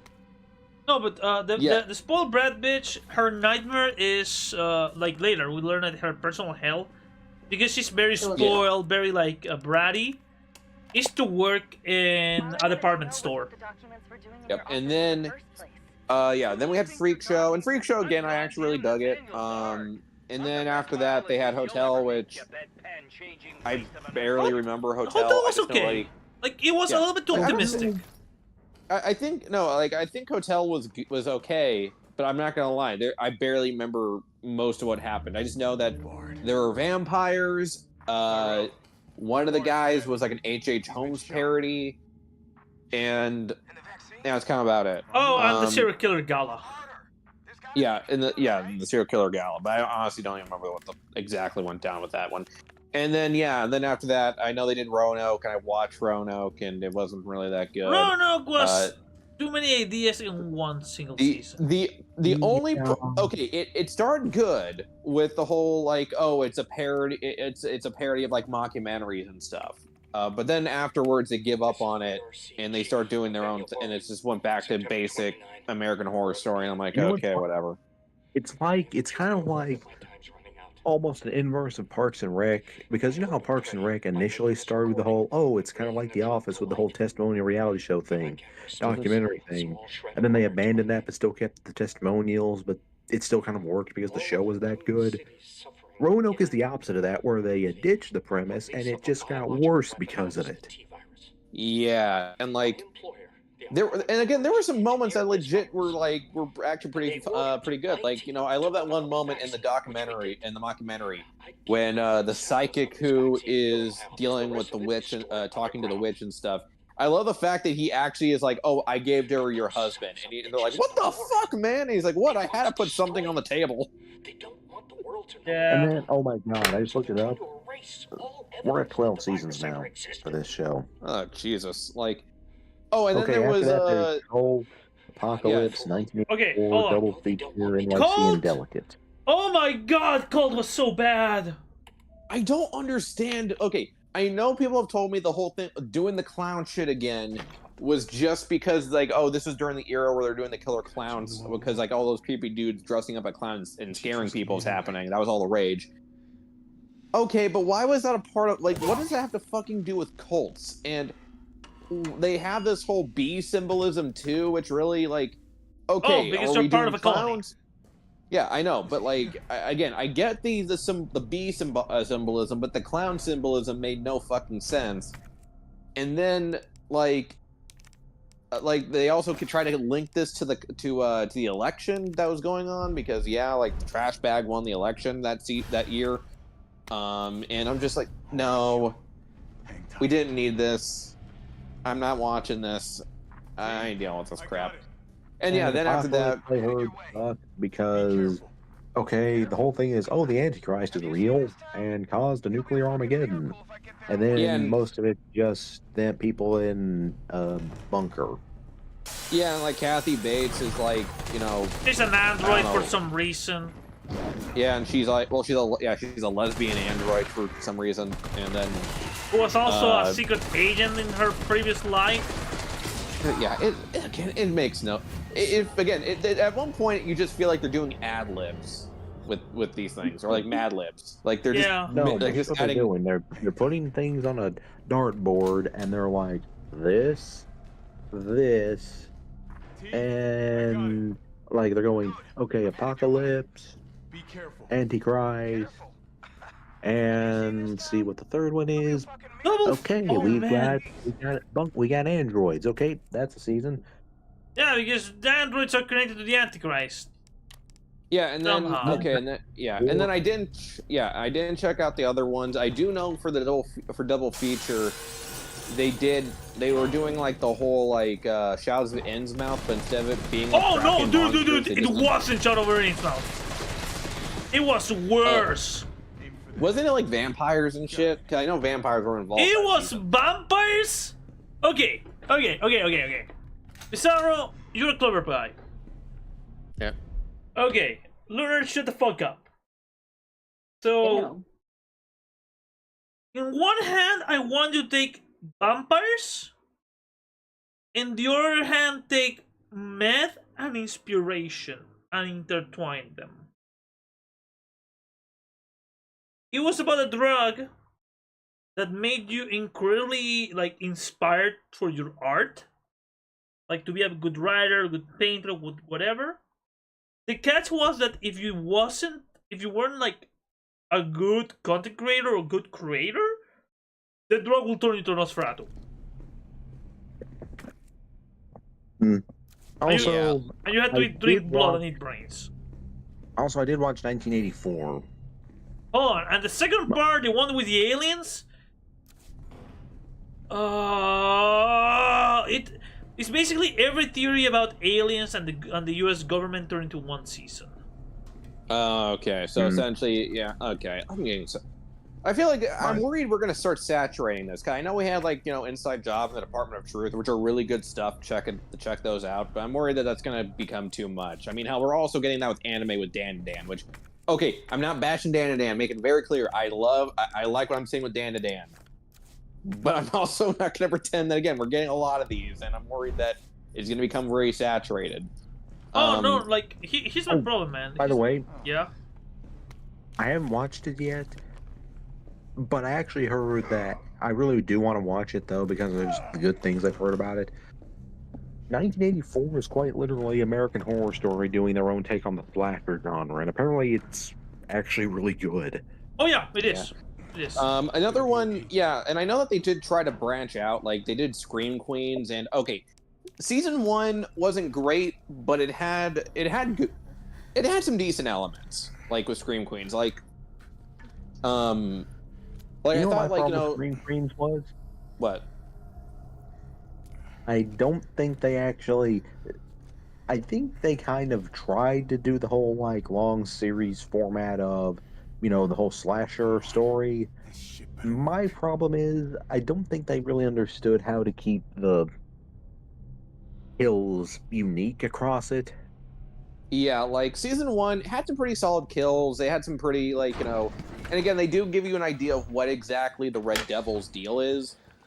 But they don't really go as far as I think they could, and the ending was just kind of stupid. And then with season 3, like season 3 is pretty much a season 1, a season 2, but it's in a hospital, and instead of it being a green devil, it's a blue devil. God damn it, I'm mixing up my colors and devils. Yeah, Red Devil. It's a blue devil, or god damn it, motherfucker. It's a green devil or green demon. Hello. Sorry, Jesus Christ, I could not fucking think straight. Don't be racist, man. Don't mix my people, okay? Yeah, but whatever. It was a green demon, but the green demon costume was pretty much just the Red Devil costume. Or but they just changed up the mask a little bit to look more like the green again, look like the monsters from my time at Horrorland. I can't be the only one that thought that, by the way. I saw pictures of it. I didn't watch the 3rd season, but yeah, there was no 3rd season. It got canceled after season 2. Yeah. Because again, they were just. Yeah, because again, they rehashed... Oh, no, I did. Okay, so I did season 1 then. Yeah, so season 2, season 2 just rehashed a whole bunch of shit, and oh my god, I just realized something. Yeah. Season 2 was in a hospital. They literally tried to Halloween 2. They literally tried to Halloween 2 us. Like, what I think they should have done, like, when I heard it was going to be a hospital, I was thinking, oh, maybe the killer is going to be... Because, mind you, I didn't see too much promotion for it. I was too busy with my own personal shit. But when I heard it was going to be in a hospital... Live, by the way. Wait, what? Joe? Are you still alive? Joe, are you still alive? Yes. Yeah, good. Okay, great. They all heard my fumble of me just trying to remember the fucking No, the I was killer's gonna name. bring something up for something that I had a story idea for, but I don't know if I want to give the whole ball game away here. Okay, I but have to give the general premise. yeah, okay. Okay, so the whole thing of like a slasher in the hospital thing. Here's an idea of how you could do that. Have it be like an Angel of Mercy thing, but here's the thing. They're covering it up with the idea that they're dressed like an actual Grim Reaper. No one's buying this because, oh, that was the Grim Reaper. I'd be like, oh, it's death or something. And have it be the mystery of like, why are these certain people are dying this way? And as things go, the deaths start becoming less, oh, they were just poisoned or died in their sleep. No, they're becoming angrily violent. Like, whoever, like, people getting killed die because, quite literally, it looks like whoever did it just hated their guts. That would be kind of cool. And, like, and again, like, when I heard that they were doing a season 2 in a hospital, I thought the killer was going to be something unique. Like, oh, we're gonna see like maybe a killer who is dressed up like a nurse or something, or a surgeon. Like, I imagine they were gonna go something like that. Instead, again, they went for a green demon, and I was like, okay, what does that have to do with the hospital? Like with the Red Devil, that was explained easily by just saying that that was the school mascot in the first season. But in here, yeah, shouldn't it be something hospital related? And like, yeah, why is the kill? They could have done a series of. They could have done a series of slashers based around different themes. Yeah, and like, also the killer used the same kind of weapons that the Red Devil used. Which, dude, you're in a hospital, man. You got like scalpels, needles, Surgical all that saw. shit. Yeah, like surgical bone saw or something. Like, I know he used some of that stuff, but like, I don't even like. I'm gonna level with you. I don't remember who the hell this killer was. Neither do I. Yeah. But yeah, no, Scream Queen was not great. I looked it up. There's like the weapons thing. Apparently, you know why they didn't have them use scalpels? Why? Halloween 2 had Michael Myers mainly use the scalpel toward the end. They didn't want to rip that off. You're literally you have Jamie Lee Curtis as one of your main characters. They literally apparently thought there could be legal issues. I'm like, oh, it would only be legal issues if you, are you having the killer dress exactly like Michael Myers, down to a white mask? No. But then there's no fucking legal issues. Yeah, it made no sense. It's only a legal like, issue if you made it a legal issue. Yeah, like, yeah, again, like, look. It's like, oh, my killer can't use an axe because Jason Voorhees uses an axe sometimes. Oh, well. Yeah, like, it was, yeah, that, again, that show was not great. And again, it was meant to be a spin-off of American Horror Story. They even has some of the similar crew. They also, I know they also did don't they also do American Crime? Like, did they do? Yeah, they did the OJ trial and the death of Gianni Versace. Yeah, and then that lasted only like they only did 2 seasons. I don't know. Oh wait, no, they did a 3rd one. I forgot they did. Oh my god! They did the Bill Clinton stuff. Oh yeah, controversy. Hey guys. What? They're doing the 13th season of American Horror Story is going to be a sequel to Coven. Ooh. No. Yeah. Okay, never mind. Like, look, Chatter, if you're excited for that, okay, good for you, dude, but I am not. Apparently, like, Sarah Paulson and Evan Peters are apparently going to come back.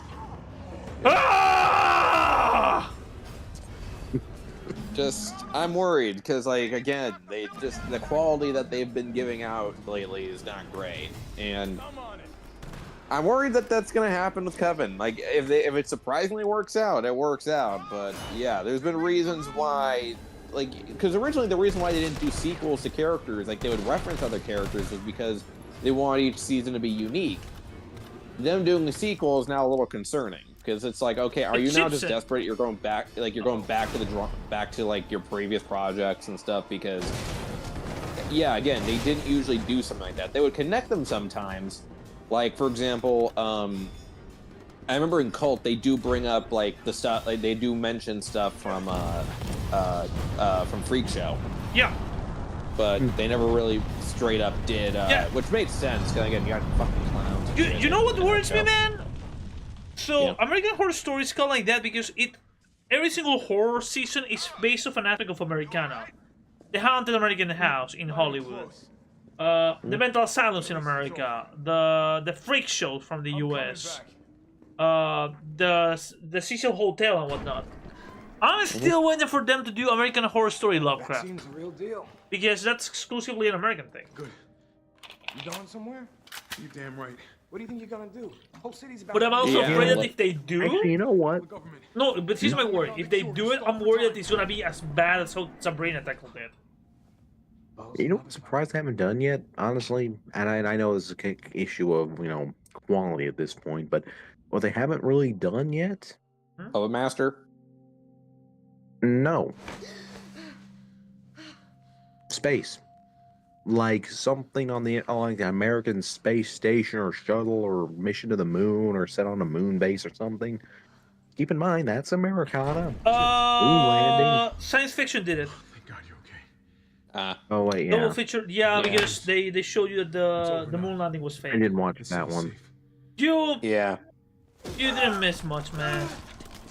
Yeah, again, this is sometimes I look at American Horror Story and again, given especially with right now with how things are going, it looks like what me and the guys are going to be mostly doing are horror stories. I'm just saying, most of you guys have been pitching us horror stories. Hey, there's nothing wrong with that. Horror is cheap and easy to do. Oh yeah, no, I'm not complaining. I'm just noticing that we do a lot of horror stories. I look at American Horror Story and I'm like, yeah, this is definitely a do and don't kind of situation. Yeah. I have a sci-fi stories, but those aren't exactly budget friendly. Easy to do. Yeah, I still have this idea to do on a horror level. I actually had this idea regarding a stop motion, granted I was gonna go with an analog horror story with it, but essentially it was gonna be it would dive into stop motion a little bit.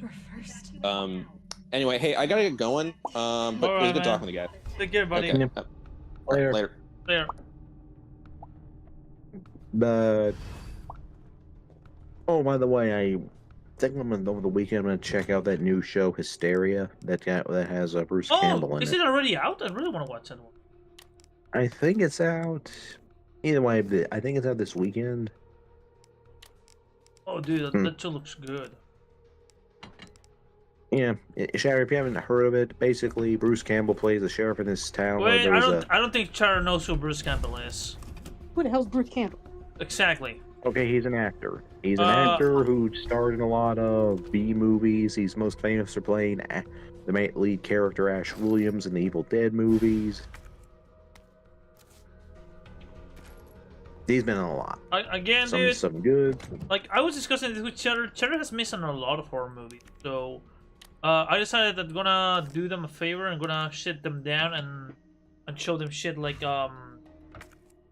his name. We're gonna watch the first two Alien. Alien and Aliens at this point. But for Shattered though, skip Alien 3, go straight to Romulus. That was all Carlos. Yeah. He carried you here and he treated Alien 3 sucks. There was a lot of production problems. Okay, Shattered, here's the thing. Hey guys, for the plot of Alien 3, they had two ideas. I'm gonna keep streaming, but I'm gonna head out from here because my social battery is going low. Okay, guys? I'll keep streaming. Okay. All right? We were too draining for him. Oh, I need a little bit of a break. City some hope. He thinks he can do this by himself. I'm going after him. Wait, did you see the broadcast? They're gonna blow the city sky high. I'm trying to get a hold of anyone with the clearance to stop it. Leave this mess to him. He's a professional. So am I. Yep, she's a cop. Guess I'm not I mean, talking to you special either. forces. The storage facility is underground, beneath this hospital. I've lost contact with Carlos, so expect trouble.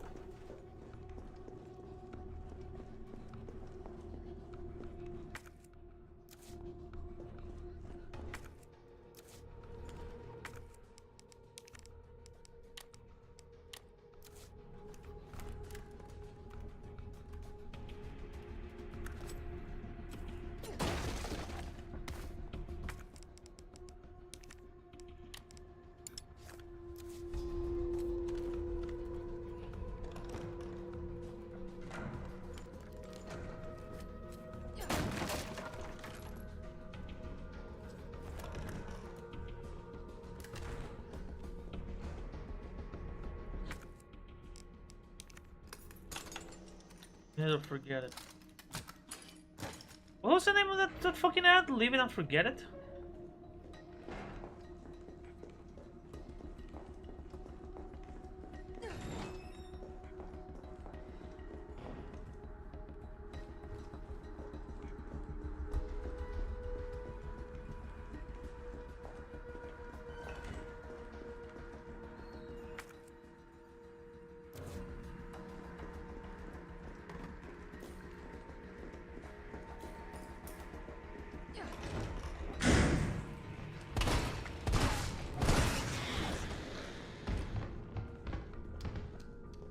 Went down like that bitch that you were.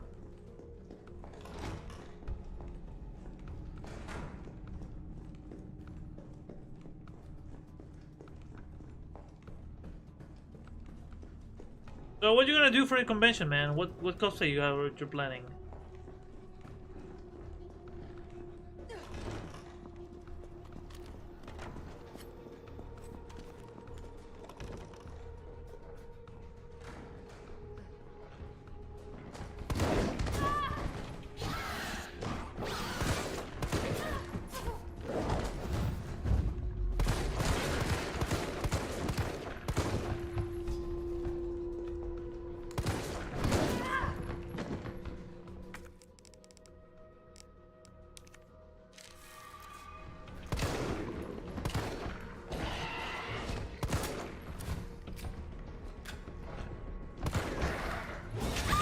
Shit, I dodged that one! Puta madre.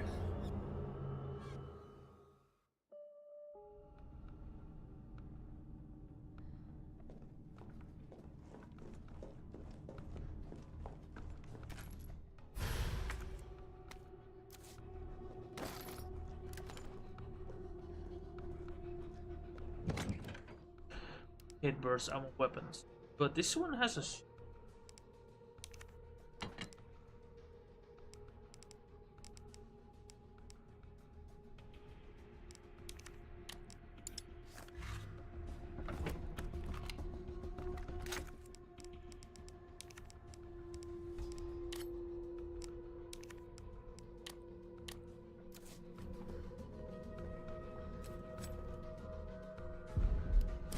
Go get everything. Fucking.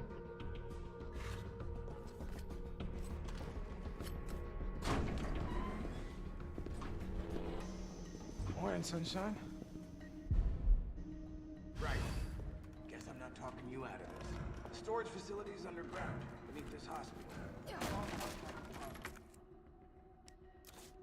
So expect trouble.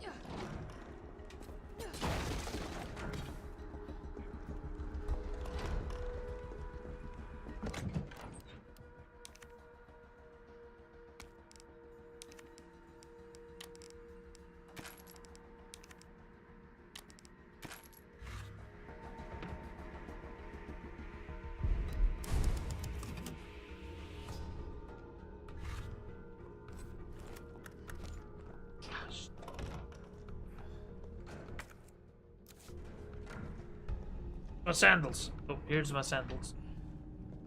Ok, démosle. A darle. Oh.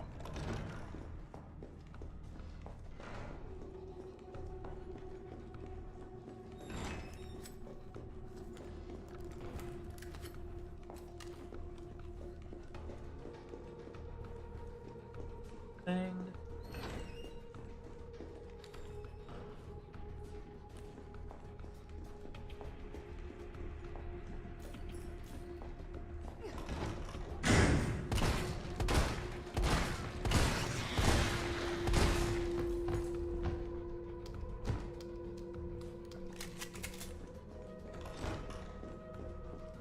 DPC lemon squeezy.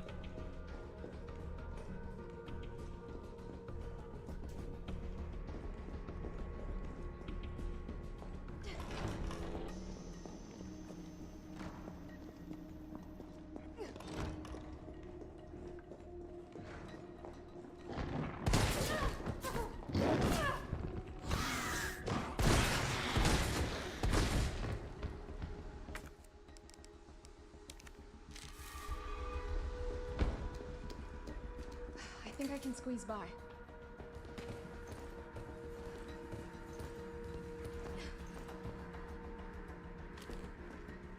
Oh shit, let me go get the other shit.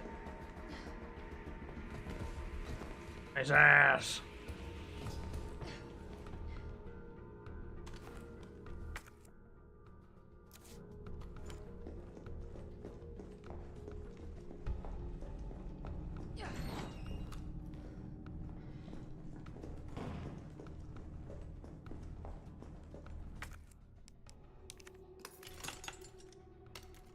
Come on, baby.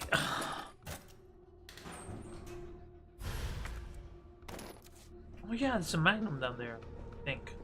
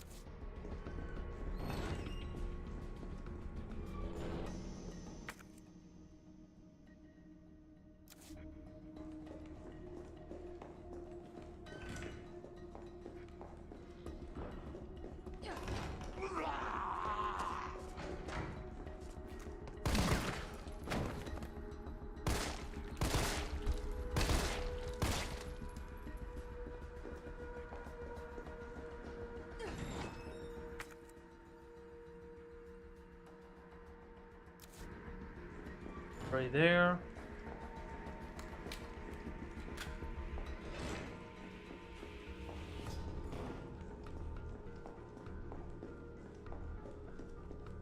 Dude, open every safe.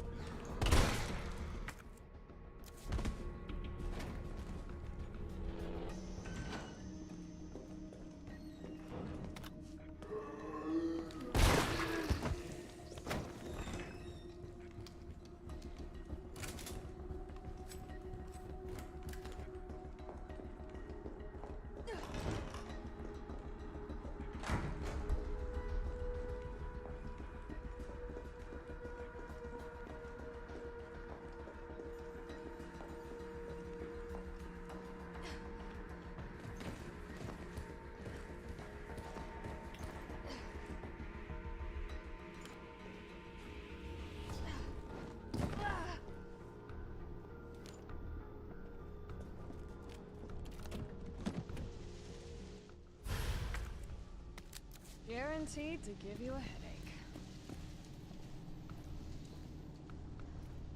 More than a headache, it's gonna destroy your fucking arsehole. Ah.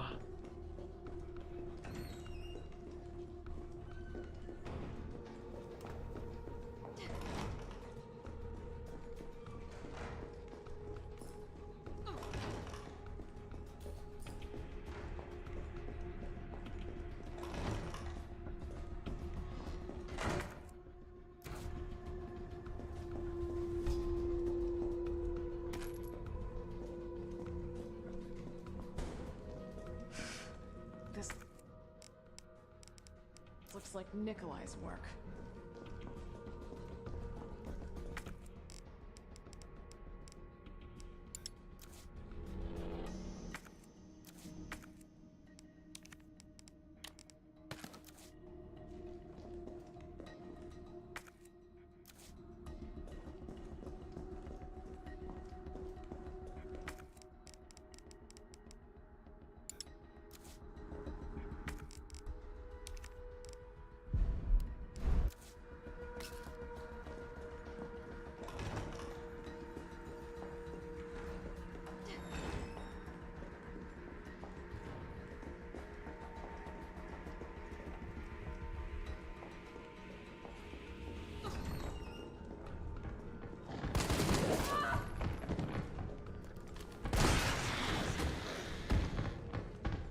the shit did he came from? Oh yeah, more bullets than person, right? You know, one thing I hate to say it, but my neighbor's been smoking weed all fucking, and it's like, dude, do you have any other pastime that's not the fucking? I don't want to sound like a square, but.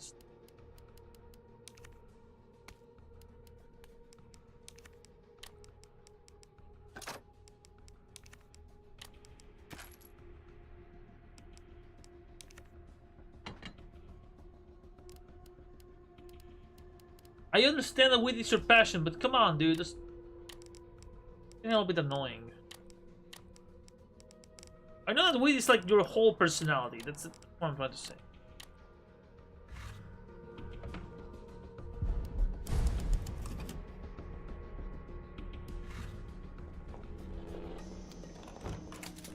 Have to go deal with the heavens.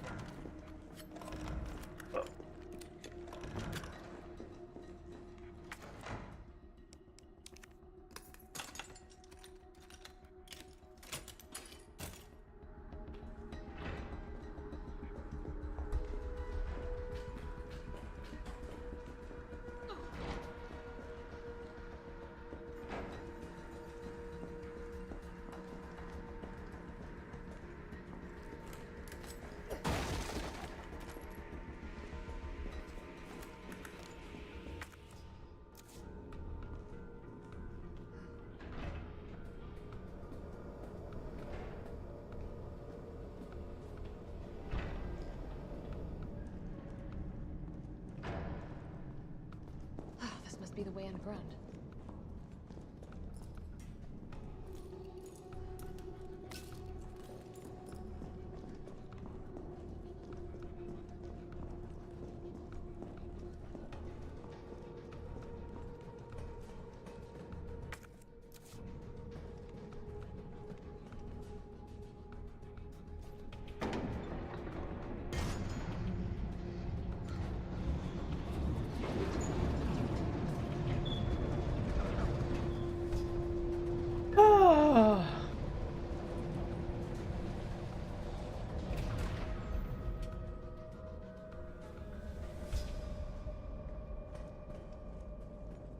How is it no one in the hospital ever noticed all this?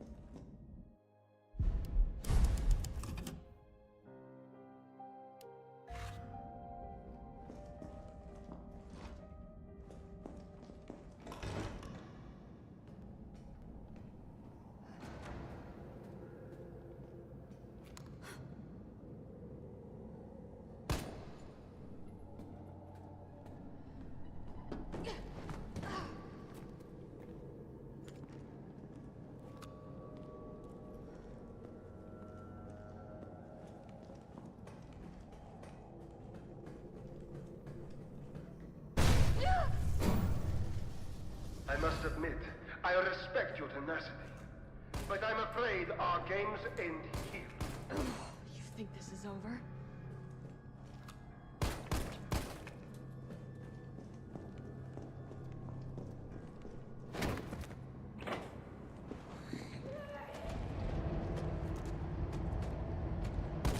Fucking neomorphs.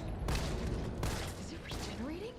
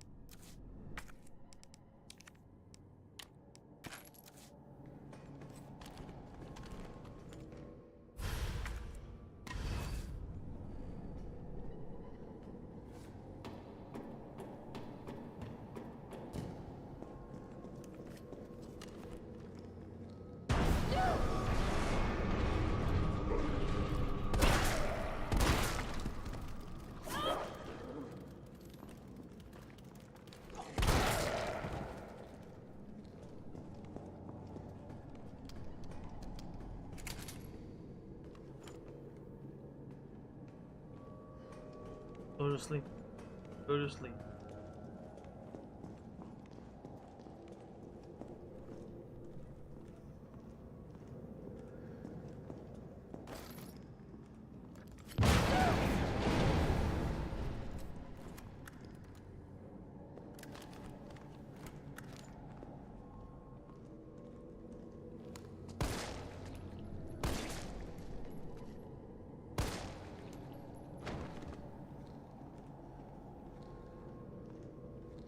Dead end. No, wait.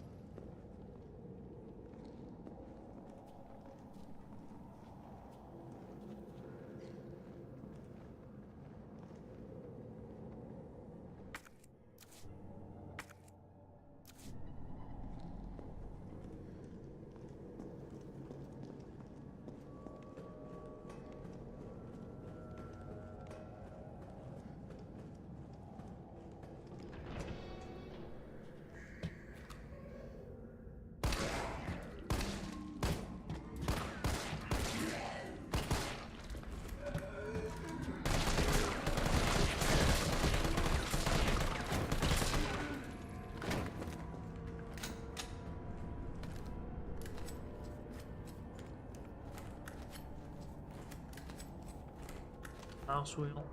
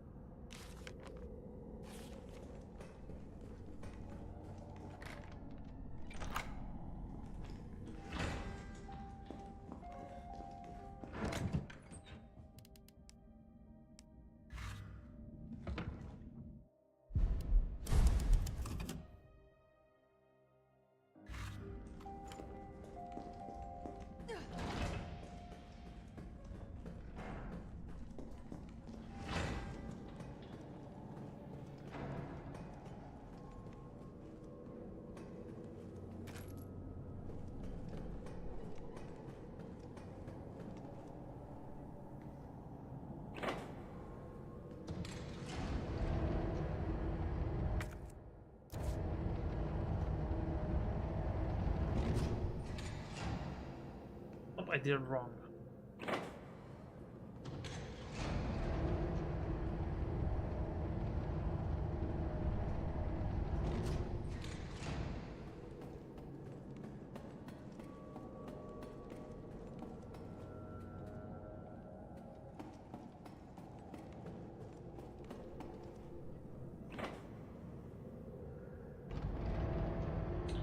There we go.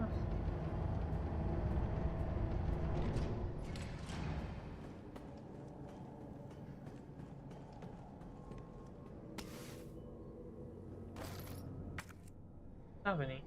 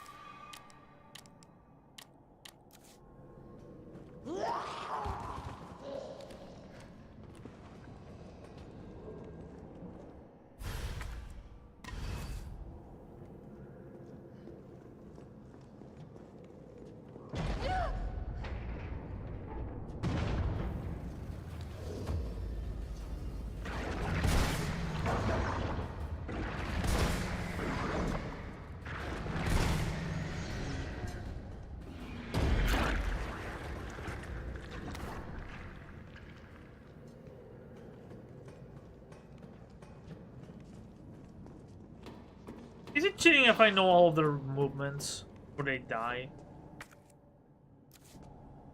I don't know exactly how they're gonna move, how they're gonna react when I blow their fucking heads off.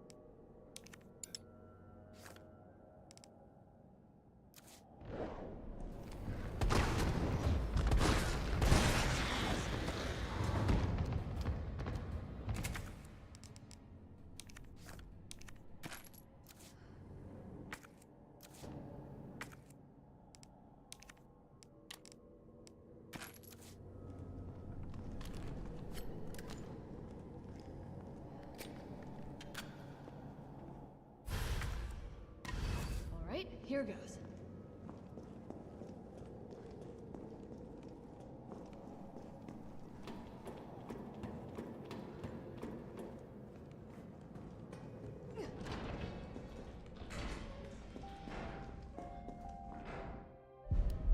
Alright, Mikhail, it's time to get Mick fucked deal.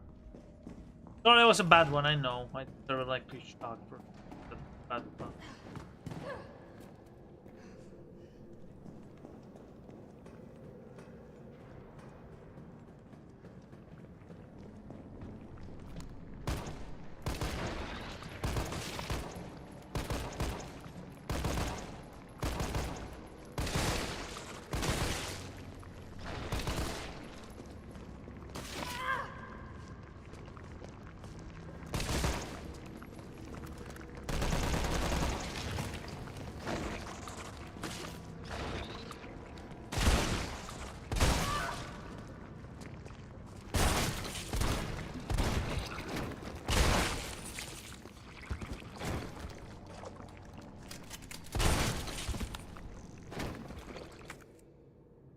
Yeah, it's a good one.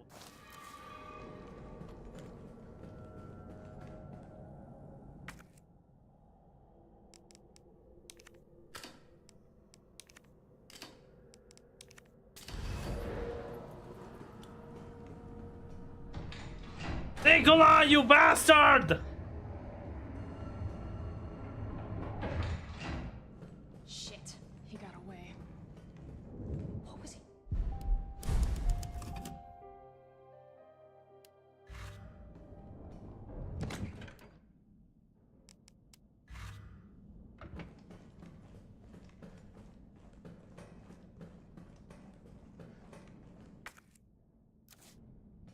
Something here.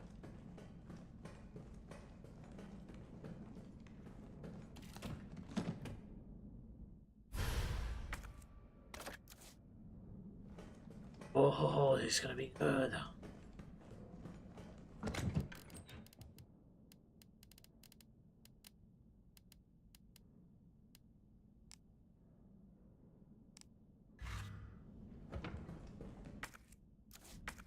Oh.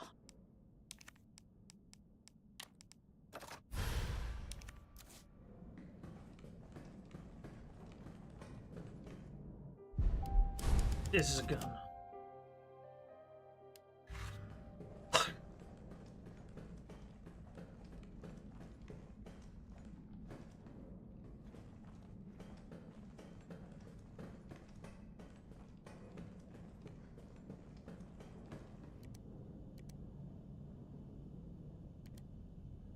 Uh-huh.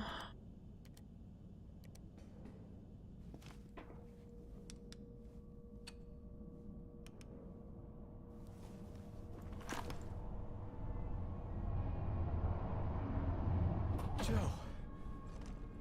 Tyrell. I got through. They're willing to negotiate. Ah. They'll call off the strike if, and this is one big-ass if, we can deliver the vaccine to them before they launch. How long do we have? Hours, maybe. Then let's not waste one more second. This way.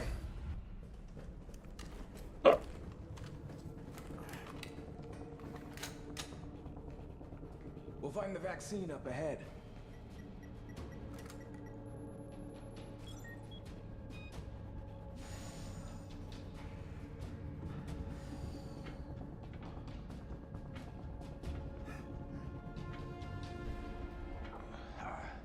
Sure you don't need to stop? Stop and do what? I got your back. All right. Ooh, it's yours. Let's get this done.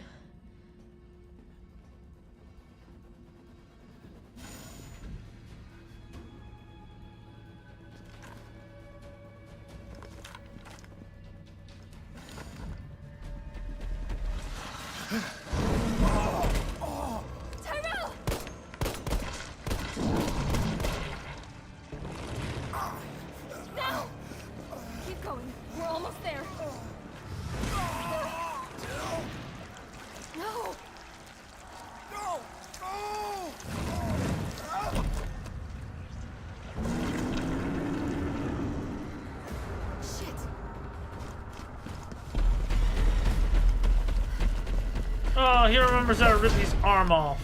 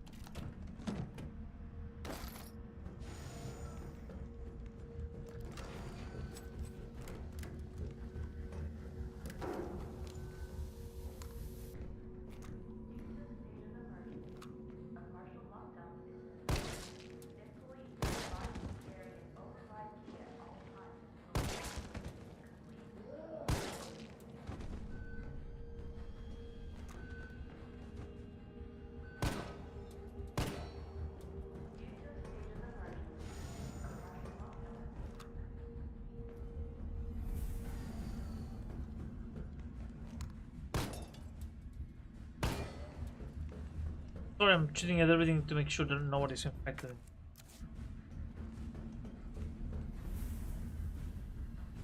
Override key successfully generated. What have we here?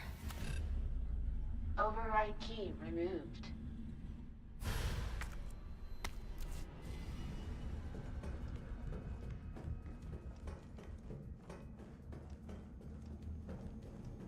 To begin vaccine synthesis, place the materials in the chamber. Synthesis? I have to make it myself? Alright, gotta figure this out.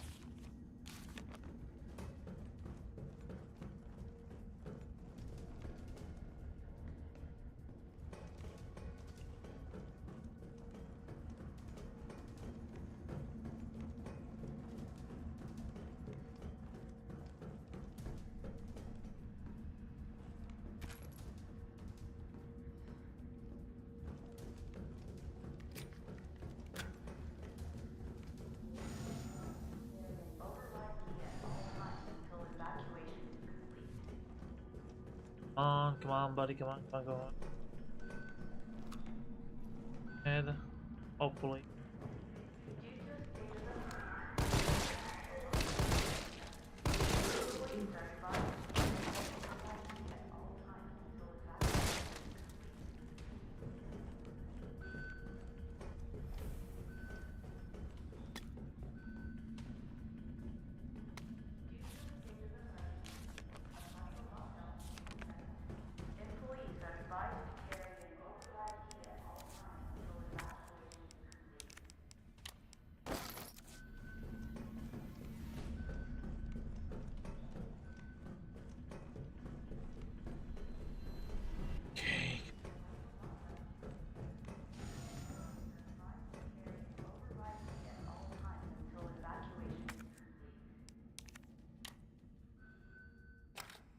override complete.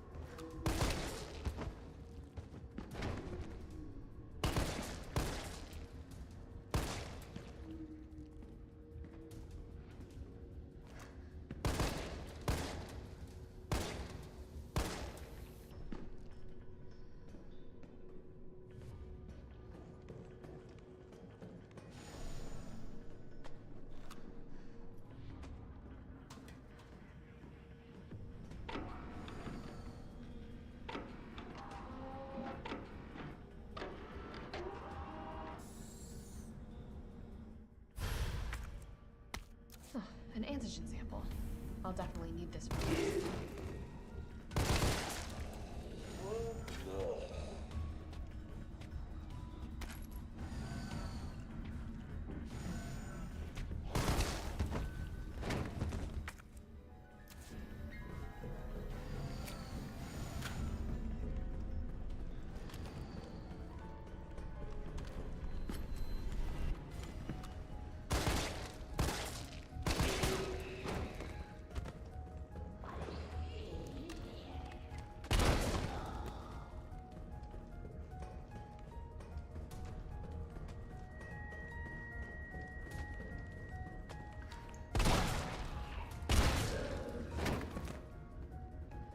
Regenerate now, you piece of shit, now.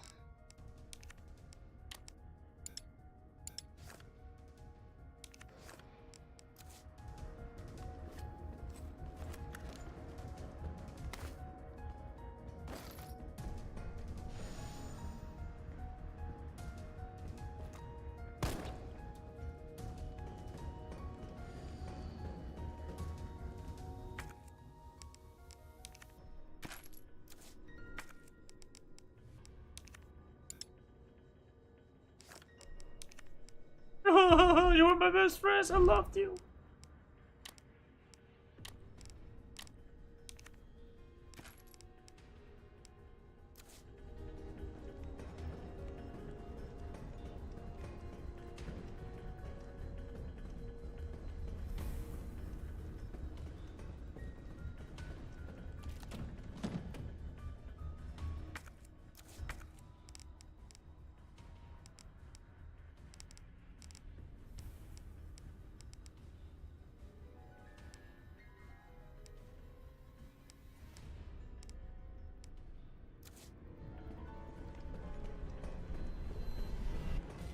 And I don't have the warning.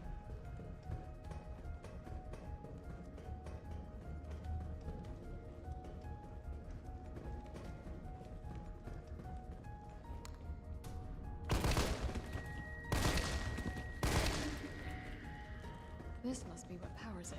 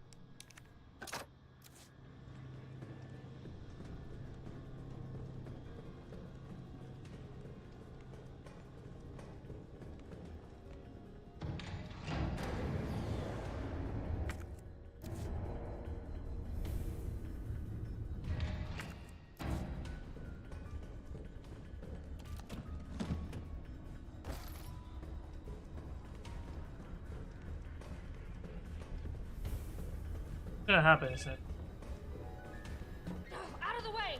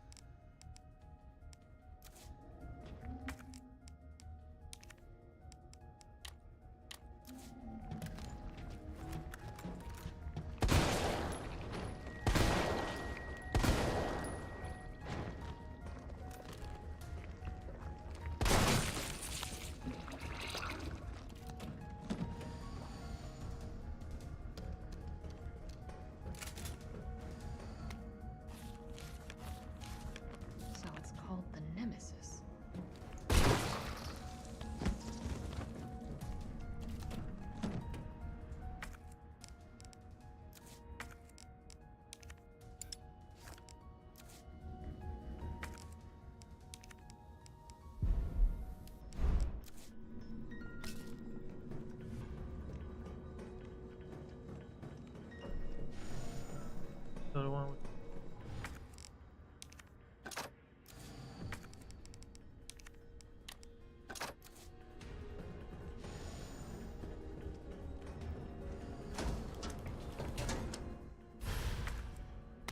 An adjuvant sample. These are combined with antigens to increase immune system response.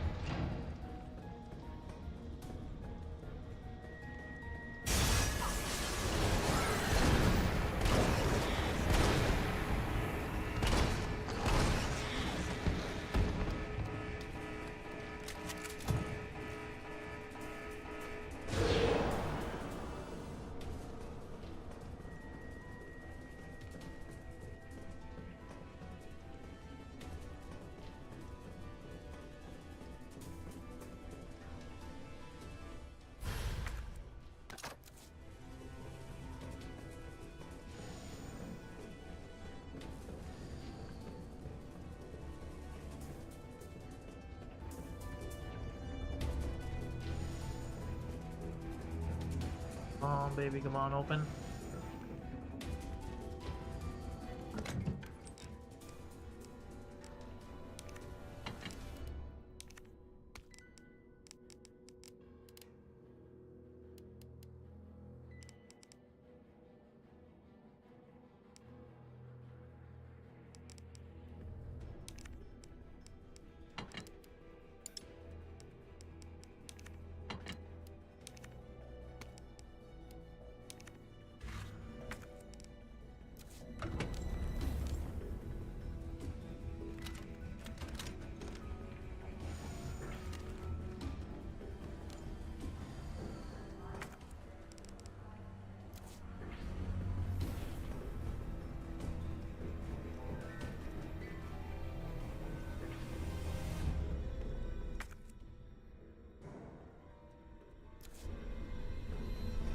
I think we can finish Resident Evil 3 tonight.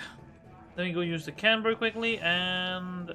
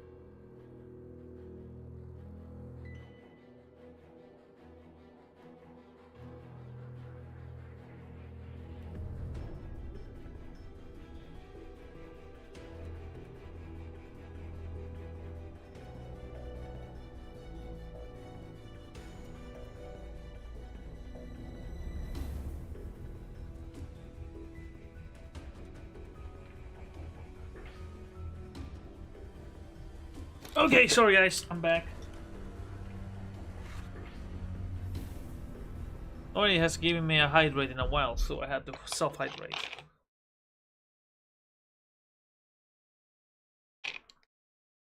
Oh. Well, let me check my games.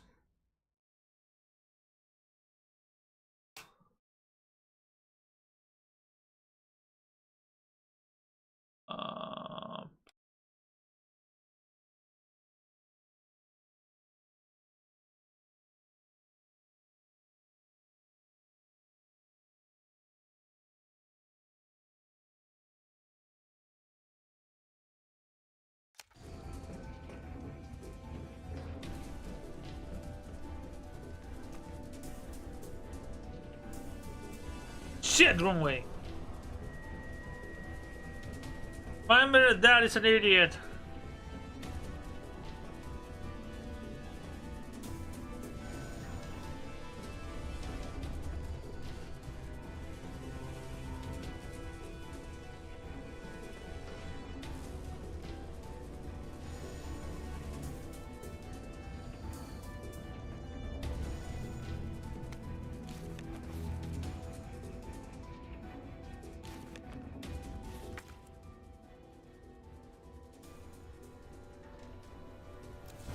Wrong level, right level, I think.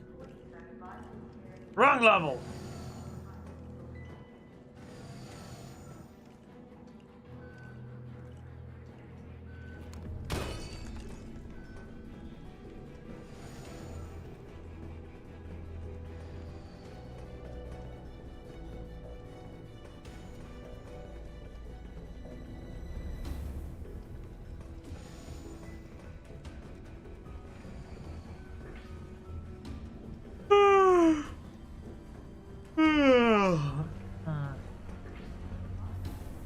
I hate all the backtracking.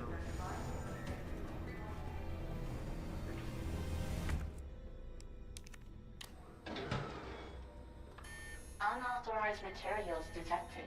Either I've got this wrong or I'm missing a step. Unauthorized materials detected.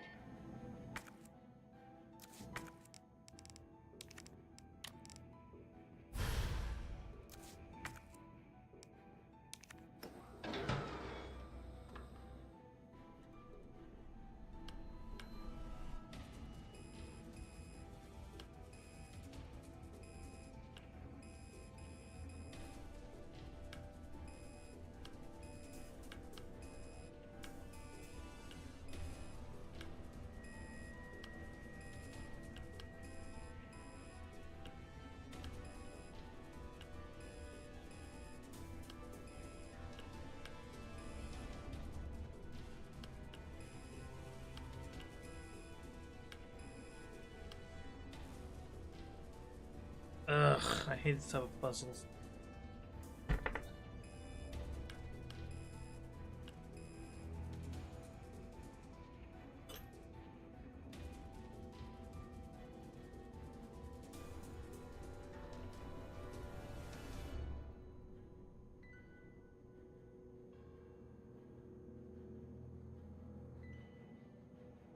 Need low.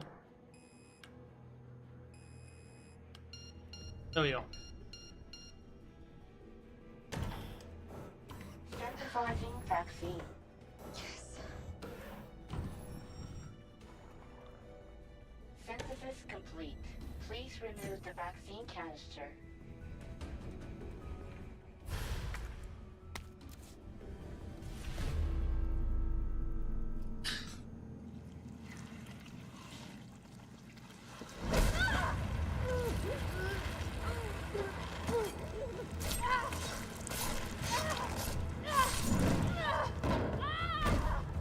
Ow!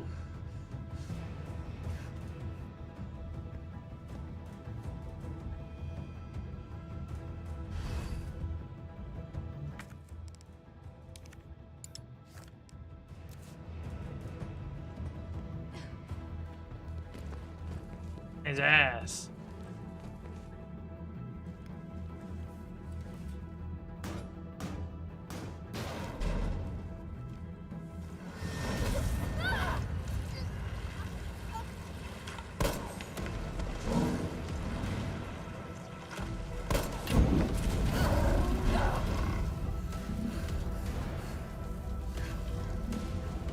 Oh yeah, it's time to melt this motherfucker.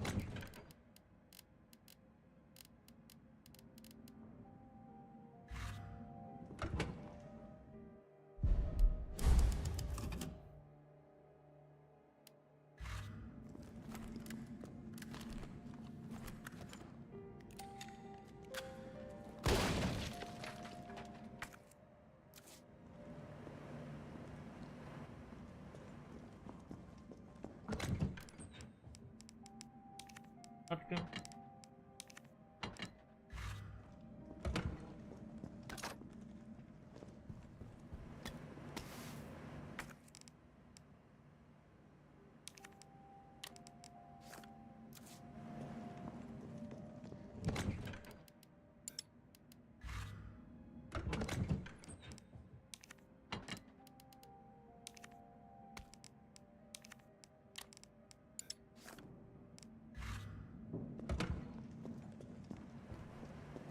Anything else for us? Perhaps? No? Okay.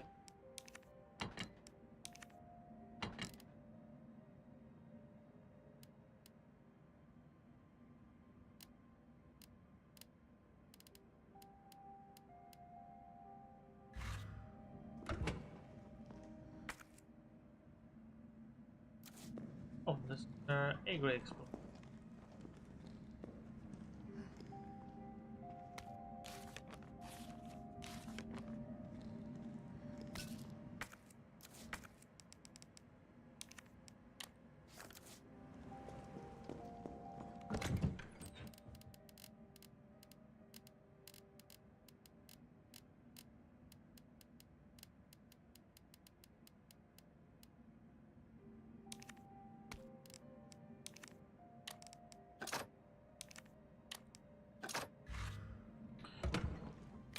Time to burn this motherfucker.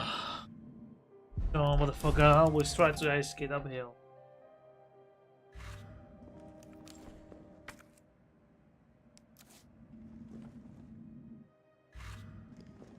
I think I don't need the shotgun, but there's gonna be zombies right.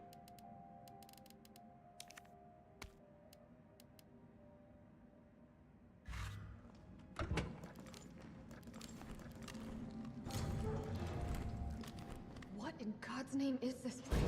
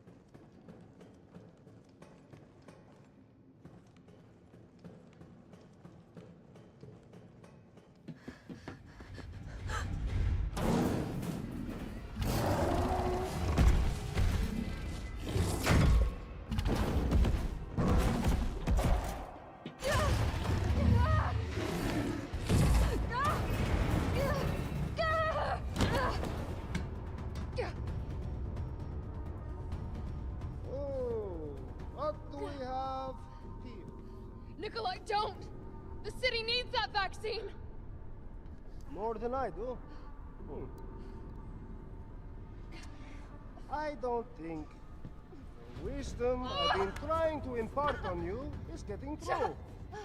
Now, I know you can't put a price on life. But I'm in this business to get paid. So, let's make a deal.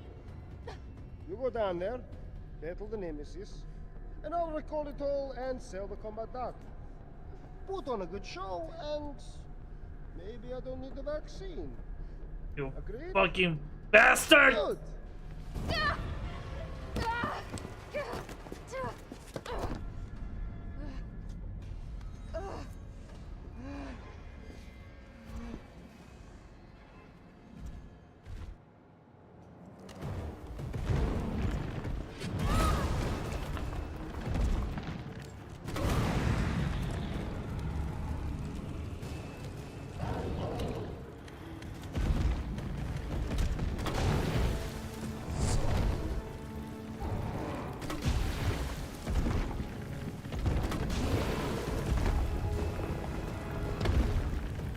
Jill, is that you? Carlos? You're okay. Yeah, Let she me is. spot for you. Good idea.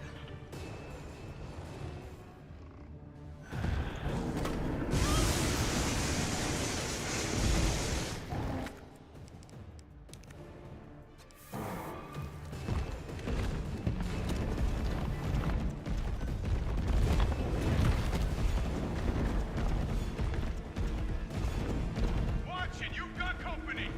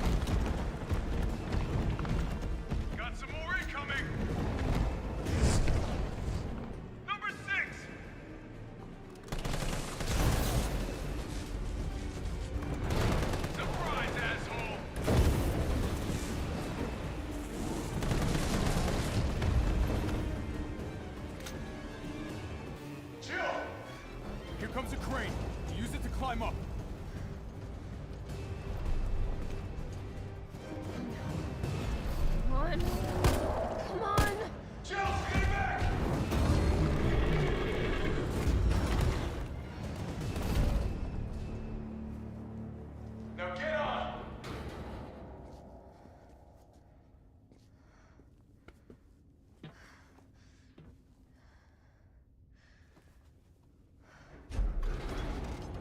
I'm gonna melt this fucker into mush.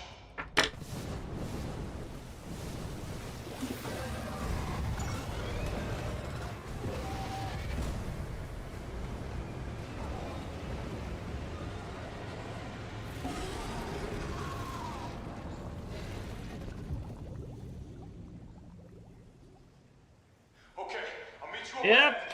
Ding dong, the bitch is dead.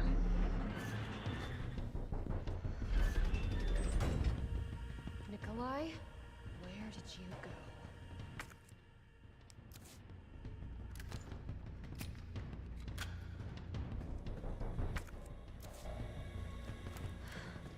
I have to get that vaccine back.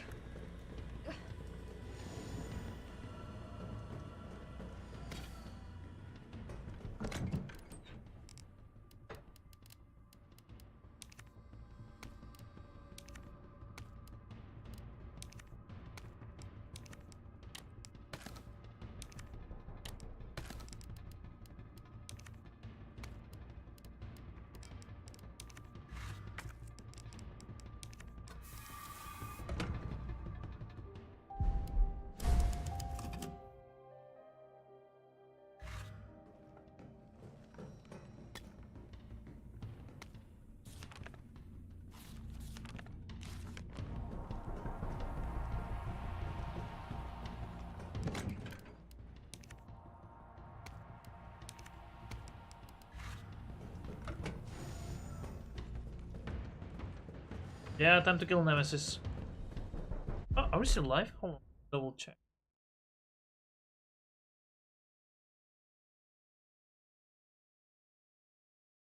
Hola, Haru, ¿cómo está ahí? Okay.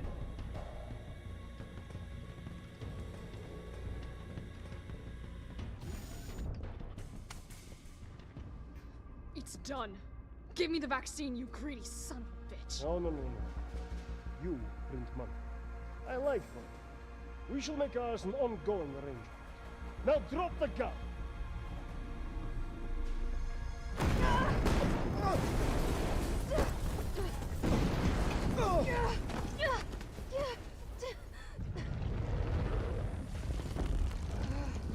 Hi, boss face!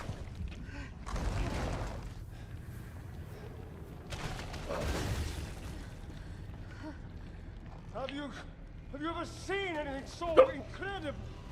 The data on this would be worth millions. But, you know how it is. City's about to explode, and you can't put a price on life. Good luck! Nikolai! Jill! Go after Nikolai! He's got the vaccine! What about you? We're running out of time. I've got this. I know you do. Trust me, she does. Look, just so you know, this is the last fucking time.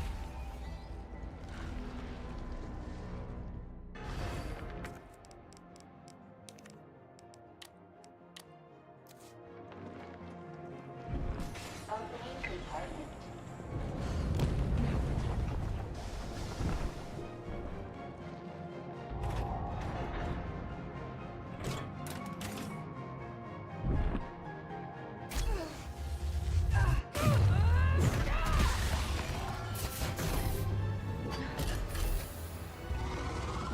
Cooldown in progress.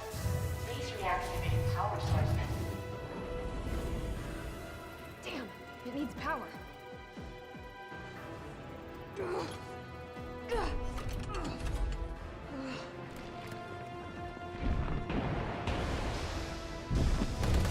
that, did you?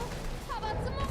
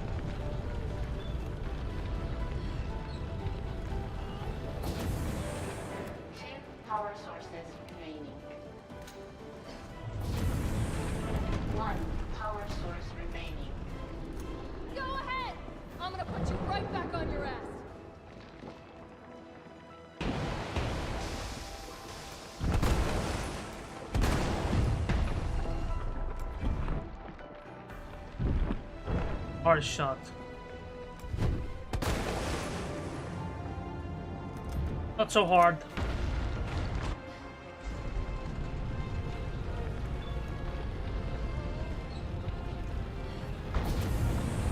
All power sources activated. Powering You think up. I don't know how to fuck you up?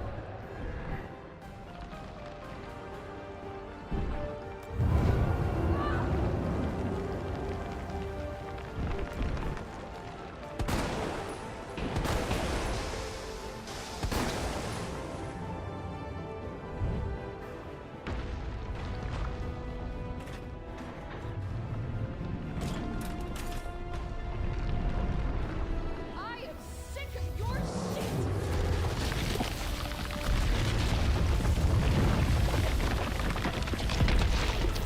One more! Oh, still has enough battery.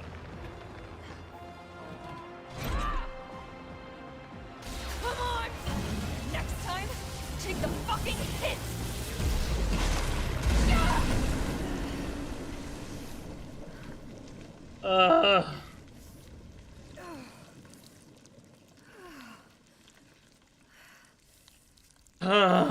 Good riddance.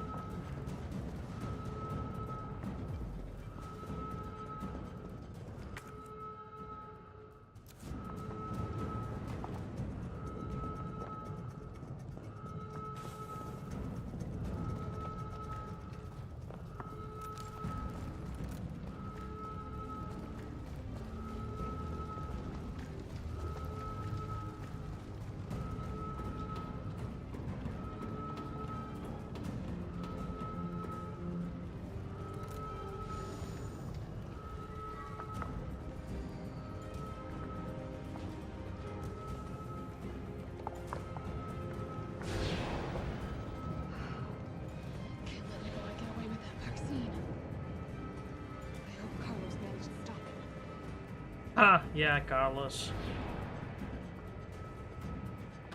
See if Carlos is so useful as he thinks. I can still catch him.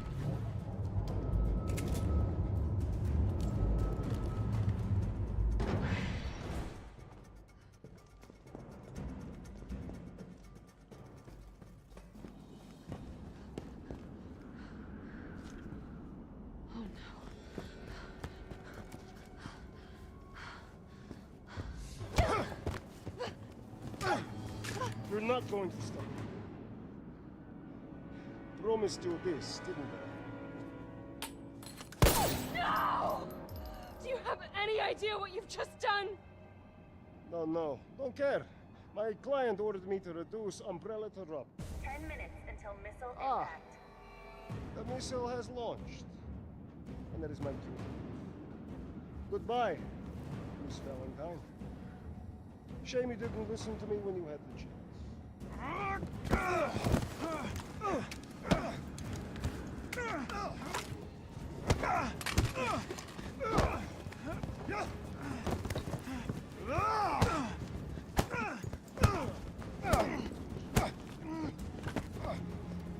It's you!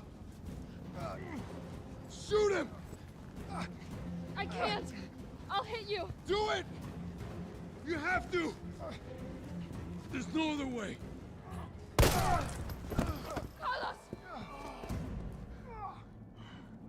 Yeah, I didn't even doubt it. I just... I told you I couldn't leave you in a Carlos's world. That would just be too cruel.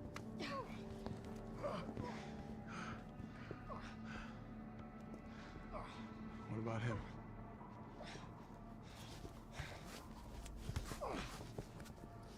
Why'd you do it?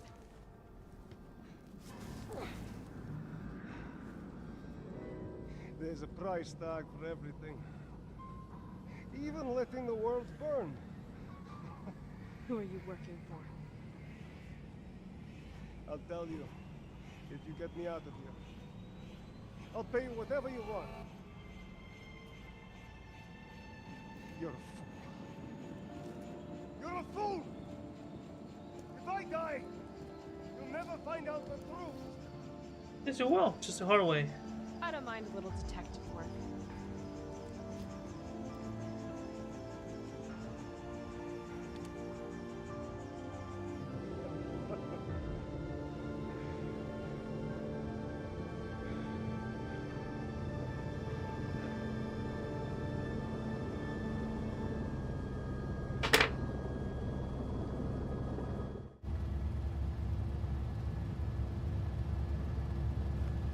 Jill, you all right?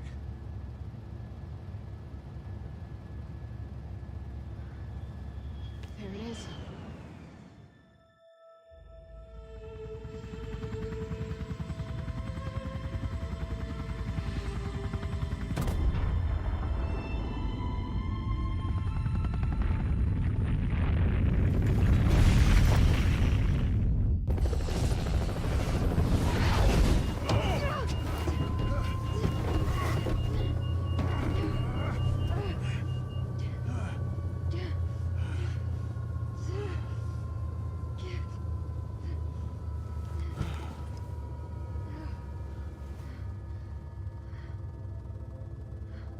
It's finally over.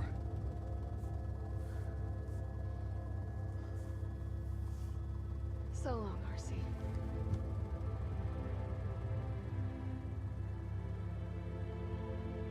I felt empty and cold as the heat from the blast washed over us. As the radiation poisoning killed us slowly. It wasn't caused by a monster-making virus.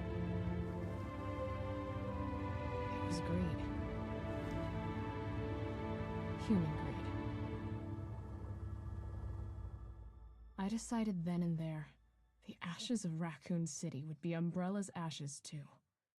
I would end them. Once Was and it for all? Yeah, good luck, Jill.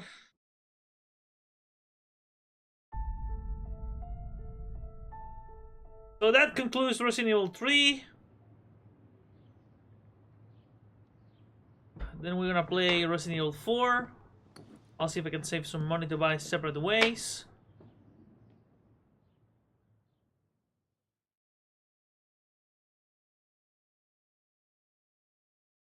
Right. Anyways, people, as I look here, thank you for those who came. I don't have enough people to go raid somebody, so I think I'm just gonna call it a night, okay? I'm a little bit